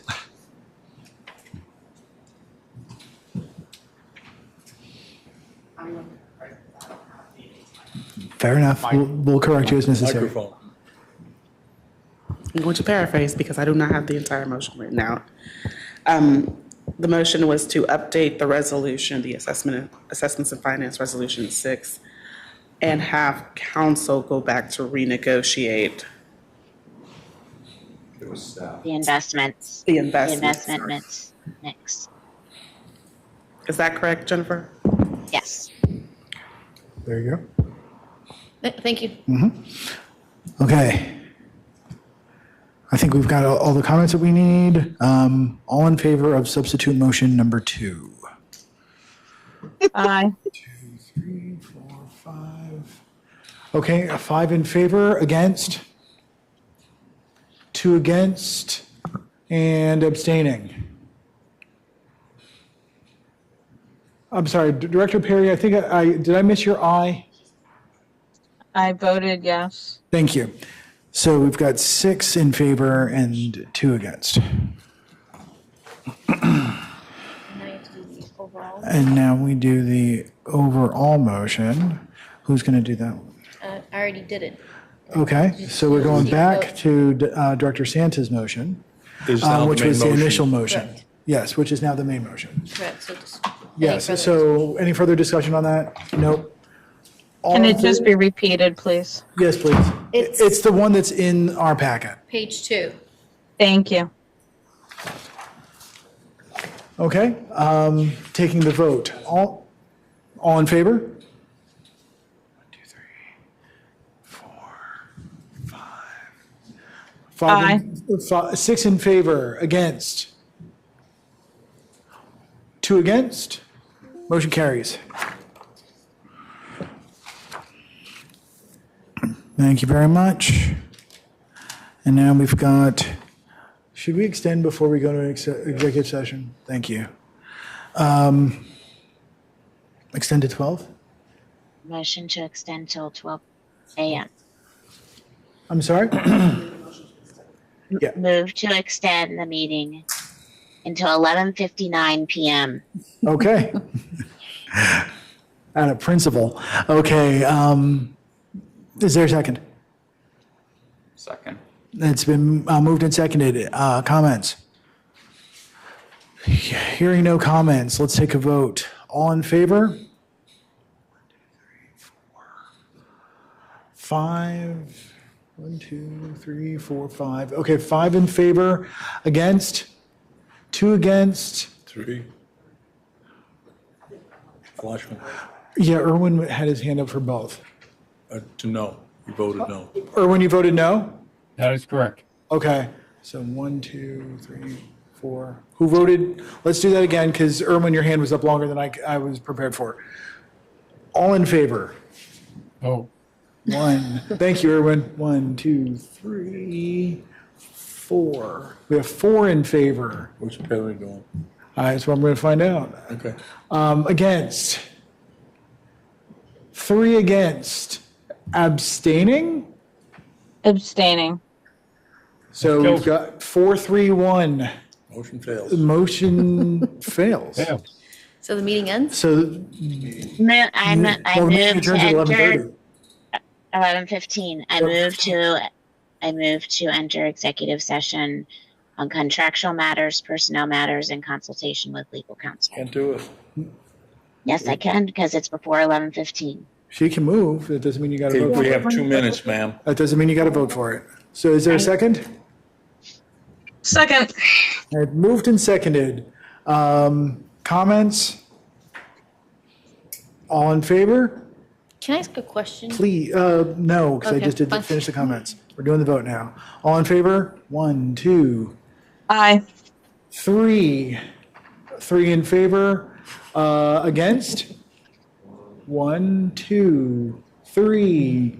Against? Abstaining? 1, 2. Motion fails. Motion fails. We are not going into executive session. Good try, though, Jennifer. Well, can I ask a question of council? If this meeting adjourns at 11:15 and we have not set the agenda for the next meeting, does that mean we have a meeting next meeting? It means that the business that you didn't get to gets carried over, Gotta call a special meeting. including setting the agenda.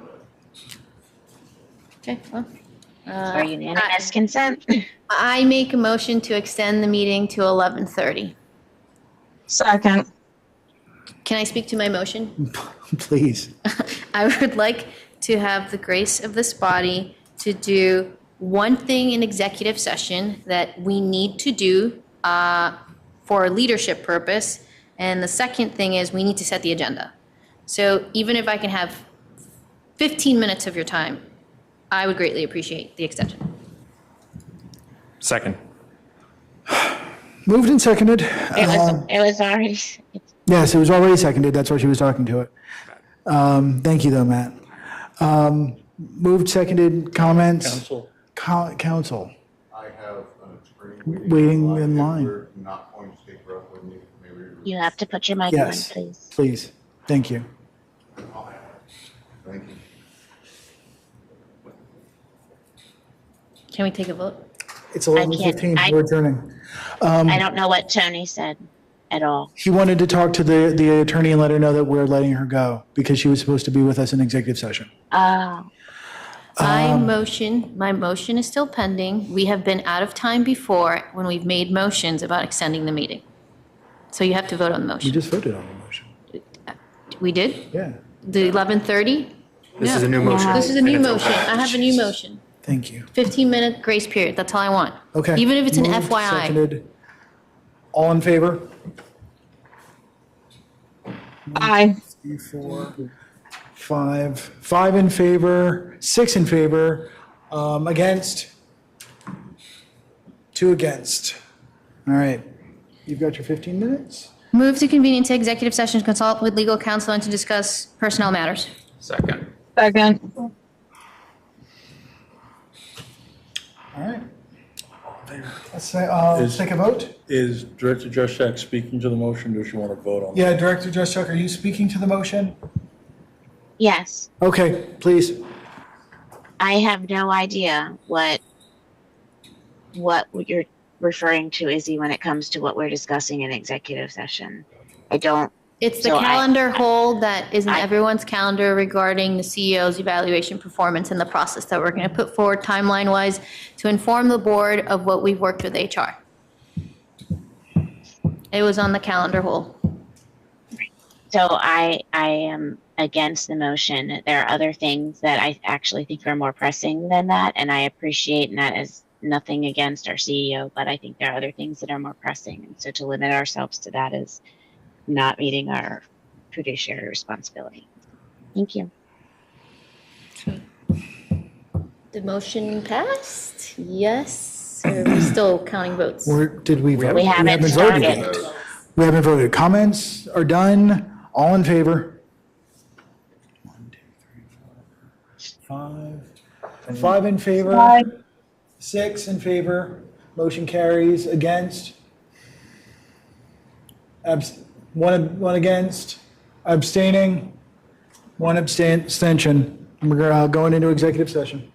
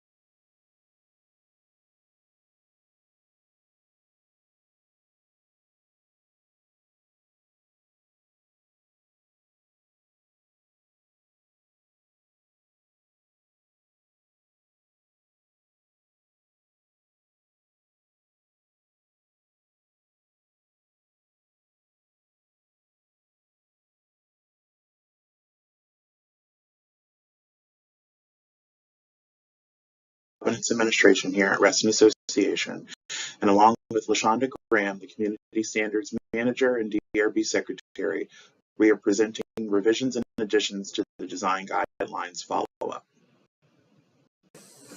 First, we'll start with a continuation of the previously reviewed design guidelines deferred from September 12, 2024. The first one is the general overview. Based on feedback from the membership, there is no singular document that provides an overview of the design review board process or the review levels of applications. And so we have decided to add this as a document to encapsulate all of the processes that the design review board process has. This is an addition to the design guideline, and we mimic what is already written in the Reston Association's governing documents for the design review board. So pulling out the information from the deed, defining what the design guidelines are and the purpose, the definition and purpose of cluster standards, and the difference between the design guidelines and cluster standards, as well as looking at the application and review process so that members can have a good understanding in terms of what the process should look like, as well as what supporting documentation should be available. As you'll see on this page, the advisor email lookup is still tentative as we are still completing and making sure that we have a platform in which we can update regularly the advisor link without having to change the email link every single time. So we are working with the communications team to ensure that the link that we put in here can be a forever link. In addition to that, establishing what review levels look like, the first review level to the fifth review level, and what happens with new development and redevelopment applications, or in the process of updating design guidelines themselves. Lastly, the design guidelines are sectioned into many categories. So we've outlined that, and we've also outlined the cluster standard application process. So again, all of this information is based on what is already in a resolution or what is in the Reston Association amended deed. We also provided some light information on affected parties, the appeals, and a panel review level request if there was a decision that was at con that a homeowner or member did not agree with. The only feedback that we received on this general overview was to ensure the affected party language was clear and that the affected party resolution was referenced. First, we're going to start with the lighting decorative cluster, lighting decorative condo, lighting decorative single family. Based on the feedback from Director Santa and Director Juszczyk, the following changes were made. We separated string lights into two categories, temporary and permanent, with each having a definition. We provided limitation on the number of bulbs per strand and the length of string. We used Kelvin as a temperature measurement instead of the wattage, and we provided locations that are appropriate for each category or review level. So as you can see, as an example, for clusters, there is a no application level for decorative string lights that are temporary, and temporary is defined as being installed less than 45 consecutive days. Next, there's a staff or consultation review level or a panel for decorative string lights that are permanent. And there's some guidance as to what is appropriate for each of those categories for both clusters, condominiums, and single-family detached homes. In security condominium, there were no changes or comments provided. So the addition that you see on the screen is merely to confirm the language that is appropriate for the design guideline that you see. As a reminder, not all condominiums are multi-level or garden level or high-rise. Some of our condominiums or future condominiums could be buildings that are townhome styled, which means they mimic the look of a townhome, but they are in fact a condominium. There was no feedback for this, so this guideline is just an addition. That's why there's no red lines in this particular design guideline. This design guideline for clusters, we are changing the name from air conditioners, heat pumps to mechanical equipment to be consistent with the existing design guideline for single-family detached homes. Here, we're ensuring that there's a no application level that is established for replacements that provides a measurable metric to ensure that the review of violations that could come from replacements are clear to the membership as to the size that they are looking at for their replacements and not requiring an application. In addition to that, we were provided some feedback from Director Farrell in terms of removing language permitting the DRB to require fence screening for air conditioning units, which we did do on this page. In addition to that, we did have feedback at the last member comment period to request for a requirement for a new or replacement units to receive notification of any contiguous residential lot. This primarily stems from the RELAC exemptions that the association currently processes. We did provide that information in this design guideline, and we did put some information in here regarding screening, that the DRB may establish requirements for screening equipment with vegetation, which conforms to an approved standard to shield the equipment from view, but any installation of screening shall not detrimentally impact servicing, maintaining, or accessing the equipment. Next, we did the design guideline for condominiums, which mimics the clusters in terms of the landscaping or screening requirements the DRB has the ability to do, and we're mimicking the same language and also establishing association versus unit owner responsibility. For single family, we are doing the same thing in terms of replacements and making sure that there's a quantifiable metric so that membership is under the same impression as to why this is something that requires or does not require an application. Director Santa did provide comments related to the 50 and 20-foot setback requirements for the installation of generators or new air conditioning units, not replacements. If it does not meet those requirements, the application will still require a higher review level, but does not prohibit the installation if it doesn't meet those requirements. Staff does not believe that we should be reviewing applications which do not conform to these requirements, primarily because there is some connotation that there could be a registered affected party, or there could be a situation in which a member is not notified when there's a generator that is installed next to their home, or there's a air conditioning unit that is installed and there's closer proximity. So we do believe that the limitations there are appropriate. Next, we talked about shed storage boxes for condo. We removed any of the references to molded plastic sheds as requested by Director Santa. And then we also clarified association and owner responsibility here. In addition to that, for single-family homes, the proposed language requiring the deck and garden boxes to be limited to 2 properties without an application was removed.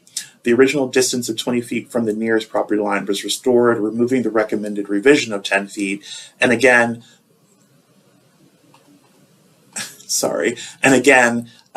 the reference to the molded or plastic sheds were removed. One also addition here is the materials and colors. We wanted to make sure that members had the ability to have more flexibility and more freedom when it comes to the materials and colors that are being proposed. If it's constructed from a pre-manufactured material, primarily, if it's pre-manufactured, the shed or storage box may be muted earth tone colors. If wood, the shed storage box may either be allowed to weather naturally or painted stained in a muted earth tone. If made of metal, the shed storage box may be painted in muted earth tone colors that complement the colors of the home, and the roof should be black, brown, or gray and harmonious with the roof of the house. This is now added under the staff review level so that sheds and storage boxes can now be reviewed by Resident Association Covenant's staff.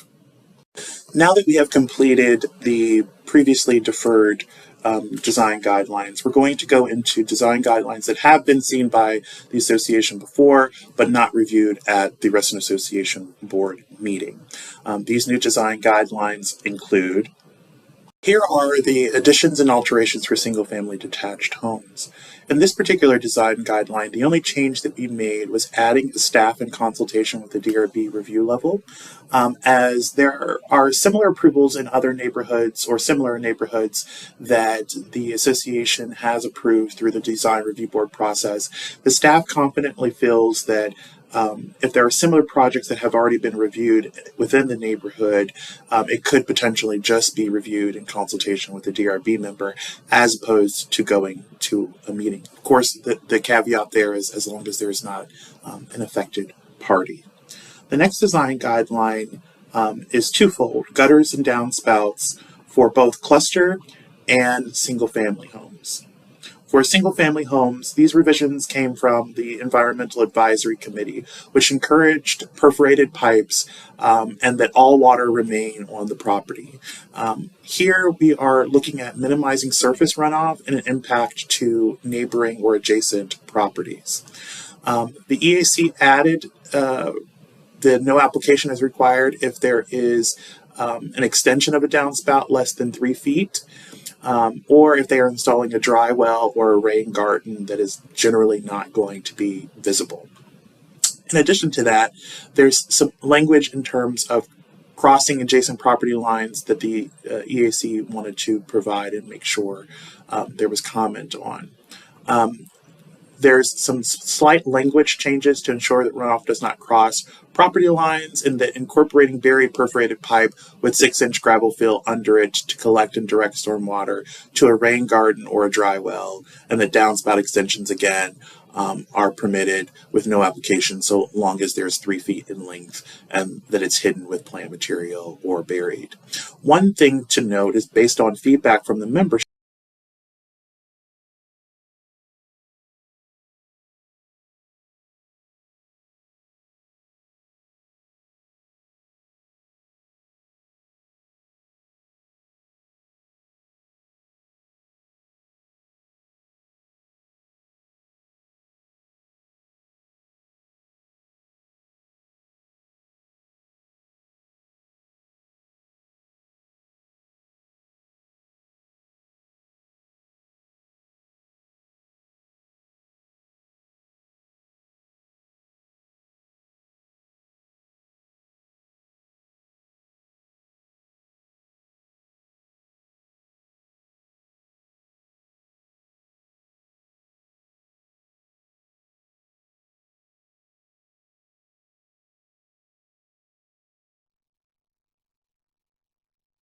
Okay. Can we get a motion to extend, please? I move to extend the meeting until 11:40. Is there a second? Second. Motion's made and second. Let's move to a vote. All in favor? Aye. 1, 2, 3, 4, 5, 6, 7. Okay. Mr. President, I move to that the board, where the heck is the motion? I move that the board certify to the best of each board member's knowledge that only matters relating to personnel and consultation with counsel were discussed in executive session. That was really well done. Is there a second to that? Moved and seconded, all in favor? Aye. 1, 2, 3, 4, 5. 5 in favor. Okay. Opposed? Opposed? Abstaining. I'm sorry, one opposed and abstaining? Did you abstain or oppose? Abstain. Okay. So that's 5-1-1. Where's the piece of paper with the motions on it? Let's see.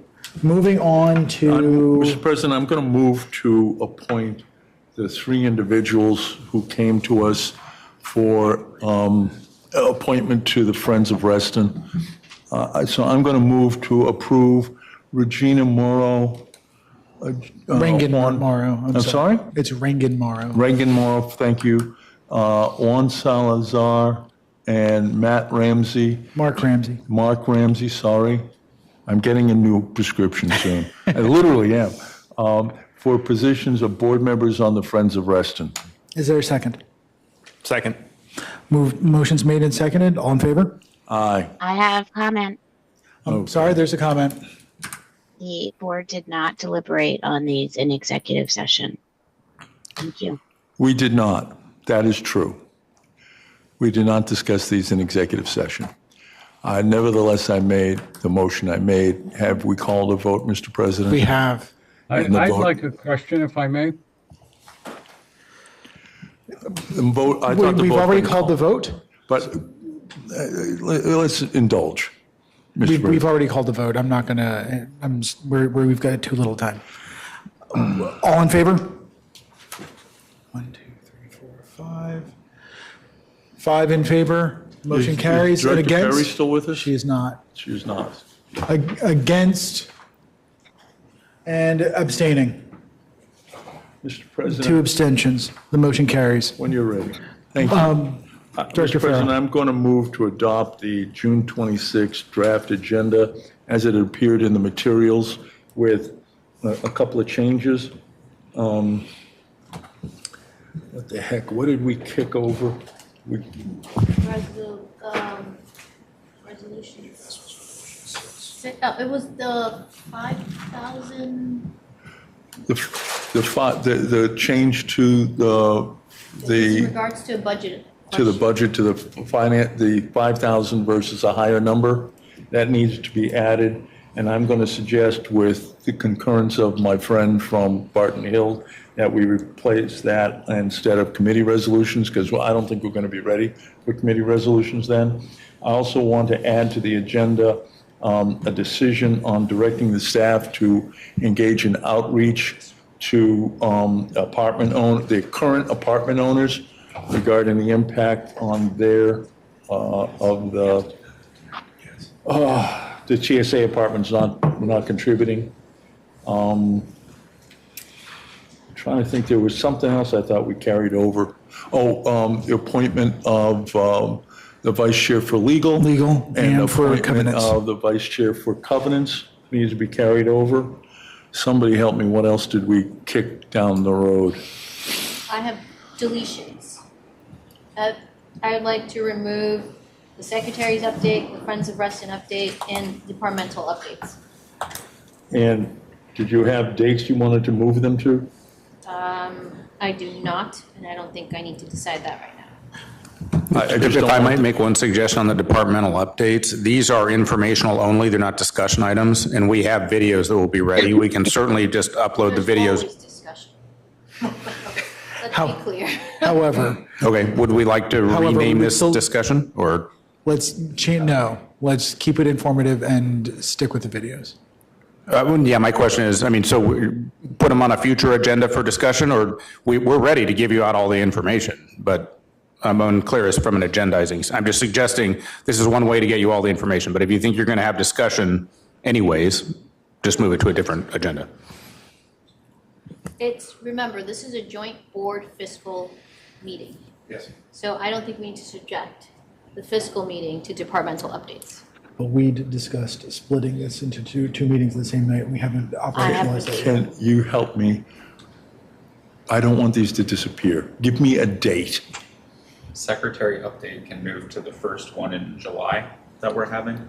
Are we having a meeting in July? July 10th, we're doing a board working session, and that's where staff is presenting budget suggestion cost estimates. Is there a second meeting in July under this? July, nope.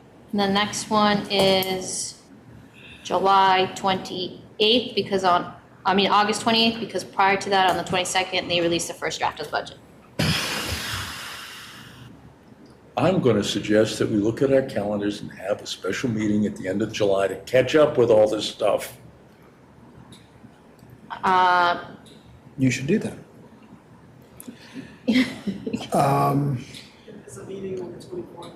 There is? Oh, okay. There you I go. stand You corrected. shouldn't do that. We released Ed, but I believe that's a budget-only meeting pursuant to previous board direction. It's on your budget calendar. I'm trying to remember what it is. We have two meetings in July that only talk about the budget? No. The work session on July 10th, one of the scheduled items that occurs that night is decision-making on the member suggestions so that we can start to feed those into the creation of the first draft budget. And then I believe you have a budget meeting, and I would need the budget calendar to remind myself of what happens at that. But Correct. It's 11:38. We're coming up on the end of our time. So we either vote to extend, but we've got two issues that we need to deal with. The agenda and the easement issue that we agreed to handle. I'd like to handle the VDOT issue tonight to We'd have to go back avoid to the issues we have. We do not. We already had the conversation. We already had the presentation. We haven't consulted with council on the Yeah. contract at all. Do we Yeah. need to do that, Tony? Is that what we? Which is I why agree. Questions, yeah. why I said we had things we needed to do in executive session. VDOT's not going to help out it because I'm sorry. you don't deal with it until next. Okay. I'll be there. Okay. You're the wall. You're the wall. The thin blue line between us and VDOT. Okay. Departmental updates are nice to have. I know the staff has done the work. To me, that is an operations issue. That is for you to know how the state of the affairs is for the organization. From a governance standpoint, I don't need to see these updates. I'm stating my opinion, that's all. Grand. The rest of us might have a different view. I'm trying to figure out when are we going to take care of this business and other business. I'm trying to figure out when we are going to vote to extend, because that's what we need I to do move right to now. extend to 11:45. Is there a second? Second. Second. This is the last one I second, and the last one I vote on. Afterwards, I am disappearing. And poof. 11:45. And then I'm 11:45. done. I'm Okay. going to turn into a pumpkin. I appreciate. I almost want to see that. Okay, moved, seconded. Let's vote. All in favor? Unanimous.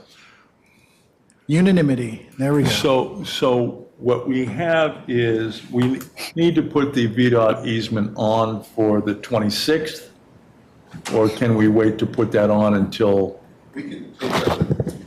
We can take up the discussion in executive session. You can ask me any questions that you want about the memo that was prepared, and then you can come out and vote it, just like any other. We don't need an agenda item. Okay. I'm back to trying to figure out, so we have vice chair of covenants. We're going to take care of that. We have a vice chair of legal. We're going to take care of that. We have the resolution 6 that we're going to talk about the 25,000 versus 25,000. We have information outreach to the apartment owners. And the departmental updates are videos, secretary update. Are you going to be here on the 26th? Okay. When are you next going to be here? July. July, give me a 10. July 10th. going to ask to move the secretary update to July 10th. Friends of Reston, can we move that? Is there a reason not to move that to like, I don't know, September? We agreed to do 2 meetings with Friends of Reston per year. I understand that. We have not done one. Understand So if we move this to September, that means we're going to have another one like right in at the end of budget time, and we will almost certainly violate the agreement. I understand that. But I mean, I'm looking at people only want to have so many meetings a month and If and we wanna go can, home. Mac, do you think it's possible for us to do of Friends of Reston update also via video? Via what? Video. No, I think the intent was to have the FOR president talk to you about things that have been occurring at their meetings, and then have an iterative dialogue should the RA board want to talk to that person about whatever. Okay. When did we make that call? I'm sorry, Jennifer? What, is that in our resolutions that we meet with them twice? When do we decide that? It was something that was decided when Jalal was president with Kathleen. Gentleman's agreement, or Gentleperson's gentle persons, thank you. Agreement. But yes. Okay, so we're not violating any rules. No. We're not violating anything documented, but we are Give me a violating date a for trust. Friends of Reston. That is I'd June like- 26th. I'd like to do it July 10th. Okay. Is that what you said? Yeah. No later than July 10th. I actually think it would be better at the end of August or September because I think the things that we would want to talk with them about is budget related. And we will have decided by then what things we might want to be asking Friends of Reston for. That would be the second. Yeah, we've got 2 meetings planned. That would be our second meeting. We'll have our first meeting. We'll have our first meeting when they get to tell us stuff. Our second meeting, we'll tell them stuff. Can I just ask, having a meeting just because we need to have a meeting, does that mean the meeting will actually be meaningful or fruitful? So is there something of material significance that requires having an update? I think we just stated what I did not. That the first meeting that we have with them will be their opportunity to brief us on things. She's talking about a different question. She's talking about departmental updates, and the answer is yes. No, I'm talking about She's Friends of talking about Reston. Friends of Reston. You're talking about Friends of Yeah. Reston? Yes. So we just said that the first meeting that we have would be when they brief us on what they're doing and those types of things. The second meeting, per what Jennifer is just talking about, is when we'd be further along in the budget process and we can kind of give them our wish list as to what we want them to fundraise for. Yeah, I know. The only item left, we're doing the last item. Okay. I have a communications update that I want to add it to the departmental, and we are again out of time. Secretary, I'm going to make a motion in a minute to extend. I just want to make sure I got it right. Secretary update, we're kicking to July 10. Friends of Reston update, we're kicking to July 10. Okay. I move to extend the meeting until 11:50. Second. Bye, Erwin. Goodbye. I am turning into a pumpkin. You don't look like a pumpkin. I was hoping Well, you're not here, so goodbye. Thank you for hanging out. Mr. President, all in favor? Second, yeah, all in favor? 1, 2, 3, 4, 5.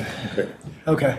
Mr. President, I've made a motion regarding the agenda for the next meeting. Unless somebody has any further changes, can we have a vote on the agenda for the next meeting? Has that been seconded? I have no idea. We don't have quorum. Can you just, can we just try it He's again? leaving. So 1, Sure, 2, I'm 3, moving 4. to adopt the January 26th agenda. as po- We've got a motion coming. We don't have quorum if he leaves. So this is. He's not leaving. so He's we- not? He hasn't left. I'm not looking. Okay. I'm moving to adopt the agenda in the materials for the June 26th meeting. As published, I'm striking the committee resolutions, and I'm moving the secretary update to July 10th. I'm moving the Friends of Reston update to July 10th. I'm adding the resolution 6. I'm adding the information outreach to the apartment owners. I'm adding the appointment of the vice chair for covenants and the vice chair for legal. And that's my motion, Mr. President. Is there a second for that motion? Second. It's been made and seconded. All in favor? I want to do a Comments? substitute. I want to do a substitute motion, or I ask for unanimous consent to add communications to the departmental update list. I object. Okay. There's an Then I objection. I will do a substitute motion. No, can you please just amend my And motion amend it. to add communications Yes, that's what I said. That was my motion. Okay. to the departmental update, Correct. which is a video. Is there a second to that? Second. Okay. Comments, further comments? I have just a question you don't need to answer tonight, but we're not clear on exactly what to deliver on TSA education apartments. There's a lot of different topical areas that have come up on that code. So can someone, Director Farrell, send me an email on exactly what materials you're looking for so I can make sure it gets put together? We'll put a couple heads together and Thank you. get your direction. Thank you. All in favor? Aye. 3, 4. Okay, the motion carries. No, Against? we need 5. Okay, I'm sorry, there are 4. Isn't it of all present? It's the majority of the board. No, it's not. It's all present. Present 4 is enough? Yes, yes. Okay. That's how we've done it before. Yes. Okay, so 4 against? 4 in favor. How Yes, many 4 against? 4 in favor and against? 1, 2. 2 against. There we go. Okay. No, now you got to vote, that was the amendment. Now we got to vote for the main motion. No, it wasn't. My motion, what, oh, No, it was okay, on the Jennifer's. amendment. Jennifer's Yeah. amendment. I beg your pardon. Okay. Now it's the, Well, it's main motion has been made and seconded. All in favor? Aye. 1, 2, 3, 4. 4 in favor, again, 5 in 5. favor, against, 1 against. We are adjourned. Thank you. Have a good evening, everyone.